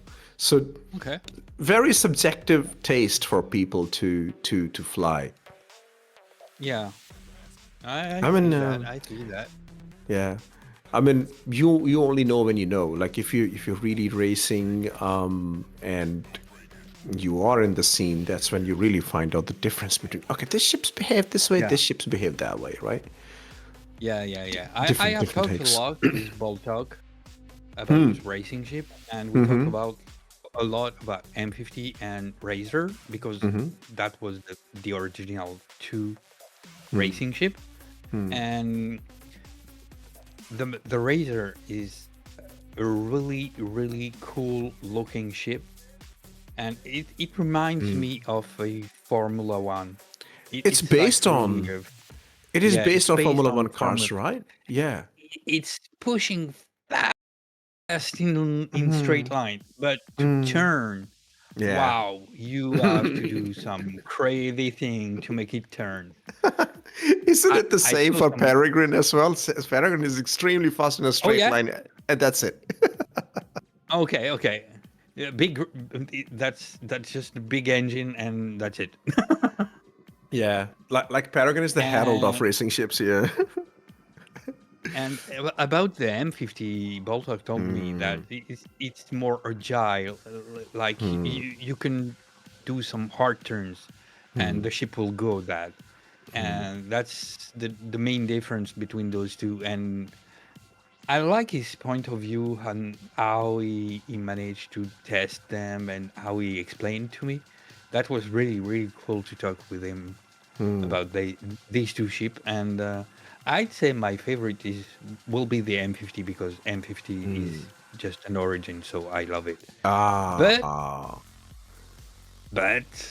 the Razor has such a crazy face and this nose, like it's really a Formula One. I love it. Looks really cool. Agreed with it. Yeah. Looks definitely win with the Razor. But M50 was cool for a very long time, right? Just because it had the coolest skin for a very long time. Yeah. Oh, by the way, they M50. need some skins also. They need some new skins for the racing. We do have racing suits and... Yeah. And we need more racing in the game, in the PU. Those missions have been away, you know. Hey, you've been a low flyer, and you do kind of race ships, mate. So, so you will pick the M50 to race. Which ship would you pick to race? To race. I think I will. Which ship will you feel comfortable racing in, basically? I think I would be. I'd love to try. Okay, so let me do that.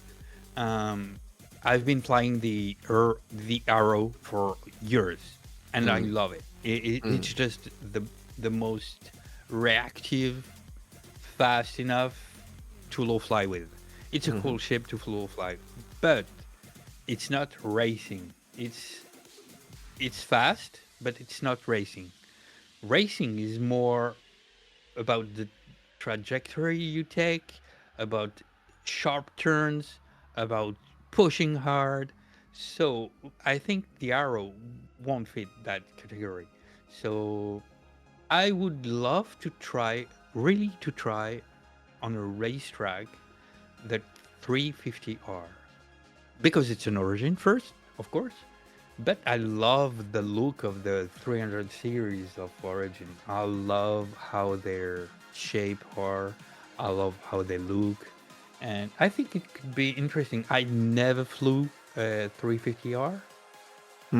So I'd be curious about how it managed turns and how's the handling and so on. So I think I would pick the 350R. 350R is also the choice of Jacodin. Yeah. That's also Jacodin loves the 350R. Oh. It's Oh, right nice. now, Yannock, a 350R is the second Yeah. fastest ship in the Star Citizen. Second fastest. Which ship is the fastest? Peregrine? Peregrine has to be it, I reckon. Echo will know. I think it is Peregrine is the fastest, but it's not very effective because it doesn't turn that Fury good. Alex. Yeah. Fury, Is it the crap. False Yes. Atmosphere? Oh, the Yeah. Performance tuned us. Let's go 30 seconds back. Fury Alex. Yannock, I know the answer. We've been talking about it all day. rewinded. We've been talking about it all day and I forgot about it. Yes, Fury Alex is the fastest. Oh my god. Okay. Yeah. So we have Fury, then we have 350, then I guess the third will be the Peregrine. Yeah, let's give me some consolation there. Yeah, let's call it the third fastest. And the fourth fastest is Drake Vulture. Why not? Oh, let's just make things up now. I don't know. Because the specs change from patch to patch, from hotfix to hotfix. Yeah. We never know what's going Yeah. on. And there's a new flight model being tested, so we don't know what's going to happen in the Yeah. racing world. Like Yeah. mining has completely changed. Like it's just completely different now. Yeah, it's completely different. It's cool, but completely different. Like so many things changed from patches to patches, and the flight model is something that when you touch just one number, even just a small number, you replace a 2.1 with a 2.2. That's changed everything. And Yeah, it's that's gonna tough. be. It's gonna be all over the place. That's the thing. And well, it looks like we are gearing up for the Squadron 42 this year. Definitely looks like it's gonna come out. Yes. You know, and when that happens, I mean, Star Citizen will have a huge impactful changes happening in the PU. Yep. And Yep. you know, things will change. Okay. You think Squadron 42 this year? Yes? No? I think so. Absolutely. Yeah? I think so? Yeah. You have faith. Okay. Yeah, in yeah. Echo CIG thinks and Chris so. Roberts. I asked some I of the think so. racers as well, because I think this is a fun Yeah? thing to ask, right? Like, what do you think? Is it coming out or not? And so, like, there are staunch supporters of, like, not just yes, but capital letters yes. Like, yes, it's coming. Durn Canopea thinks, yes, it's coming. Zolnar thinks it's coming. Absolutely, it's coming. Jacodin, absolutely, it's coming. And then you have Shaknu. And Shaknu's response is, my grandchildren will be living in Elon Musk's city in Mars, asking the same question. That was like the fun thing, and yeah, it is very, very funny. But Iceman had a really good take on this, and also my thoughts. So Ice thinks is like we will wait for GTA to make the first chess move, right?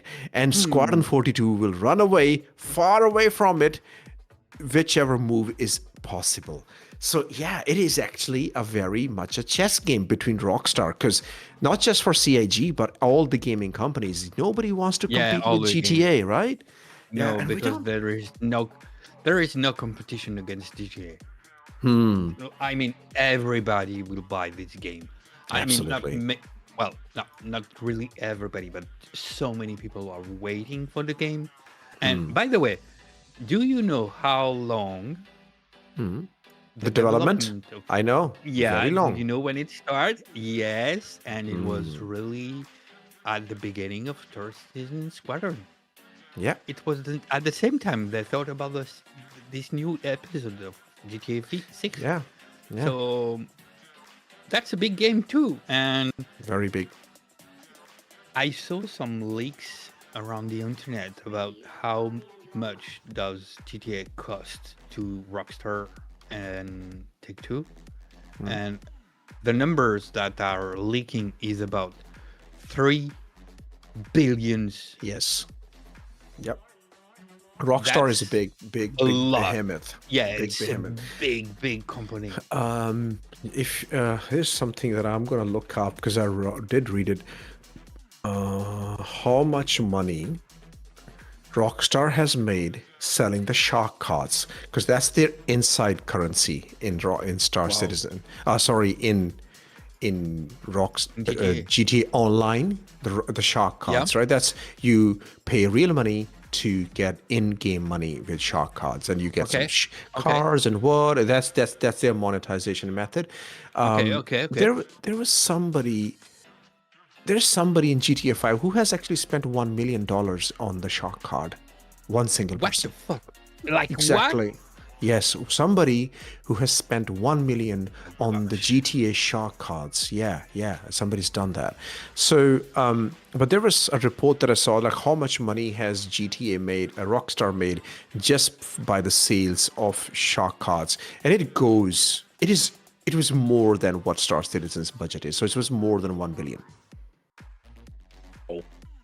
And that's why Rockstar is not really interested in developing a single player or single player campaign anymore. They're more interested in creating the online variant of it. That's exactly why we saw the Red Dead Redemption 2 die completely.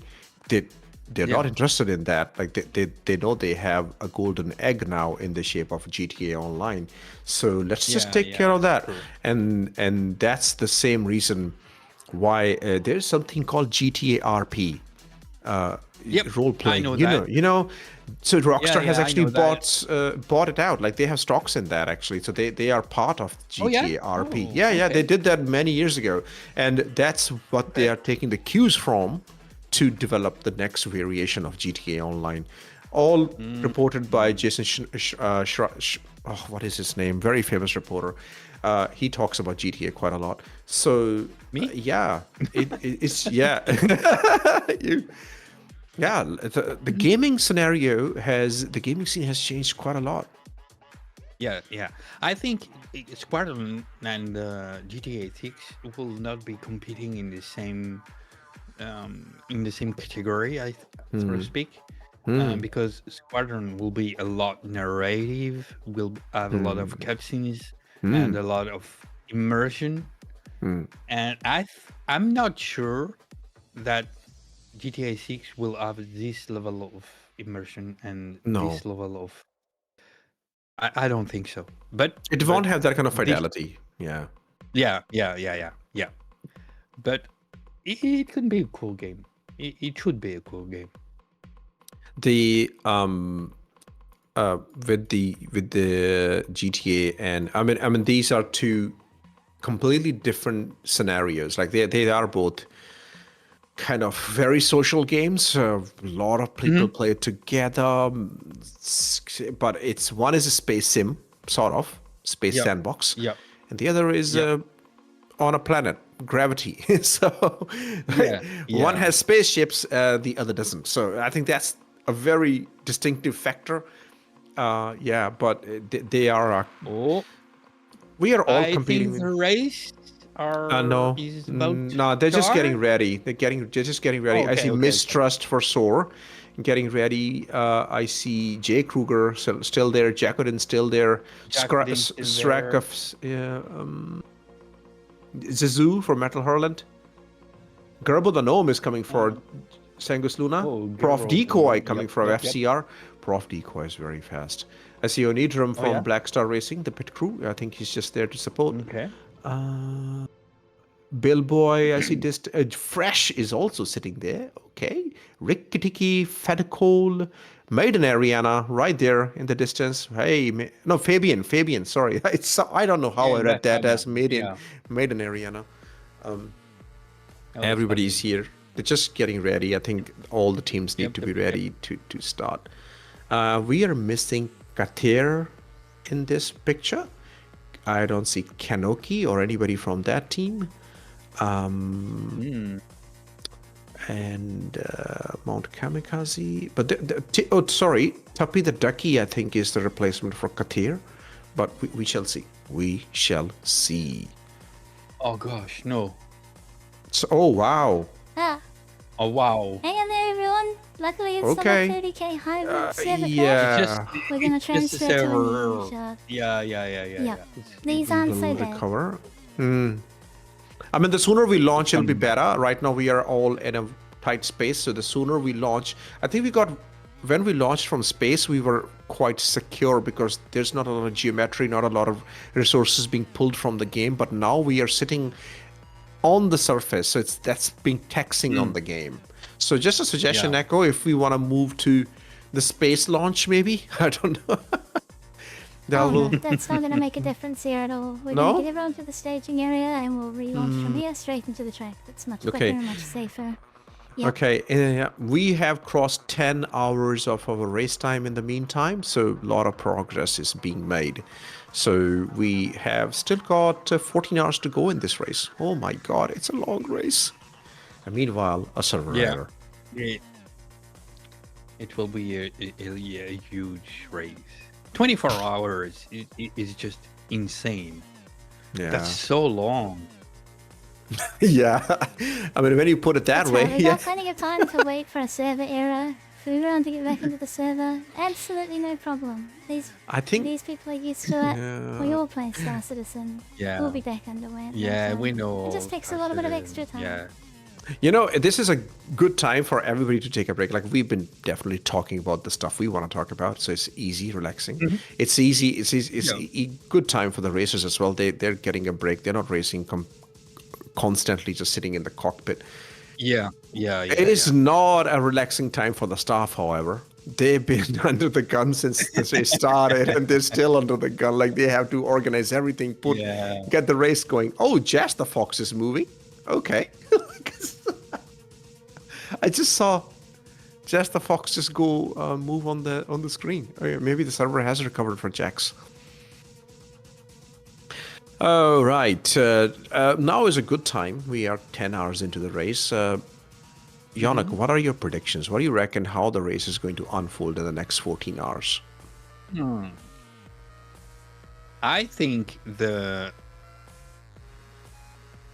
Sanguis is gonna win. Sanguis Luna is gonna win. I guess. Because they're really good. And they're fast and they're really consistent from what I've seen in the past. So I will put a piece on Sanguis Luna as a winner. But for the second and third place, I think there are maybe 5 teams that can compete.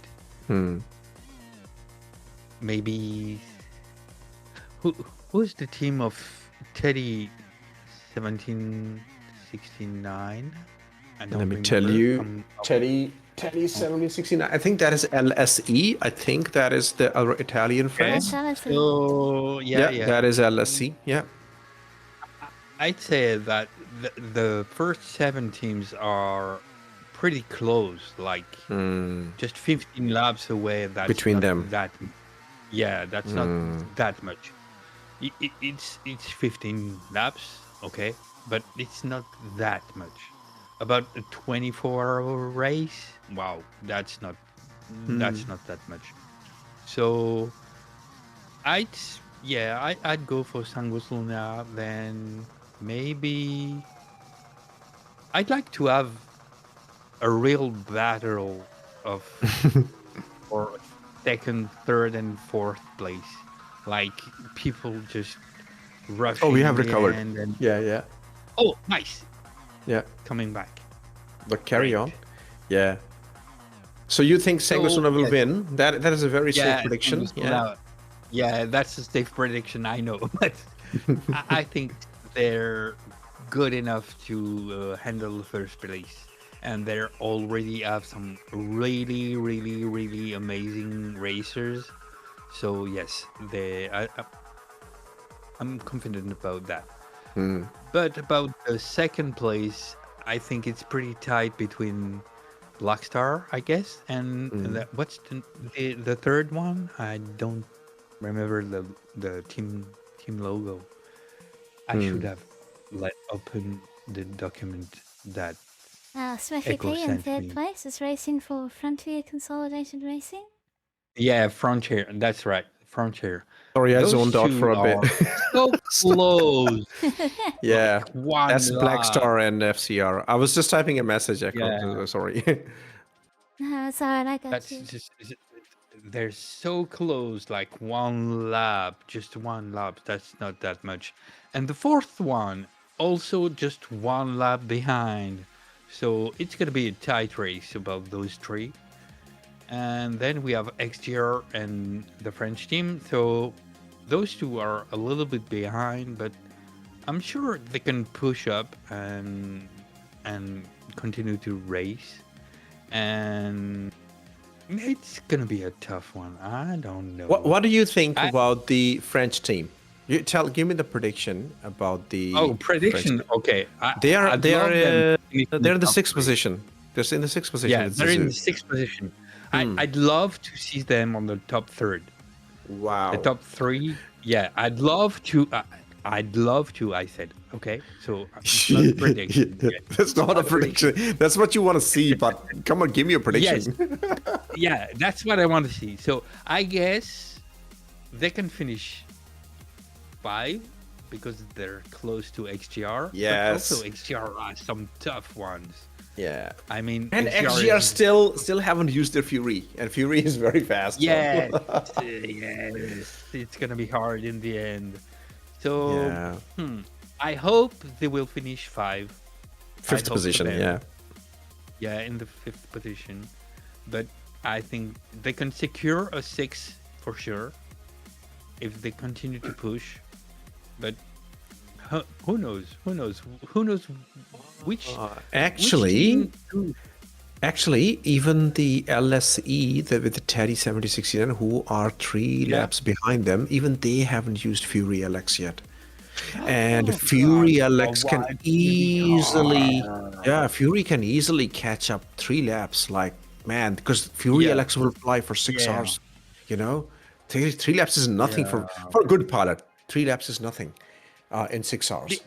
Did the French team use the Fury LX? They did. That's how they were on the top. Yeah, they really used the Fury LX to the best of. I mean, not really the best because Sanguis Luna and Blackstar and FCR really kept them at bay. Like they didn't really let them use the Fury to the most of its capabilities. But yeah, Hipox was very, very, very, very good with it. Yeah. Okay. I hope. So I still hope they finish 5. Yeah, I still hope they can finish 5th. For the French team, it's gonna be a tough one. Yeah, Metal Hurlant, I really hope they finish 5th, but even their 6th position might get contested when LSE brings their Fury. And thinking about that, even SOAR Racing Team is not safe in 5th position because, boy. In 4th position, sorry, they're not safe at all because when XGR needs to bring their Fury out, man. SOAR already used their Fury? They have, yeah. They have used it. Yeah, that's the trick there. Yeah, exactly. Wow. They need to create a bigger lead. That's what they need to do. They need to create a bigger gap. More than 4 laps. 3 or 4 laps. Yeah, 3 or 4 laps. They are 4 laps ahead. They need to add 4 more. yeah, for sure. I mean, it's gonna be a tough one. Yeah, they would do it if we were racing, but we are just waiting at the stage. Like they would. It's gonna be harder now to put more laps on others because the grid's gonna get tight. So that the gaps have disappeared now. You know, it's gonna get harder now to create that. So yeah, those are the predictions from Yannock, and definitely more I wanted to know about what are the predictions. I asked Iceman from SOAR, what are his predictions? Okay. And he said that Sanguis Luna will be super hard to beat, but SOAR, Yes. which is Iceman's racing team, he says SOAR will punch above its weight.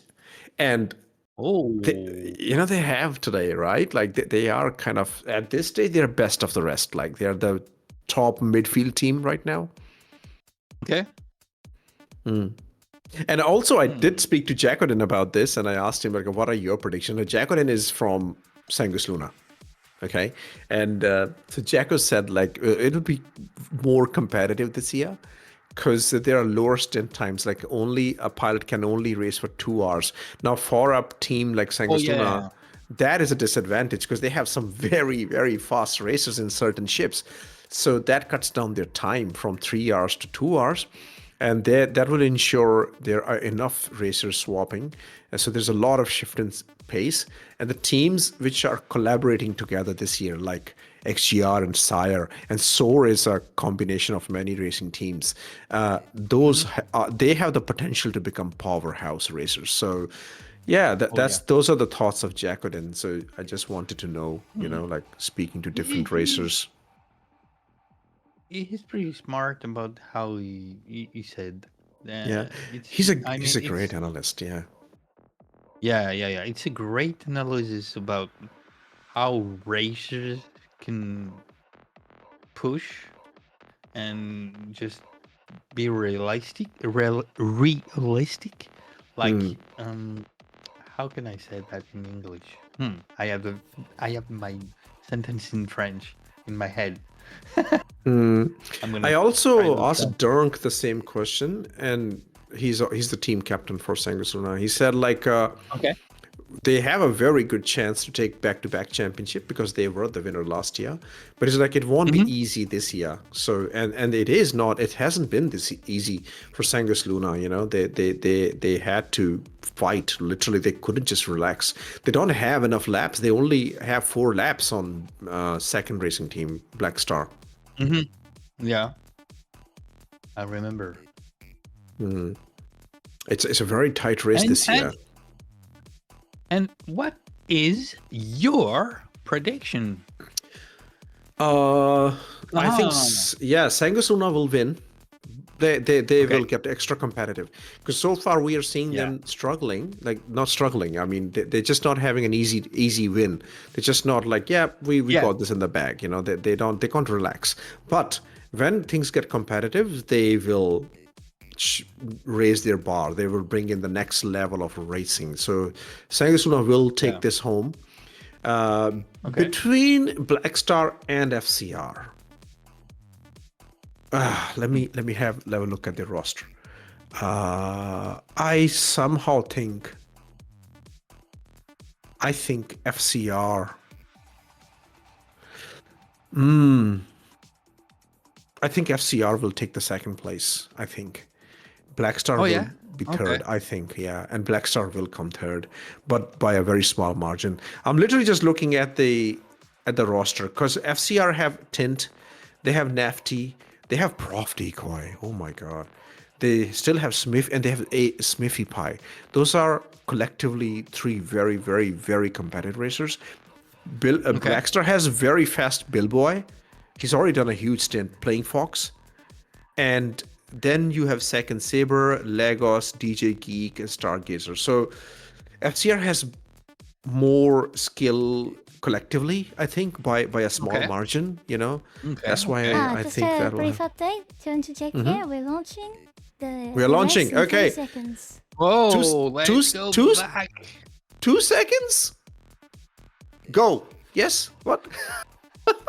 we will have a cool race start. Let's pay attention. Let's see what happens. The order of the leaderboard right now as it stands is Fresh, Billboy, Smithy, Normal Rocket, Shock Beats, Zuzu, Tadi, Mount Kamikaze, and they are off. They are all bunched up together. Fresh is for the Sanguis Luna. He will take a lead. He will want to keep that lead, but this is also a good chance for Billboy and Smithy to show what's what. Aspire Grand. Oh, beautiful 360 turn. Whose point of view we're looking at? Wow, that's a Fresh turn. right here. Green flag, green Fresh. flag. Good luck, Fresh. Fresh. Wow, Fresh is not going to let anybody pass. That's definitely not happening. Fresh is just next level talent. He's Oh, yeah. Yeah, he's just epic. I mean, Yannock, isn't he making it look easy? Yes.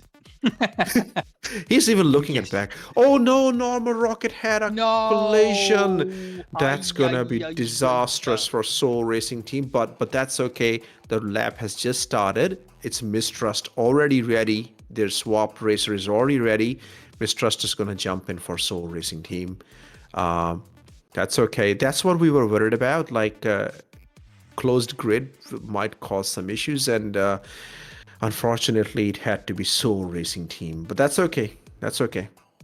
If it was to happen later in the track, that would be devastating. Do they fly decoupled? I think so. It's a personal choice. Some of them fly decoupled, some of them fly will coupled, but I think majority, 99% of them are decoupled flyers. Yeah. Decoupled is so smoother in turns. It's liberating. You can, yeah, it's liberating. Like Nova crashed again as well. Crash! Oh, Tuppy the Ducky is launching for the. Oh my God! Why am I forgetting that race? Onestra. The Starwals. That's how I remember them. Zollner's racing team. Oh, look at the distance Ostara. between Fresh and Billboy. That's amazing. The race just started. Oh, Jazoo just overtook. Oh, this is where Metal Hurlant will put a dent into SOAR. Hey, Yannock, it's happening. Yes, Jazoo is happening. It's happening. Oh, so this is really bad for SOAR Racing Team. This just gives so much. It is really good. Sorry. I love SOAR. No, you are allowed to have a favorite. We can have a battle, you know. Okay, Mistrust, come on, you gotta overtake Jazoo now. Where are you? Oh, no. Such a huge advantage. Just Fresh. Some flares. Oh my God, Fresh is just disappearing. Fresh is so fast. Billboy second, Jazoo in third. Oh my God. Look at this distance between Fresh and Billboy. It's just amazing how fast he is. God. Fresh is the kind of talent who's in who? Fresh? Teddy? No, Teddy is stuck. Teddy, yeah, he's stuck. I think he had a crash. Yeah, I think he crashed. He crashed. Yes, Teddy crashed. That was a good observation there. Yeah, Teddy just crashed. Yes. Jazoo is fourth now. Yeah, Jazoo is fourth now. Yeah. He was ahead of Smithy. He's not now. Yeah. Sharkbeat is doing great. I don't know. Sharkbeat, something is happening. Yeah. Hard to keep. Hard to make it out. Like what's going on? Smithy, Jazoo, Fresh, Billboy. I see Prof Lee quite there, but he's stationed. He's not racing. He's just there.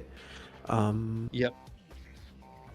Oh, has Skumono started racing for the LSC team, or is it Rusty had a crash and Skumono has launched?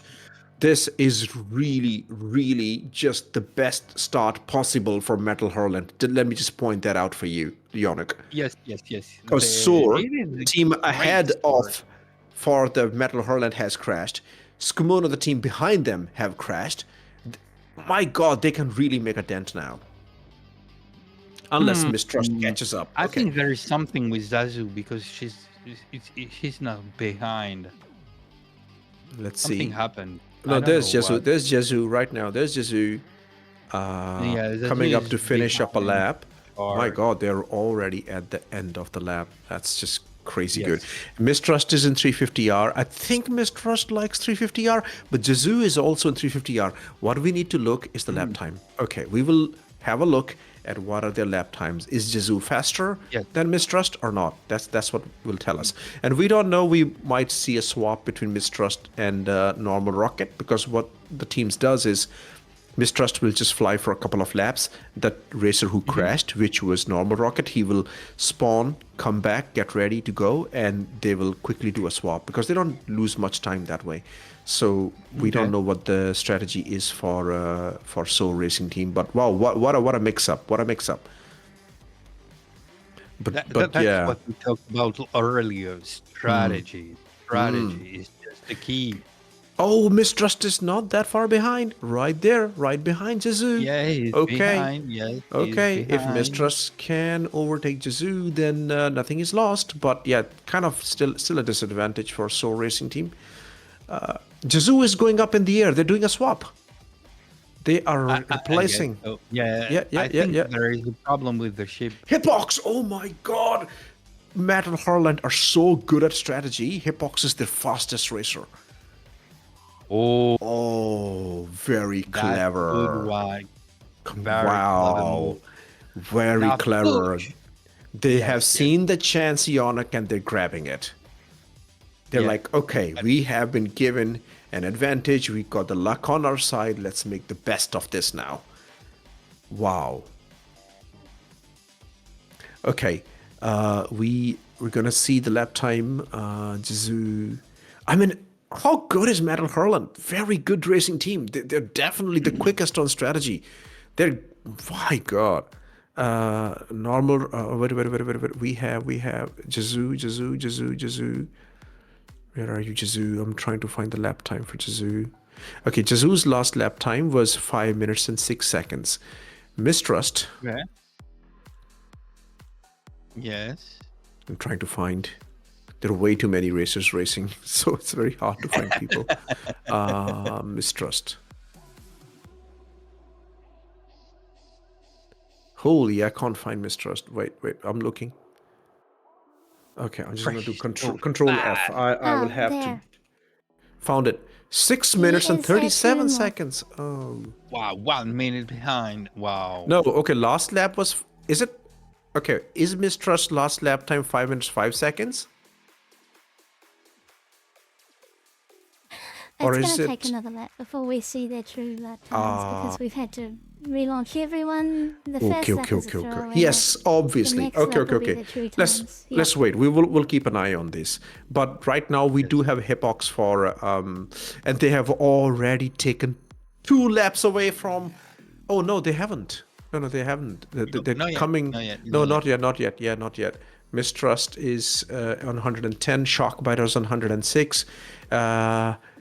Well, they haven't lost much time so far because SOAR racing team is 4 laps ahead of XGR.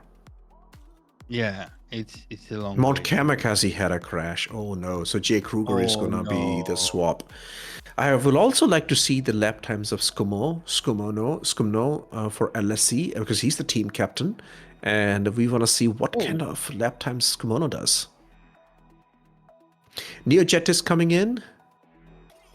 Ooh, NeoJet. And a shout out to our cameraman Everise, who is helping us out at this time.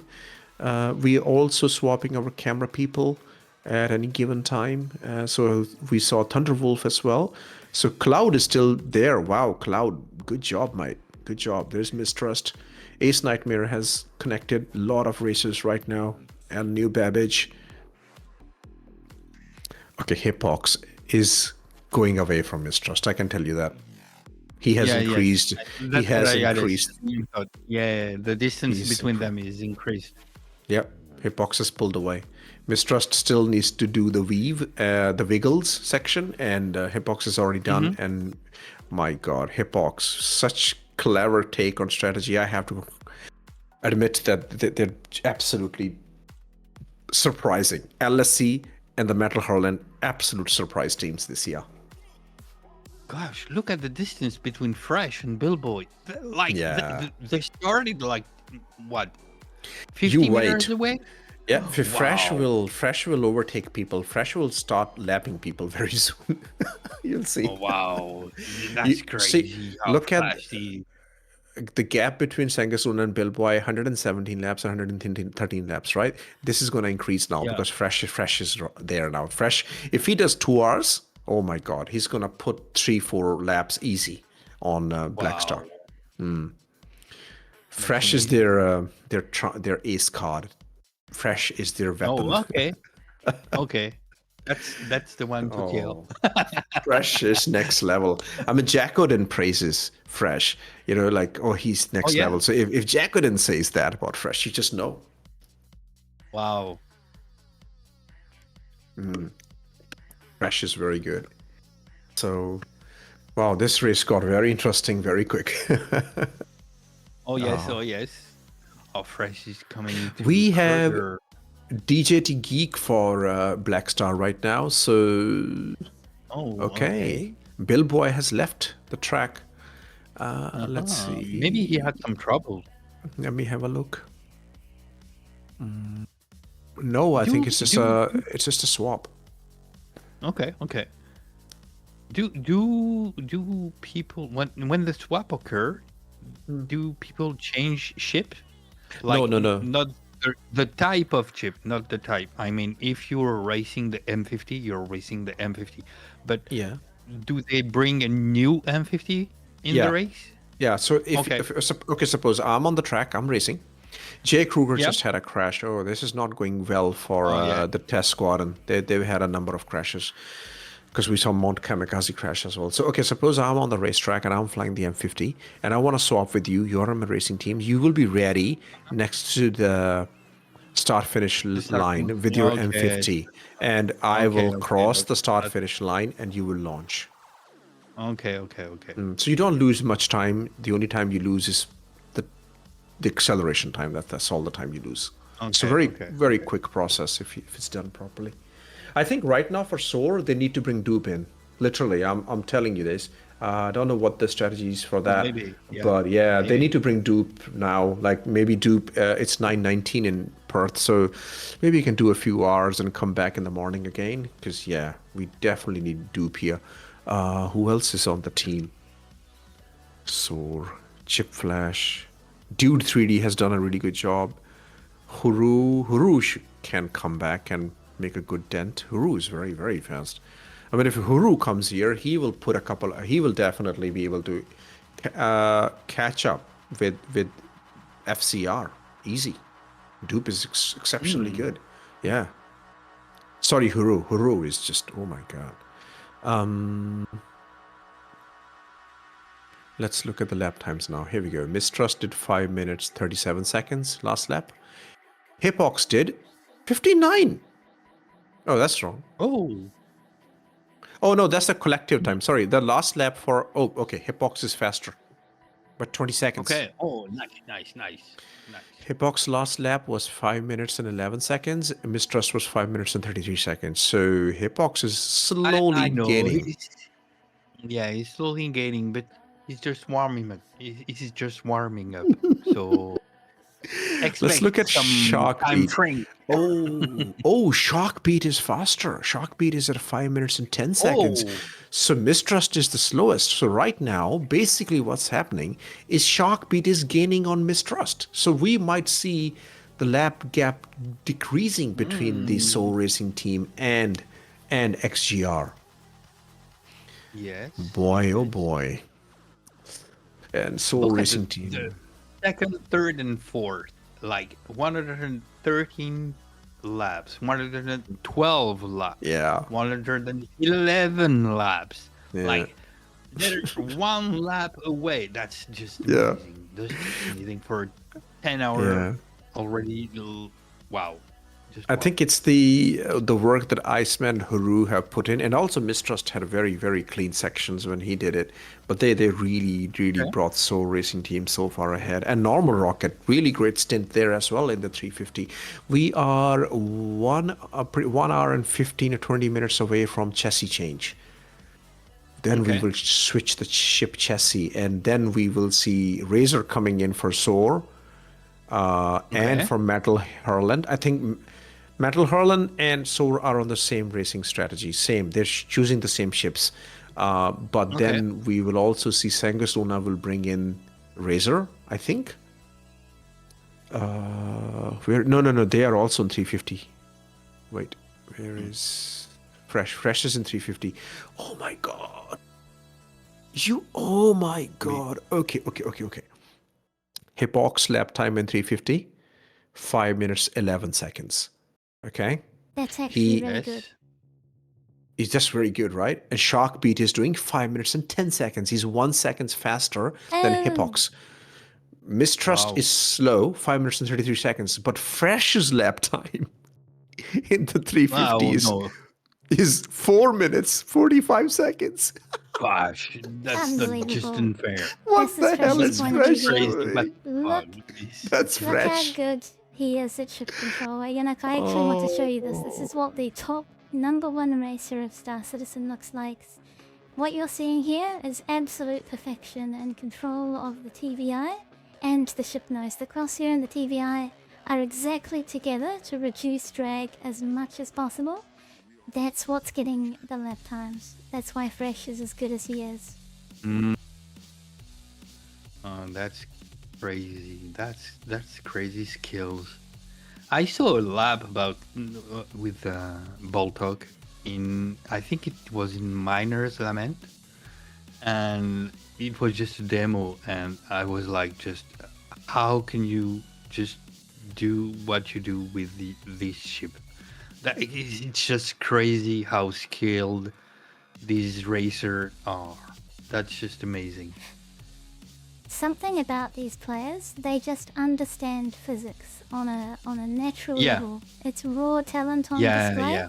They connect with their ship and they connect with their environment in a way that we have to spend a lot of time training to get as good as them.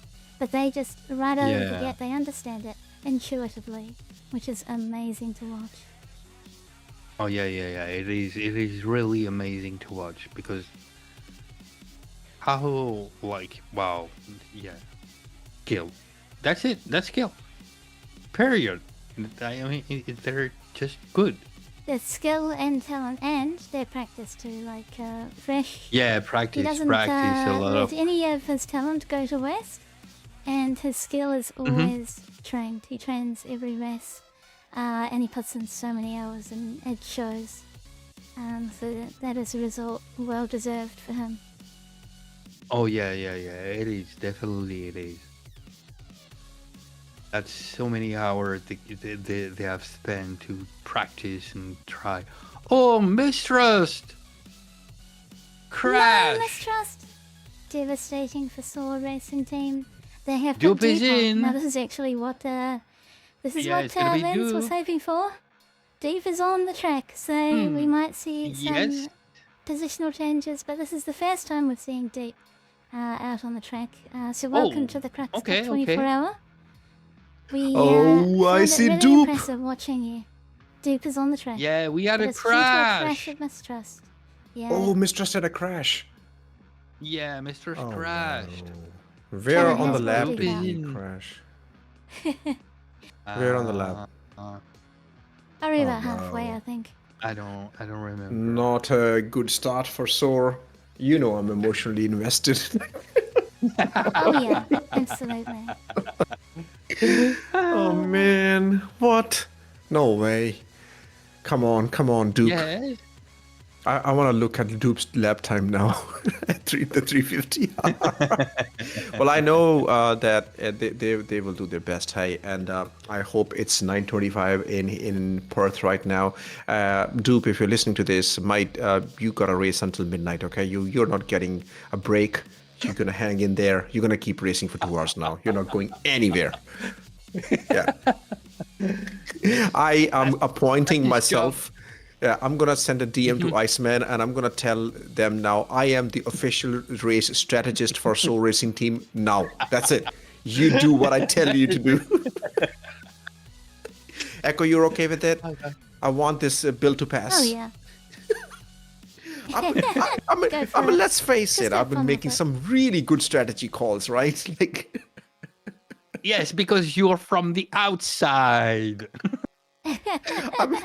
I mean, if I was racing, we would be in top 3. You sure about that? No, It's easy for don't me to talk tell about that it because Because I'm looking at stats and numbers sitting in my very comfortable chair. Yes. I don't have a game on, so I can say whatever I want. Yeah. No, they're doing great. They're doing fantastic. Yeah. Apex is coming to Shark.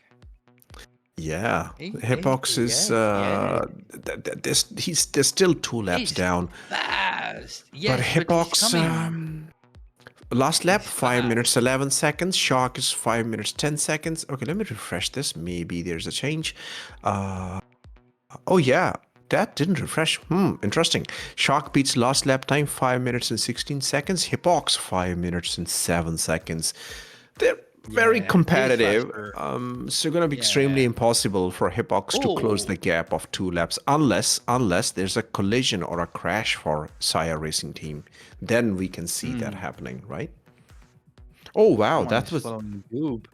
That was Scomono, but it's a little bit framey, so I'll just pull out of that. But Scomono yeah. in the Is future. that how the Yeah, game too is running bad for it's Scomono framey. or just the stream No, was it's, like it's hope- just Discord. oh Just thank Discord. God. Like we can switch refresh and things are fine. Hopefully, because so his it was connection is really good. laggy.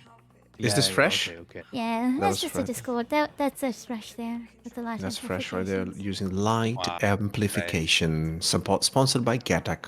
Why not? Yeah, that's the Gattac color. Okay. That's fair. Fresh. That's a fair. Okay, Yannock, let's have a look how far is fresh now from DJT Geek. Because, oh my god, they are so far away. Fresh is so Yeah. far ahead. Unbelievable. Fresh is so fast. Oh my. Epoch is fast also. Yeah. Wow, Okay. she's doing good.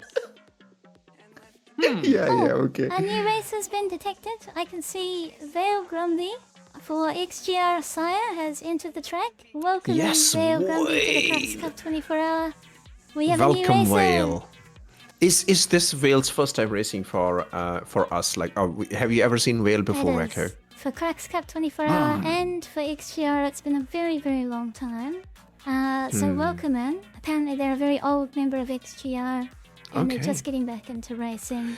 So Well, welcome. we just gotta have a look at their lap times basically, and we shall know what Whale Grumpy can do for XGR. Because so far we had Sharkbeat doing good laps, 5 minutes and 10 seconds, 5 minutes 16 seconds. That's what the time Sharkbeat was doing. We shall see what Whale Grumpy does after Whale Grumpy has done a couple of laps there. Wow, this is cool. We have Prof Decoy as well on the track right now. He is crazy fast too. Oh my! And I have not seen DJT That's gonna Geek be race before. interesting. I know Geek is really competitive. I've never seen Geek race before, so I'm also gonna keep an eye on Okay. DJT Geek. Yeah.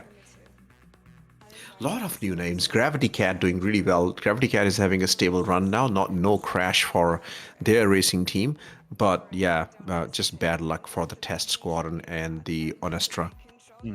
Yeah. So Gravity Cat is for Amarok's Fang, and they've had a good run since the start. And you can see they're only 1 lap behind Test Squadron, but that gap Yeah, is not that's- coming down. Yeah. So yeah, Gravity they Cat need to just push more. passed Jay Kruger at Shubenhall right now. You can see them on the right side of the screen. They'll be on the same lap. Hopefully. Wow.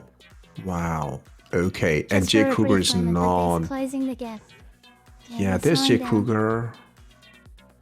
Kruger is behind. Yes. Oh. I see him.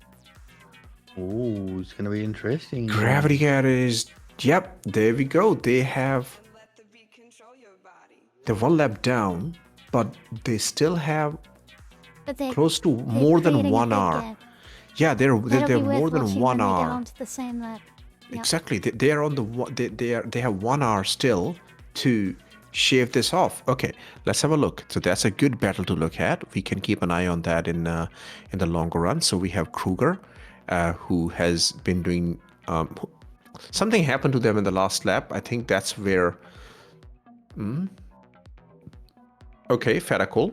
we need an ad from an ergonomic chairs company, but now we only have what? Oh, hold on a second. That disappeared for me. But now we only That's have not writing essays. 10% off code for 15 bottles or more. That's definitely a dig at me. I hear you, Fedakol. Use my code #Who's Lens Nation anyway. Mention it to Herman Miller, the best chairs in the world, and they will kick you out of the showroom.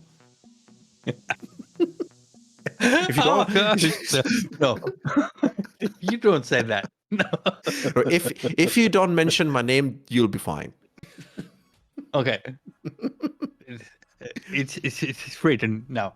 Okay, I know. Yeah, no. It's a thing we all do. Everybody knows. Also, there's another battle coming on. Is Apox and Vel Grumby? Because Vel was ahead of Apox, and now Apox overlapped him, and he's coming for him.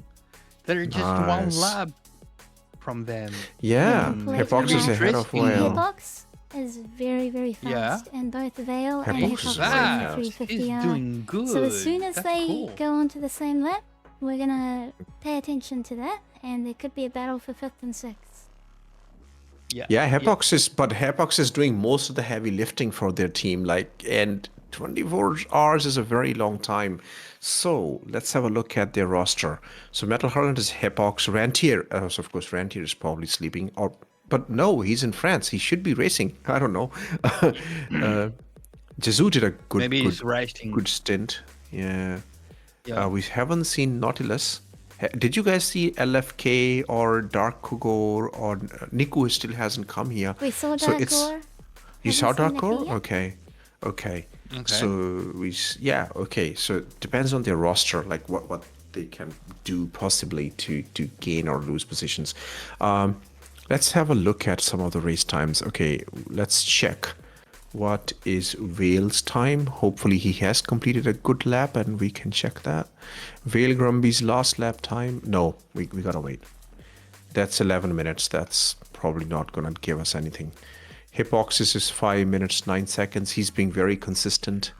DJ is doing in the Razor 5 minutes and 16 seconds. Very, very tight lap. Fresh still putting down 4 minutes and 51 seconds in 350R. Dupe's lap time 5 minutes and 46 seconds. Oh my, that is slow. That is very slow for 350. Okay, Dupe, pick up your pace, mate. Grab a few Vegemite sandwiches. We need you to speed up. That's the strategy call. Skumono in Fury. Oh, Skumono is in the Fury, and his time is 4 minutes 32 seconds. Okay, I can tell you. Wow, 4:32. That's fast. In a Fury, that's not. It should be 4 minutes and 18 seconds or something, Fury. you know. Okay. Yeah, in Fury, that's not fast enough because that's like slightly faster than Fresh, who is in a 350. So, yeah. Prof Decoy for 5 minutes 12 seconds in the Razor. So Prof Decoy and DJT Geek, very competitive. He's faster than DJT Geek by 4 seconds. So yeah, so there's a battle between Prof Decoy and Hipox, but they are on different lap times basically. Oh, sorry, between Geek and Geek and Prof Decoy for second position. But Geek is 1 lap ahead. So. But the laps are very, very stable. Like they're not losing time. We might see the gap increase between 4th, 5th, and 6th position. Those are the most contested right now. Between Mistrust, Whale, and Hipox. That's where the competition is. And we know that Gravity Cat has overtaken Kruger. Like, he's lapped him, but he's gotta do 1 whole lap, catch up to him, and so then they are on the same lap. And then we will see. Let's have a look at the times of Kruger. Is Jay Kruger the racing team pilot for the Kruger racing ships? That's what I want to know. If we get to interview them, we gotta know if they're a representative of Kruger Interstellar. And which Kruger is their favorite? Yeah. Wolf Alpha? What's going on? What is the new ship from Kruger? Tell us everything, Kruger 97. Oh, 7 minutes and 2 seconds in M50. Oh my god, that's a very long lap time. Gravity Cat. Yeah, I think something happened to Kruger. Gravity Cat's last lap time 9 minutes and 35 seconds. Okay. We gotta wait a little bit more. Yeah. Yeah, we gotta wait. We gotta wait for these times to refine. Back. Fresh is doing very small stints today. What's up? He might be But he's, just taking it easy. But Yeah, doing he's very already well. put one lap on Blackstar, but they were 4 laps ahead. Now they're 5 laps ahead. They did it. I think also, right? You know why? Because Jacodin's favorite ship is 350R. It is. He might be giving his teammate. Yeah, he's priority maybe like, to okay, enjoy let me his race ship. this. Yeah. Hey, mate. You know what? You can fly your M50, okay? Let me fly the 350R. That's what Jacko said. Oh no, how Jacko speaks. Okay, let me see if I can do him. Fresh, no. Okay, no, I can't do Jacko. I was gonna try. I'll have to practice and come back. Okay. Man from Malta. Yeah. Oh, he's from Malta. Okay. Yeah. He's from Malta. The YouTube content creator for racing. Really good guides, really good videos. Very educational in racing. Jacodin.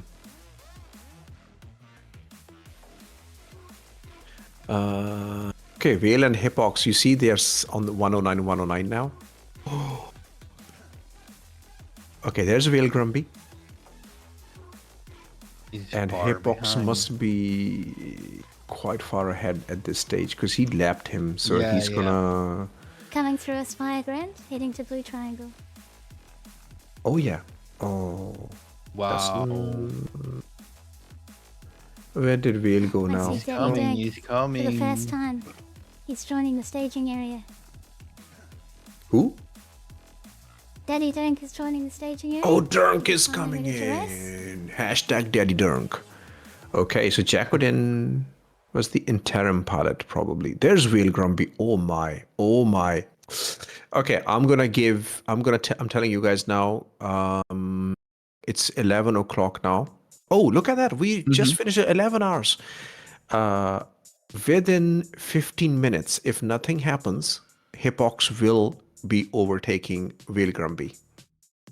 Oh, less than Hindsight 50. is unfolding Less than- very Oh, less quickly. than 50. Less than 50 15 seconds. minutes. Less than 15 minutes. Yeah. Yeah. He's And so then- fast. And then they will be on to SOAR Racing Team. Oh my.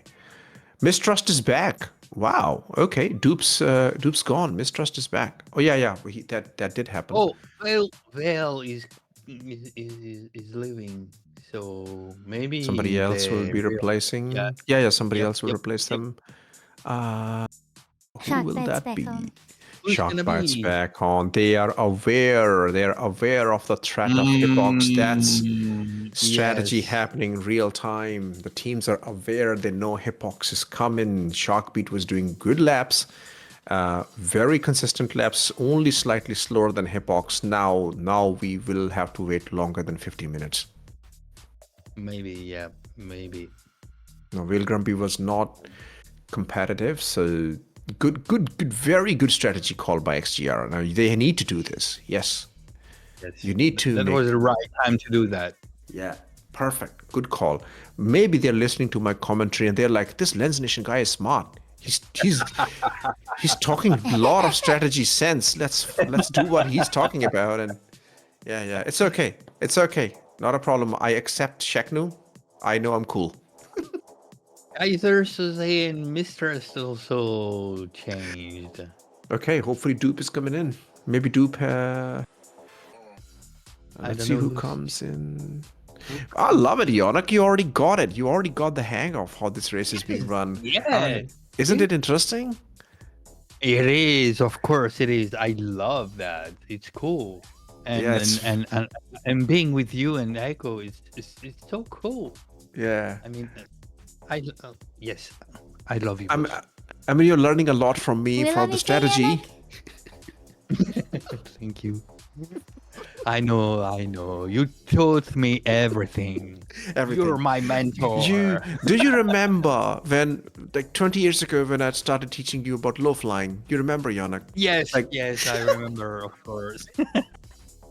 I mean, we were just kids, right? And DMR, Yes. and oh my god, those were the days, mate. Those were the days. Yes, those are today. Oh, Bavar has joined in. Is Bavar racing for SOAR Racing He might be Team? staging for SOAR. Yep. Not yet, Okay. not Good yet. to see him back. From Frontier Security Services, FSS Bavar, really good PvP pilot. Really good PvP pilot. Nice to see him making a transition to racing. Bavar was not that effective in the morning in the Fury though. That was not an effective stint for SOAR. Let's see if Bavar is gonna jump in the racing this stage. How competitive he is in the 350R.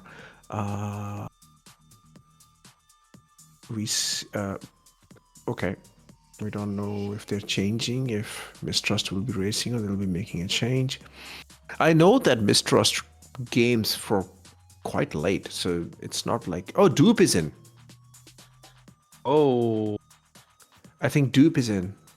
I just saw Dupe. Kruger is leaving, I think. For a test. Koga on, has come swapped on. with the Rogue 11. Yeah, Rogue 11 that's is swap. in the racing Yeah, for Test Rogue. Racing team. Yes, Good yes. spotting. Very good Ro- spotting. Rogue is good. He's been overtake and Rogue is good. Yeah, we saw him having a very good racing stint earlier today. Okay. Come on. What is going on with some of the racing teams? Where is Hippox and there's Kruger? Dupe is definitely in. Wow. Dupe is the Dupe is in. substitute for Mistrust, and there's Hippox right behind DJ the Geek. And where is Shockbeat? Oh, Shockbeat is there. Yep. Okay, now the gap is not increasing. Can you see that? We saw that's exactly where Vale Grumpy was, and then Shockbeat has swapped Vale Grumpy, and yep, this is exactly where we saw them. So okay, now the That'll be a progress has holding slowed pattern down. again. Yep. They have beautiful strategy call by XGR to bring Shockbeat in. The teams need to make these tough decisions. Like, yeah, now it's not about, okay, let's get everybody to race. If you want to be competitive in 24-hour, it's good to have racer backups, but put your best people in cockpit, okay? Wisdom from Lens Nation. Come on, take it.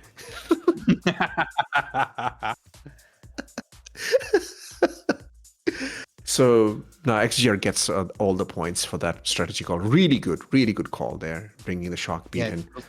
Yeah. I think Apex is slowing down a little bit. Let me tell you that. No, Hippox is not slow. I think he's still doing very competitive laps, but it's just a Shockbeat is faster than a Vale Grumpy.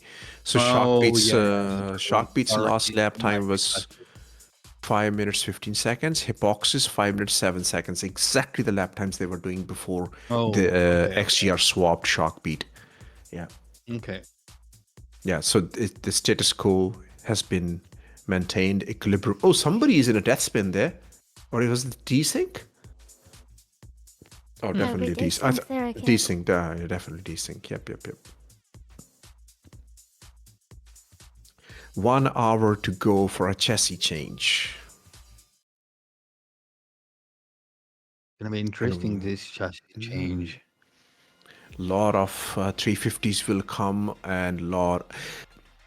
Okay, here's the thing, right? Do we think? I'm just gonna tell you the top 2 teams: Sanguis Luna, Black Star, FCR. So far, what they have done is they all started in the M50. Okay. So M50 is done. That was the slowest ship. That's done. Then from FCR brought in the Razor and XGR and Jacko then brought in Sanguis Luna brought in 350R, and FCR and the Black Star brought in the 350. Oh no, Razor. Yeah, Razor. No. Yeah, they brought Razor. Yeah. They brought Razor. So, do you guys think that one of these teams might want to switch to Fury for the third ship? No, not yet. Are you sure? They're definitely saving it for the last stint? I'm pretty sure. Because you know what? Like, if FCR can decide, okay. Also, don't forget, it might also be the time zone. Like, if they know, you know, like, okay, our best racers are available at this time zone. And better to use Fury now rather than putting them when they're sleepy. I'm gonna back Yannock. I like Yannock's strategy of ending with the fast ship and having a dramatic end to the race with whoever you. Oh, Gravity Cat got Star Citizen. Oh, yeah, but okay. Here's the thing, though. Okay, I mean, it'll be very interesting. It will be more interesting and entertaining for us as viewers if they bring one of the teams brings their Fury. I don't think Sanguis Luna will do that. Sanguis Luna will definitely. No, Sanguis will definitely use. Yeah. Yes, it will be in the last one for sure. Yeah, they will definitely bring Fury last, but for FCR, it might not be a bad idea to bring the Fury in, and maybe Tint jumps into the Fury and just creates a huge gap. Maybe. Or maybe Black Star wants to do it. Maybe. It's not a bad strategy call, you know. It's not a bad idea. Yeah, it's not about. It's not a bad idea. Because it's a chaser mentality. Yeah. We know we still have a faster ship available, but if the team has put 4 laps on you, that's the chaser mentality. Like, oh my god, we have to get 4 laps of a gap to cover. That kind of gives you a disadvantage mentally, I reckon. So, That you made a point. Yes, I did. But however, I'm also looking at the time. It's night and on. It's night on Macrotech, and we have just gone into night. So 1 hour will also be getting closer to day. Man, that's actually a very good time to bring the Fury in. Daytime. Yeah. Maybe. Fastest ship Definitely. in the field. You want it to have the best visibility during its stints. The signs are there. How long did the nighttime run 1 hour on Microtech? 1 hour. So on Microtech, the full length of a day is 4.1 hours. So you get about 2 hours of night and 2 hours of day.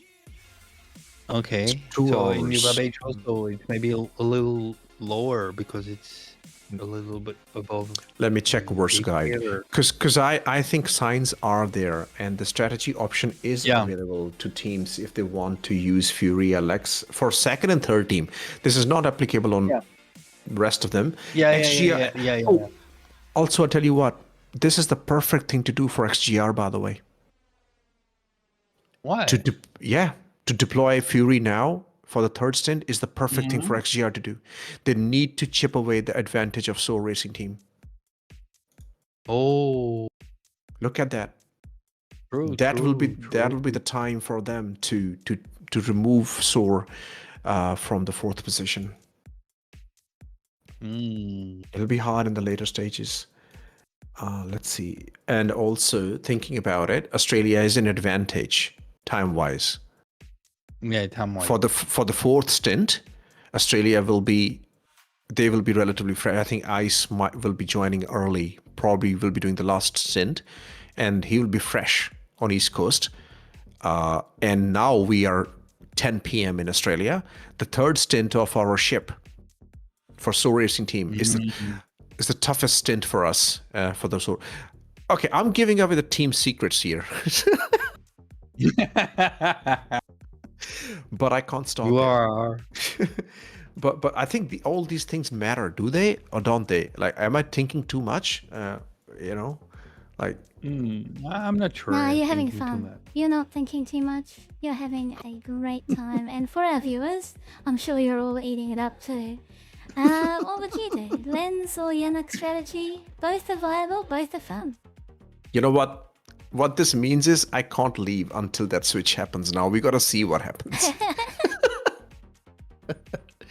We gotta see if Lens is making sense. Is he the most clever strategist that we just didn't know? Or is he like, yeah, he's a good entertaining commentator. Let's just keep him there. Use my code hashtag Who's Lens Nation anyway. Okay, now there is. We will be in daylight, guys. There will be sunrise. We will have in 1 hour and 6 minutes. Oh, that's perfect for the chassis change. I'm telling you. Oh yeah, okay. If I'm XGR, I definitely want to deploy my Fury LX right now. If I'm FCR, I definitely want to put out my Fury LX at this stage. Let's see how many take the bait. Oh, I love it. I love it. So much strategy. Okay, has anything happened while we were doing this? Where is that, folks? Okay, I got him. We had and Amarok's Fang car? crash. So Yeah, we saw a were gravity gaining cap. ground, and then they've gone back. So Yeah, that's yeah. really the only thing. See, different teams will have different goals in their mind right now. Like for Yep. for Ostara, it might just be let's finish the race. Just because when I spoke to Zollner, like what is their prediction for this race? Zollner said like we will probably finish 4th or 5th. They were very sure of their competitiveness, and they would have been, but the race has just been plagued by geometry crashes and just Star Citizen issues, so they just haven't been able to perform at all. So that took out one of the very competitive racing teams from the middle order. So yeah, you know, right now they probably just want to finish. Okay, let's look at the log.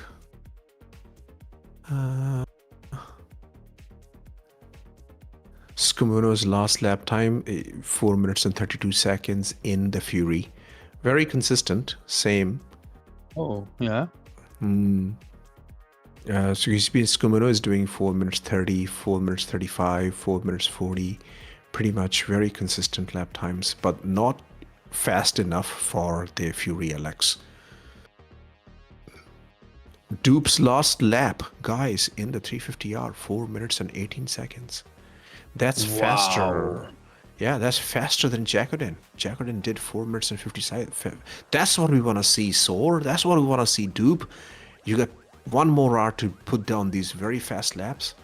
Prof Decoy, 5 minutes and 9 seconds. But that's Razor. Sharkbeat, 5 minutes and 8 seconds in 350. And Hipox, 5 minutes and 3 seconds in the 350. So Hipox is slower now than Dupe. Man, Dupe has really stepped up his game since the Enter Atmosphere. So fast. He and Astromedic were the champions of the open class last year. Oh no. Yeah, open class. Am I right? Was it open? They flew the P-72s, I think. They did the open. Yeah, they won the open class, Dupe and Astromedic. And Dupe is proving himself today, doing really good lap times. With Jacodin now. Shall we make this a race? See? What's going on with Dupe? He's very slow. He's slowed Actually, down we did, quite a because lot. earlier we saw Jacodin and Dupe fighting it out in AX3 in Crux Cup Tech. So here they are, taking all what they've learned in the Team Endurance Championships. And we're seeing them in an endurance racing setting. Thunderwolf! Hang in You there. forgot to remove the lens cap, Like that. Wolf. That's right. There he is, he'll be alright. Oh, Hipox had a crash. Oh my. Hipox had a crash. He was making progress. Oh. See, that's how much it hurts, Yannock. Yannock. Oh, man, it really hurts. Oh, no. Yes. Oh. But fear not, Rentier has launched. Oh, nice. Okay, now we gotta... I don't know where the crash happened. I mean, if it happened later in the track, that's gonna remove all the advantage they had. And we might see a switch over. because I mean, because Sharkbeat was only. Oh no, we want to see switchover because there was a lab battle going on. Oh yeah. But if Sharkbeat is ahead of Frontier Reach, we will know. Yes. Then we will know that, We yeah, have to wait. okay. Yeah. All that work by Hipbox. Maybe it's fatigue, you know? Hipbox has raced a lot today.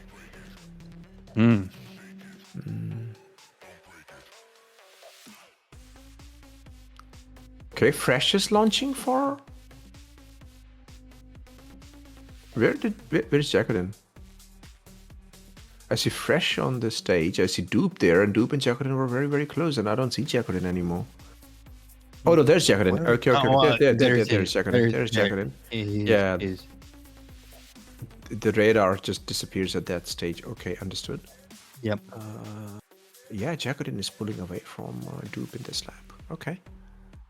Let's look at the time. Okay, this lap time was slower for Dupe, 5 minutes and 3 seconds. And the Jacqueline did 4 minutes and 55 seconds. Wow. Cool. And what is Shock Bite doing? 5 minutes and 9 seconds. Man. Wow. Shock's Bite is very competitive. Oh, Shock Bite had a crash. Shock Bite had a crash. Oh, yes. Yes. Let's go. Sorry. They upset on the track. Sorry. Neutral. We are neutral. We are No, journalists. alright. Neutral. It's Yannock exciting is- for us. Yeah. Yannock is totally not. Yannock is totally not neutral. I'm not neutral. That's also a huge yes for me, because that's good. for Dupe, that's really, really good. Oh my god. Oh, We're so God. bad. We Yes, want these we're teams so to do bad. better. Yeah. But oh my. But however, if you're looking at the French team and and cause we also had the crash now, the status quo is maintained. Sharkbeat also crashed for XGR, and Hipbox also crashed. So, if anything, That's I think even Hipbox. Yeah, I think it's just better for Hipbox or the team. Now, Rogue 11. Oh no, hold on. Who's racing? Rantier. It's good for Rantier. Oh, they have launched Dark. Yes. Ah, They have launched Dark. Okay. Yeah. Roundkid just made one. I think he just do one lap. Yeah, and Srakov is for XGR, so it's going to be between Srakov and the Dark now. Let's see who does what. Jacqueline overtaking Rogue 11 there. I mean, lapping. Calculating is too fast.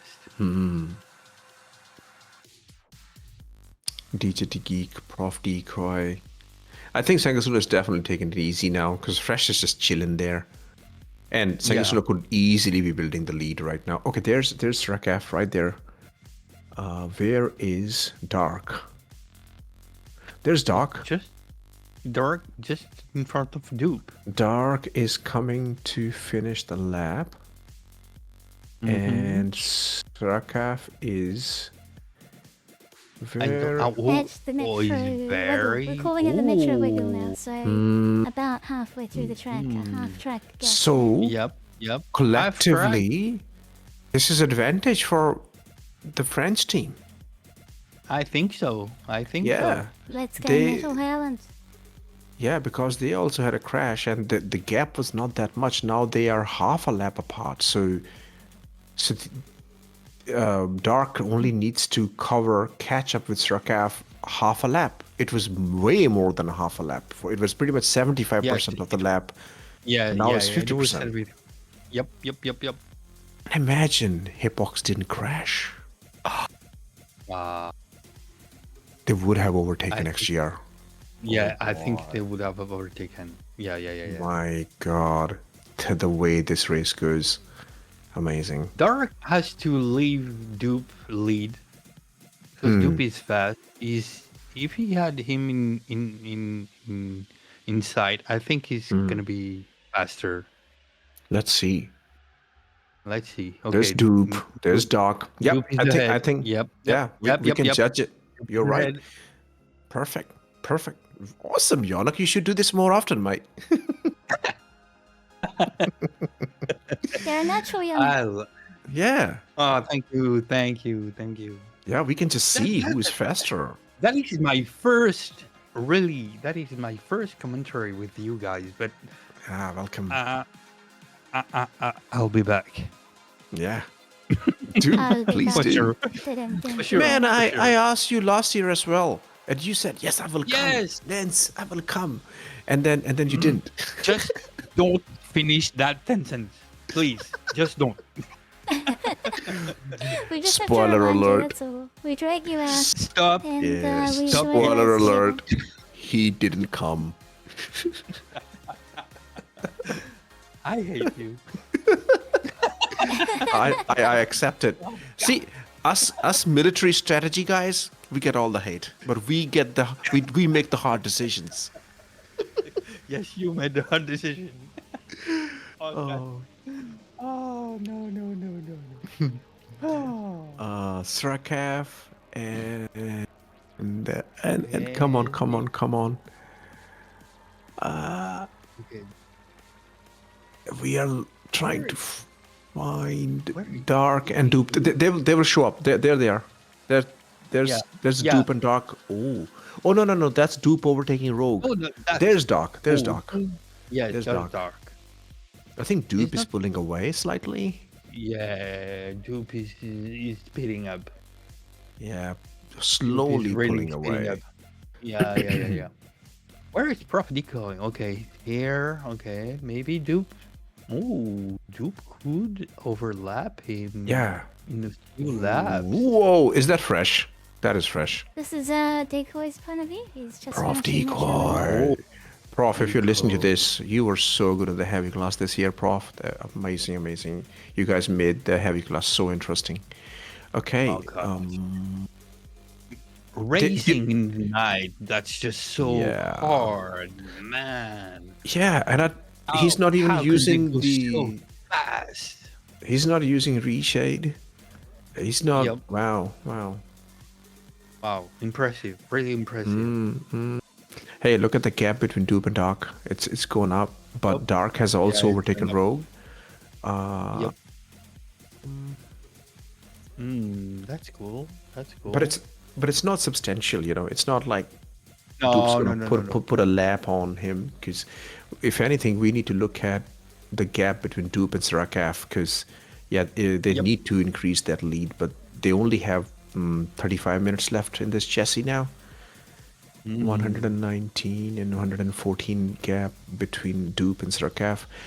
Oh, DJT Geek looks to be. They're 2 laps ahead of Prof Decoy. Oh boy. At this stage, I mean. So it looks like the gap is increasing between the second and third position. Let's have a look at that. Let's pay attention to those guys. It is. Yeah, yes, it is. Okay, DJT Geek and Prof Decoy. Let's check their lap times. DJT Geek's last lap time was 5 minutes and 16 seconds. Okay. And Prof Decoy's last lap was 5 minutes and 10 seconds. So Prof Decoy is faster, but the gap is increasing. There's And they Two may have lap been one or gap. 2 good laps. But Yeah. the Black Star Racing have been very, very consistent. Continuous, okay, good laps. Man, I'm telling you, for one of these teams, they need to deploy a Fury for the third stint. They do. Okay. This is the tough one. Overtake. This is where the crashes happen. Dupe needs to be very smart with his overtake and not crash. They are on very different laps right now. Dupe is like 7-8 laps, but this year, Echo, the racing is more close, right, as compared to last year. Like the lap difference is not that A lot great. closer. Very That's close right. this year. Everybody stepped up their game. Good job, guys. Yeah, they're good. They're good. Whose point of view is this? Oh, Sagalian has come in. Beautiful. Welcome, Sagalian. Skimino is here. Skimino, let's Skimino. let's have a look at Skimino's flying during the Aspire Grand. It's a little bit framey because of the Discord, but that's okay. First time racing, and well, I have to say, man, I have said it multiple times. First time showing up, these guys have absolutely impressed. Absolutely, so good. Okay. Like, we don't even know these guys. They just have shown up, like, and just amazing. And the best thing was, like, this was the team that registered first with their complete roster, like, straight away. They already knew their pilots, they knew everything, and you can tell they've been practicing. They haven't been slacking off. The Italian team, very impressive. Mamma mia. I bet they like Charles Leclerc.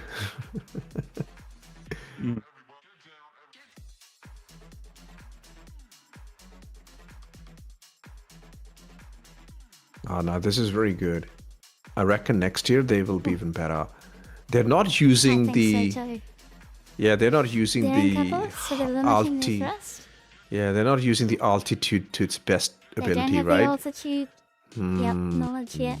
But they did talk to me, like Skimano asked for advice on what he should do with the Furionics because he's having difficulty keeping up with the other teams in qualifying. And I've told him about bicording and tricording, and he's doing it here and he's starting to get it. So this is just the beginning, like for their first race. This is incredibly impressive. And we're just in awe, like that's why we go quiet sometimes, because we're just like, that's good. Good technique, that's good racing. And Skimano and LSC are going to get even better. So he asked you after the qualifiers last week, huh?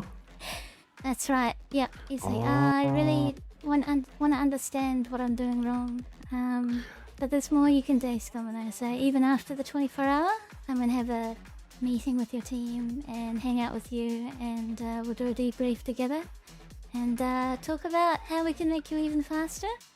And share this racing knowledge we all have. And that's part of the reason why I enjoy the racing community so much, is that yes, we're very competitive, but we're also very cooperative and collaborative, and we love sharing and teaching each other how to go fast and getting better at playing such a complex game like Star Citizen. It's more fun if we go faster together. Yeah. If he had more time, he could have easily shaved off 15 to 20 seconds of his time on the Fury to practice. So yeah, I think they will come back very competitive next year. Interesting. Guys, I just need to check something with my daughter. I'll be back. Yeah. Not a problem, Yannock. That's all good. And we don't know. Maybe Yannock will come up and start racing next year with the French team. We don't know. But one thing is sure, we'll definitely drag him for the commentary next year again. So let's wait till he comes back. Really very close racing, man. This is... I gotta go sleep, but this is gonna get very competitive in the coming hours. I mean, the third and the fourth stint are gonna be very, very cool. I'm gonna try and get up at 6 o'clock or something and then come join you guys earlier. I will stay with you, Echo, until the chassis change. After that, I will go to bed, so that I can come join you early. Yeah. So, but I'll stay here for the chassis change because I want to see. This next half an hour, 30 minutes until next chassis change. Actually, let's give a warning to our racers. We have this beautiful notification system we can send to stream, and it goes to our racers on anziaracing.com. I'm gonna make sure I help out the team and give them a notification. Also, this is a good time for me to tell you, Echo, that our plan has worked. You know what I'm talking about. Really good call. Oh, nice. You know what I'm saying, right? Yeah, I think everybody knows what I'm talking about, but yeah, we know what we're talking about. Echobit, 30 minutes until ship chassis change. Yep, get ready, guys. Get ready. We were talking about predictions, and this is a very good time for predictions, Echo. We have pretty much half an hour to mid of the race. What are your predictions at this stage? So I'm really happy to see Sanguis again. I'll start from the top. Sanguis again being as strong as they are, and not choosing to run the fast to slow ship strategy that they did last year. It surprised me that they had a change up and were just like, you know what, we're just gonna race whatever, race our favorite ships, and they're still doing very well. So of course they're gonna be fine. Black Star Racing and Frontier Consolidated Racing, I think, could change. They've been stubbornly holding together their positions at 2 and 3. But my prediction is Frontier Consolidated Racing will go into second as soon as Tim gets back. As soon as Same Tim as my wakes up- prediction. Yep. Tim's going to second with Frontier Consolidated Racing. And then I would say Metal Hurlant is definitely going to do better once they get Niku on the track and Hepox together. They'll be an unstoppable force. So we'd love to see that. We hope Nicky has some time for racing today. And I'd love to see Amarok swing. Get into a stable flow of not crashing anymore, and they have the capability to chase test racing team. They've shown us multiple times that they can get onto the same lap as them. They just need to hold the team together. I'd love to see Amarok's Fang racing in 8th place because they absolutely deserve it. They just need to stabilize. And that's my prediction. Well, thank you for sharing those predictions, and because now we will see how these predictions will pan out.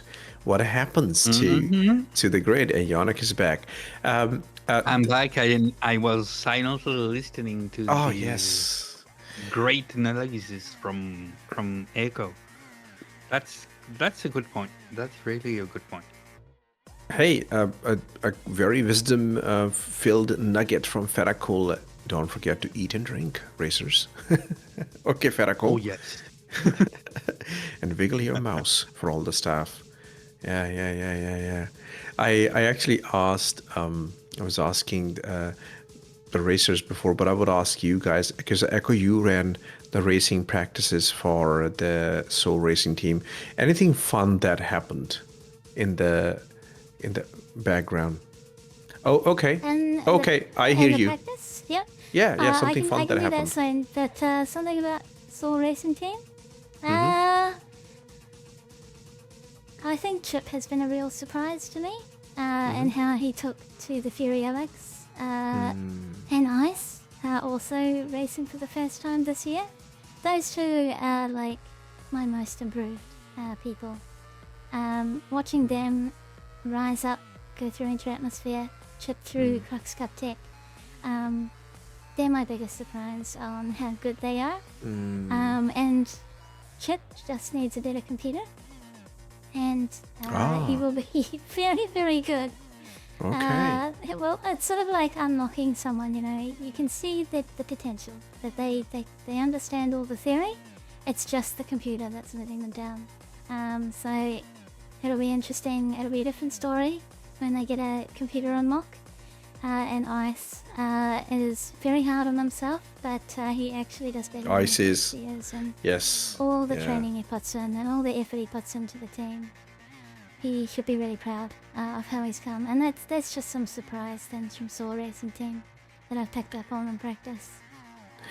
I know you want to order some food, but Opia was telling me something about a cursed C2. What's that about? Oh yeah, okay. That's what I wanted to know. What's the fun stuff? Well, this is the pit crew side. Okay, yeah. So Yeah. fun stuff from the pit crew side. We tried the C2 Hercules, and it turns out hovering in the C2 didn't seem to work out. If the server was unhappy, the ship would vibrate and smash into the ceiling or into the floor. So with that sort of level of desync in mind, we switched to the Starwals attack, where you've got the dedicated Fury Bay, and if the server is unhappy, it's going to vibrate up out of the hangar hatch, which is okay, because that's a safe direction for it to vibrate. So we changed our transport ship because of that funny interaction with server physics. And that comes from Opia, who tested all of that out, and we all blew up gloriously together in a ball of flames in his Hercules. Yeah, he was telling me about the ghost ship. Okay, you know what? You take a break now if you need to. Me and Yannock's got this. Yeah, we got Thank you this. so much. I'll keep camera on Oleg so you can keep track of all the ships, and I'll see you very soon. Yep. No problem. Yeah. Have some race. 24 hours race, Yannock, is like this is our second year. This is like Yeah. it's like a family event for all the Yeah. ANZIA staff. You know we will all be grinding it. Like a lot of people will stay awake throughout. Like last year, EchoBit stayed up all through the race. OlegLime, our cameraman, he stayed up all through the race. TigerWICE stayed up. This year, they're taking a better care of themselves, but Echo still wants to stay up throughout the race. And yeah, it's just 24 hours, in our life Yeah. every But year. it's exhausting. It is so much fun though. Like it's just like Yeah, it is fun. Yeah. you get closer to people by doing events like this. It becomes Yes. it's like a team building exercise. Exactly. All right, let's see have what a you look mean. at let's have a look Yannock, at what's going on, man. Oh, Epox is back. I Yes. didn't notice. Oh, He is not giving up. They are not giving up. Like they're like so tight. And Strakaf and Hipox are on the same lap. Let's see if we can find. Let's see if we can find Strakaf. There's Hipox right there. He's going through the Aspire Grand EU Blue section. And where is Strakaf? There's Strakaf in the middle. Okay, let's see. Is the gap increasing? Where's the gap decreasing? It's decreasing, I guess. We'll see. I'd We'll say. see when Strakaf comes we'll see to next lap. Yeah. when Strakaf comes to this starting line, because he's got a fair bit of the lap still to go.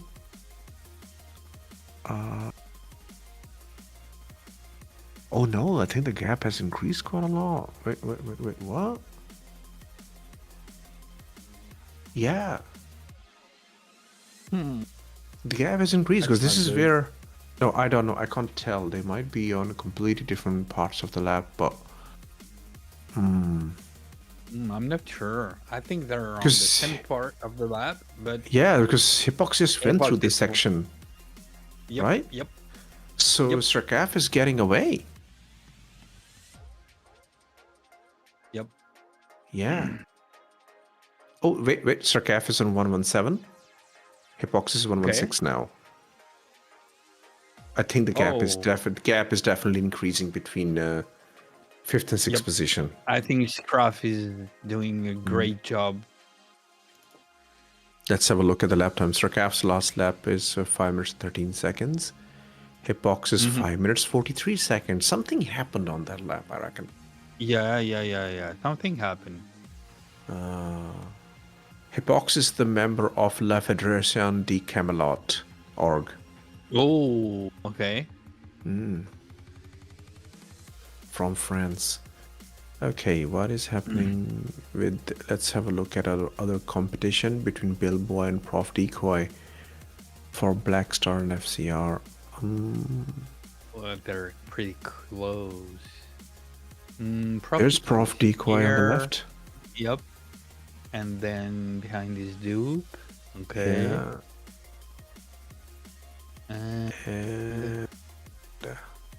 I don't see Billboy. Where is Yeah. He will show up soon enough. he? Yeah. It's a radar system, not very effective. Sometimes. Yeah.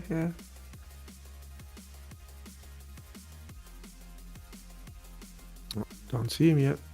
There's Geek. Yep.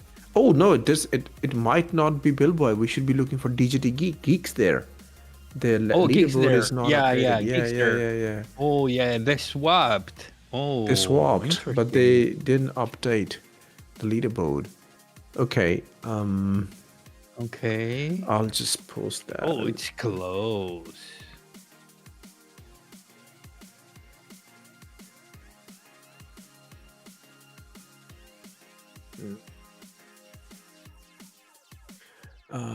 Okay. So Dupe is actually chasing up on Prof Decoy. Okay, but of course there are very different different places of lab. different laps and even so many gaps. But it's very, very close racing. Last year, the racing was Yeah, it's so far spread out. Like the gap between teams were like 25 laps, 20 laps. wow, It was that's a crazy lot. last year. Yeah, yeah. This year, it's not really so. Before the 12-hour gap or after? By this time, the gaps were building. Okay. Okay. Oh, so Katir, 130 laps yeah. for Jacodin, 125, 124, 123. Gosh, these teams are so close to each other. Okay, and What's also, considered for team? Dupe has Gonna be pulled.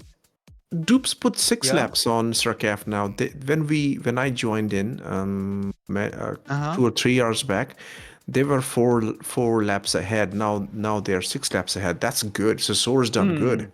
SOAR's done good in the second stint. Yeah. So even at the start, I think they were like 4 or 5 laps ahead. Now they're 6 laps ahead. So Dupe is doing really, really good. And there is sort of 15 minutes left in the chassis change. How do they proceed to the chassis? Oh, because To the chassis swap? whoever is gonna be their racer, you know, like okay, if same example, if we are in the same team and I'm flying the 350R and we are like, let's bring in the racer, so you will be ready at the start finish line with your racer. Okay. I will cross the start finish line and you will launch. Okay. Just next to the start finish race line. You see that whole farball. The whole sort of bunch of names right here. But I think that's not. But that's not where it is. That's not the staging area. The staging area is closer to Fedakol, I reckon. But I might be reading the map wrong. Because right now, Skumono and Mountain Geek are on the XGR Speedway. They're gonna take a left-hander there and do the Aspire run. And where Fedakol is, sort of there is where the start-finish line is. Let's have a look. Oh, no, that's correct. That's not the start and finish line. Exactly where the ball of fur is, that's the staging area. So you see Skumono is taking a right turn now. He's going to take a right turn. Right there. So instead of taking right, he will just fly up into the atmosphere, and their swap racer will launch from that farball and just start racing. Yeah.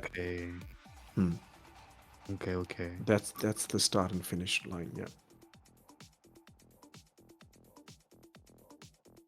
Nice to see Katir racing for oh my god, Ostara. I keep for the Ostara racing team. Katir is doing really good. 80, no more crashes, very stable now. And then we have Kanoki for the Amarok's Fang, Mount Kamikaze for Squadron, Skumono for the Italian team, Hippox for the French. My god, Hippox has raced the most today, I reckon. He's done the most racing. Srakaf for XGR, Dupe for SOAR, Prof Decoy for FCR, DJD Geek for Blackstar, and Jacodin for Sanguis Luna. This is good stuff. Very, very good stuff. Not much time left now for the chassis change. 14 minutes left. That's where the excitement will happen.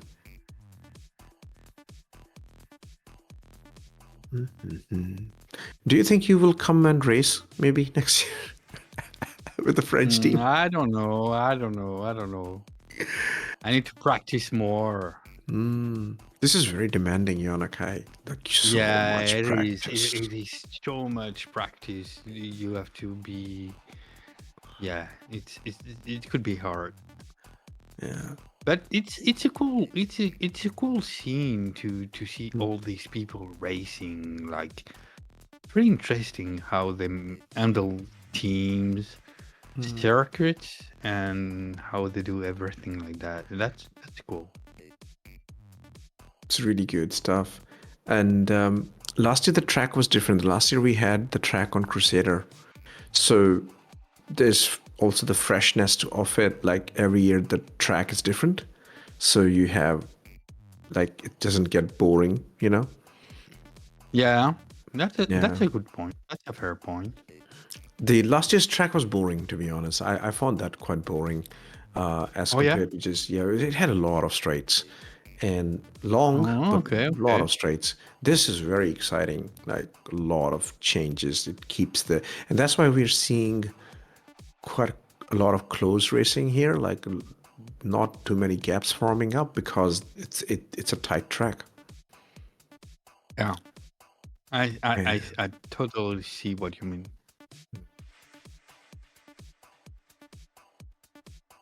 Man, it's crazy to see second, third, and fourth team spread out by one lap, 126, Yes, 124. yes. That's crazy. That's crazy. After 12 hours of racing, they're still so close. And Wow. the second, third, and fourth are so close, and the fifth, sixth, and seventh are so close too. Yeah. Like 16, 17, 118, 18. 117. Yeah. Just one lap. Like, wow. You guys are just amazing racers. That's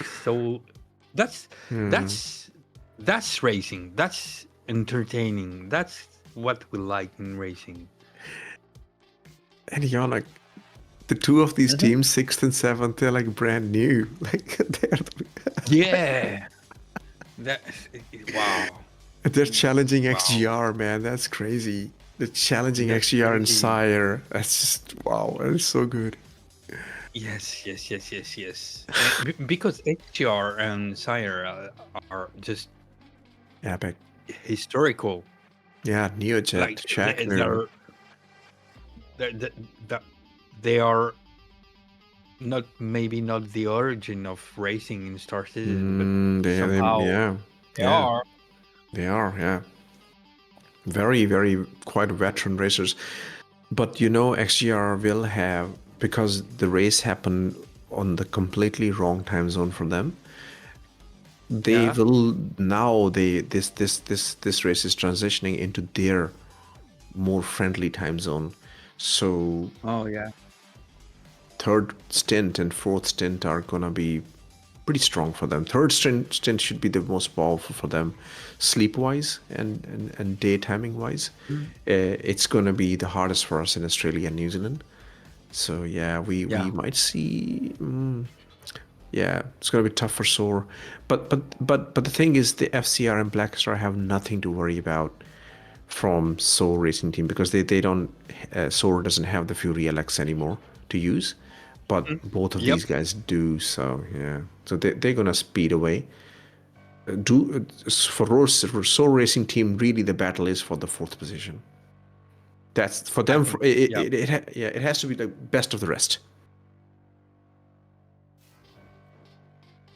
10 minutes to ship swap, that's correct. 10 minutes to ship swap. We will have completely different grid. And Echo has joined us back. 10 minutes to spare. Hello! I thought Tiger, welcome back. What did you get for food? Just some quick fast food because everything's shut. Unfortunately on Anzac Day. Oh yeah, you're right. Oh, well, are eating. What? Bavar just. Yeah, I think he's a swap racer. Has he swapped? Yep. Dupe? Okay. I think what they're gonna do is Dupe is still racing. No, Dupe is still racing. I think they might do a double swap. Like Dupe might swap with Bavar. Bavar will just race a little bit, and Dupe will jump into the next ship chassis and keep on continuing. Maybe that's the plan. Maybe. Because I'm very interested in knowing who is SOAR going to put into the ship now, because it's getting late for Aussies. Who's taking the night shift for SOAR? Echo, do you know who is taking the night shift? that's a really good question. I actually don't know. Yeah. This is completely unknown. Hopefully D3D cats can come in, and maybe normal rocket and horror, because actually for China, it's Horror. still just evening for them. I am really Most of the hoping to see people in horror. Aussie. I want to see horror on the racetrack, and then I can go sleep easy, knowing my team is safe. Oh my god, I'm so biased. Okay, well, I know Fedakol is dying for me to ask. What did you get for food, Fed? Come on, let's do the food review until we do the chassis change in 8 minutes. You can type in the chat and I'll let people know. What did you get for food today, Yannock? This is what we do in 24 hours racing commentary. I just ate some junk food. Oh, Yes, I know. It's bad. I know. Yeah, no, can I have It's bad. zero? What's off it Bad. tomorrow? Everything was shut. I had no excuse. Yes. No Me excuse too. tomorrow. Me too. Me too. Me too. I'm sorry. I won't do that again. I'm sorry. But I drank some cruise, so that's good. Everything is forgiven. Good. Oh. I had pad thai today. It was pretty cool pad thai, and that's causing me to be thirsty a lot. Yeah. What is that? That's desync. Yeah, that's desync. Definitely desync. Whose ship is this? Oh, this is Everise. I remember Everise. And that's Hippox in the unmarked ship, I think.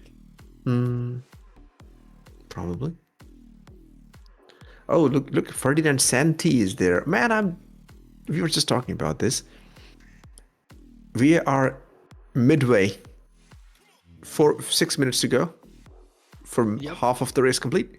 Second, third, and fourth teams are separated by 1 lap. Fifth, sixth, and seventh are separated by 1 lap. Like, what is this craziness? Like, this is such close racing. Very Yes, tight it grid. is. Very tight grid. The 8th and 9th team are also close because they're close, 99 and 95. It's close. Ooh, we have a spinning. Oh no, it was No, it's all. again. Yeah, very Oh, dangerous. gosh. Oh. I think we got a crash in live. No, desync. No, desync. Unbelievably, Hippox is okay. Right next to Oh second. god.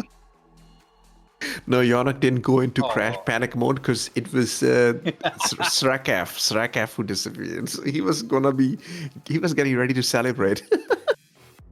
Yes, some explosions, some fireworks. Oh man. Oh. Meanwhile, let's. Go on. I do hope one day that CIG will give us some fireworks missiles that you can fire in Armistice Zone.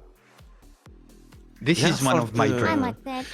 Yeah, for the Basically events, guaranteed then we can ammo. do that. Yeah, Yep. like when the event finishes, right? You can use that for celebration. Yep. Yeah, I love that idea. That is such a cool Exactly. idea. Yeah.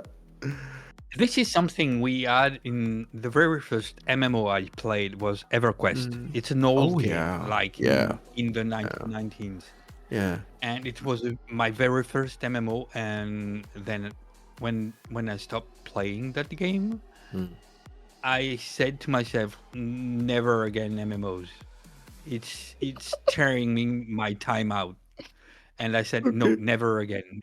Okay, now I'm a Star Citizen. Okay, so goodbye. And you But start that's streaming. different. It's a space MMO. There's Yes, a big and difference. Fantasy space is big difference. Yes, there's big difference, but it's as time consumable as all MMOs. Like I want to play. Just okay. What will you do? I don't know. I just want to play. I just want to be in the game. That's it. That's my second life. That's it. Oh. And in this game, each year they made a big event in game, and we had a French server.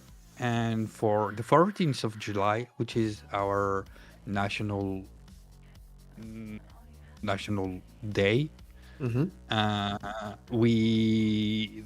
they give us the ability to buy in-game fireworks, and that was so cool to have fireworks in the game, gather all around in one place with your teammates, with your org or whatever, and just hanging in the game and have fun and just fire fireworks. I love the IG to do that because it's so cool. It is so cool. And Jacqueline crashed. Jacqueline crashed. Mod the for mod. Gladiator. What? Oh, he's probably his third-party application for the keybinds had a problem. The keybinds. Yep. It is. Maybe he's using like gremlins, just the gremlins to bind the keyboard, and if it crash, you're dead. You're a dead man.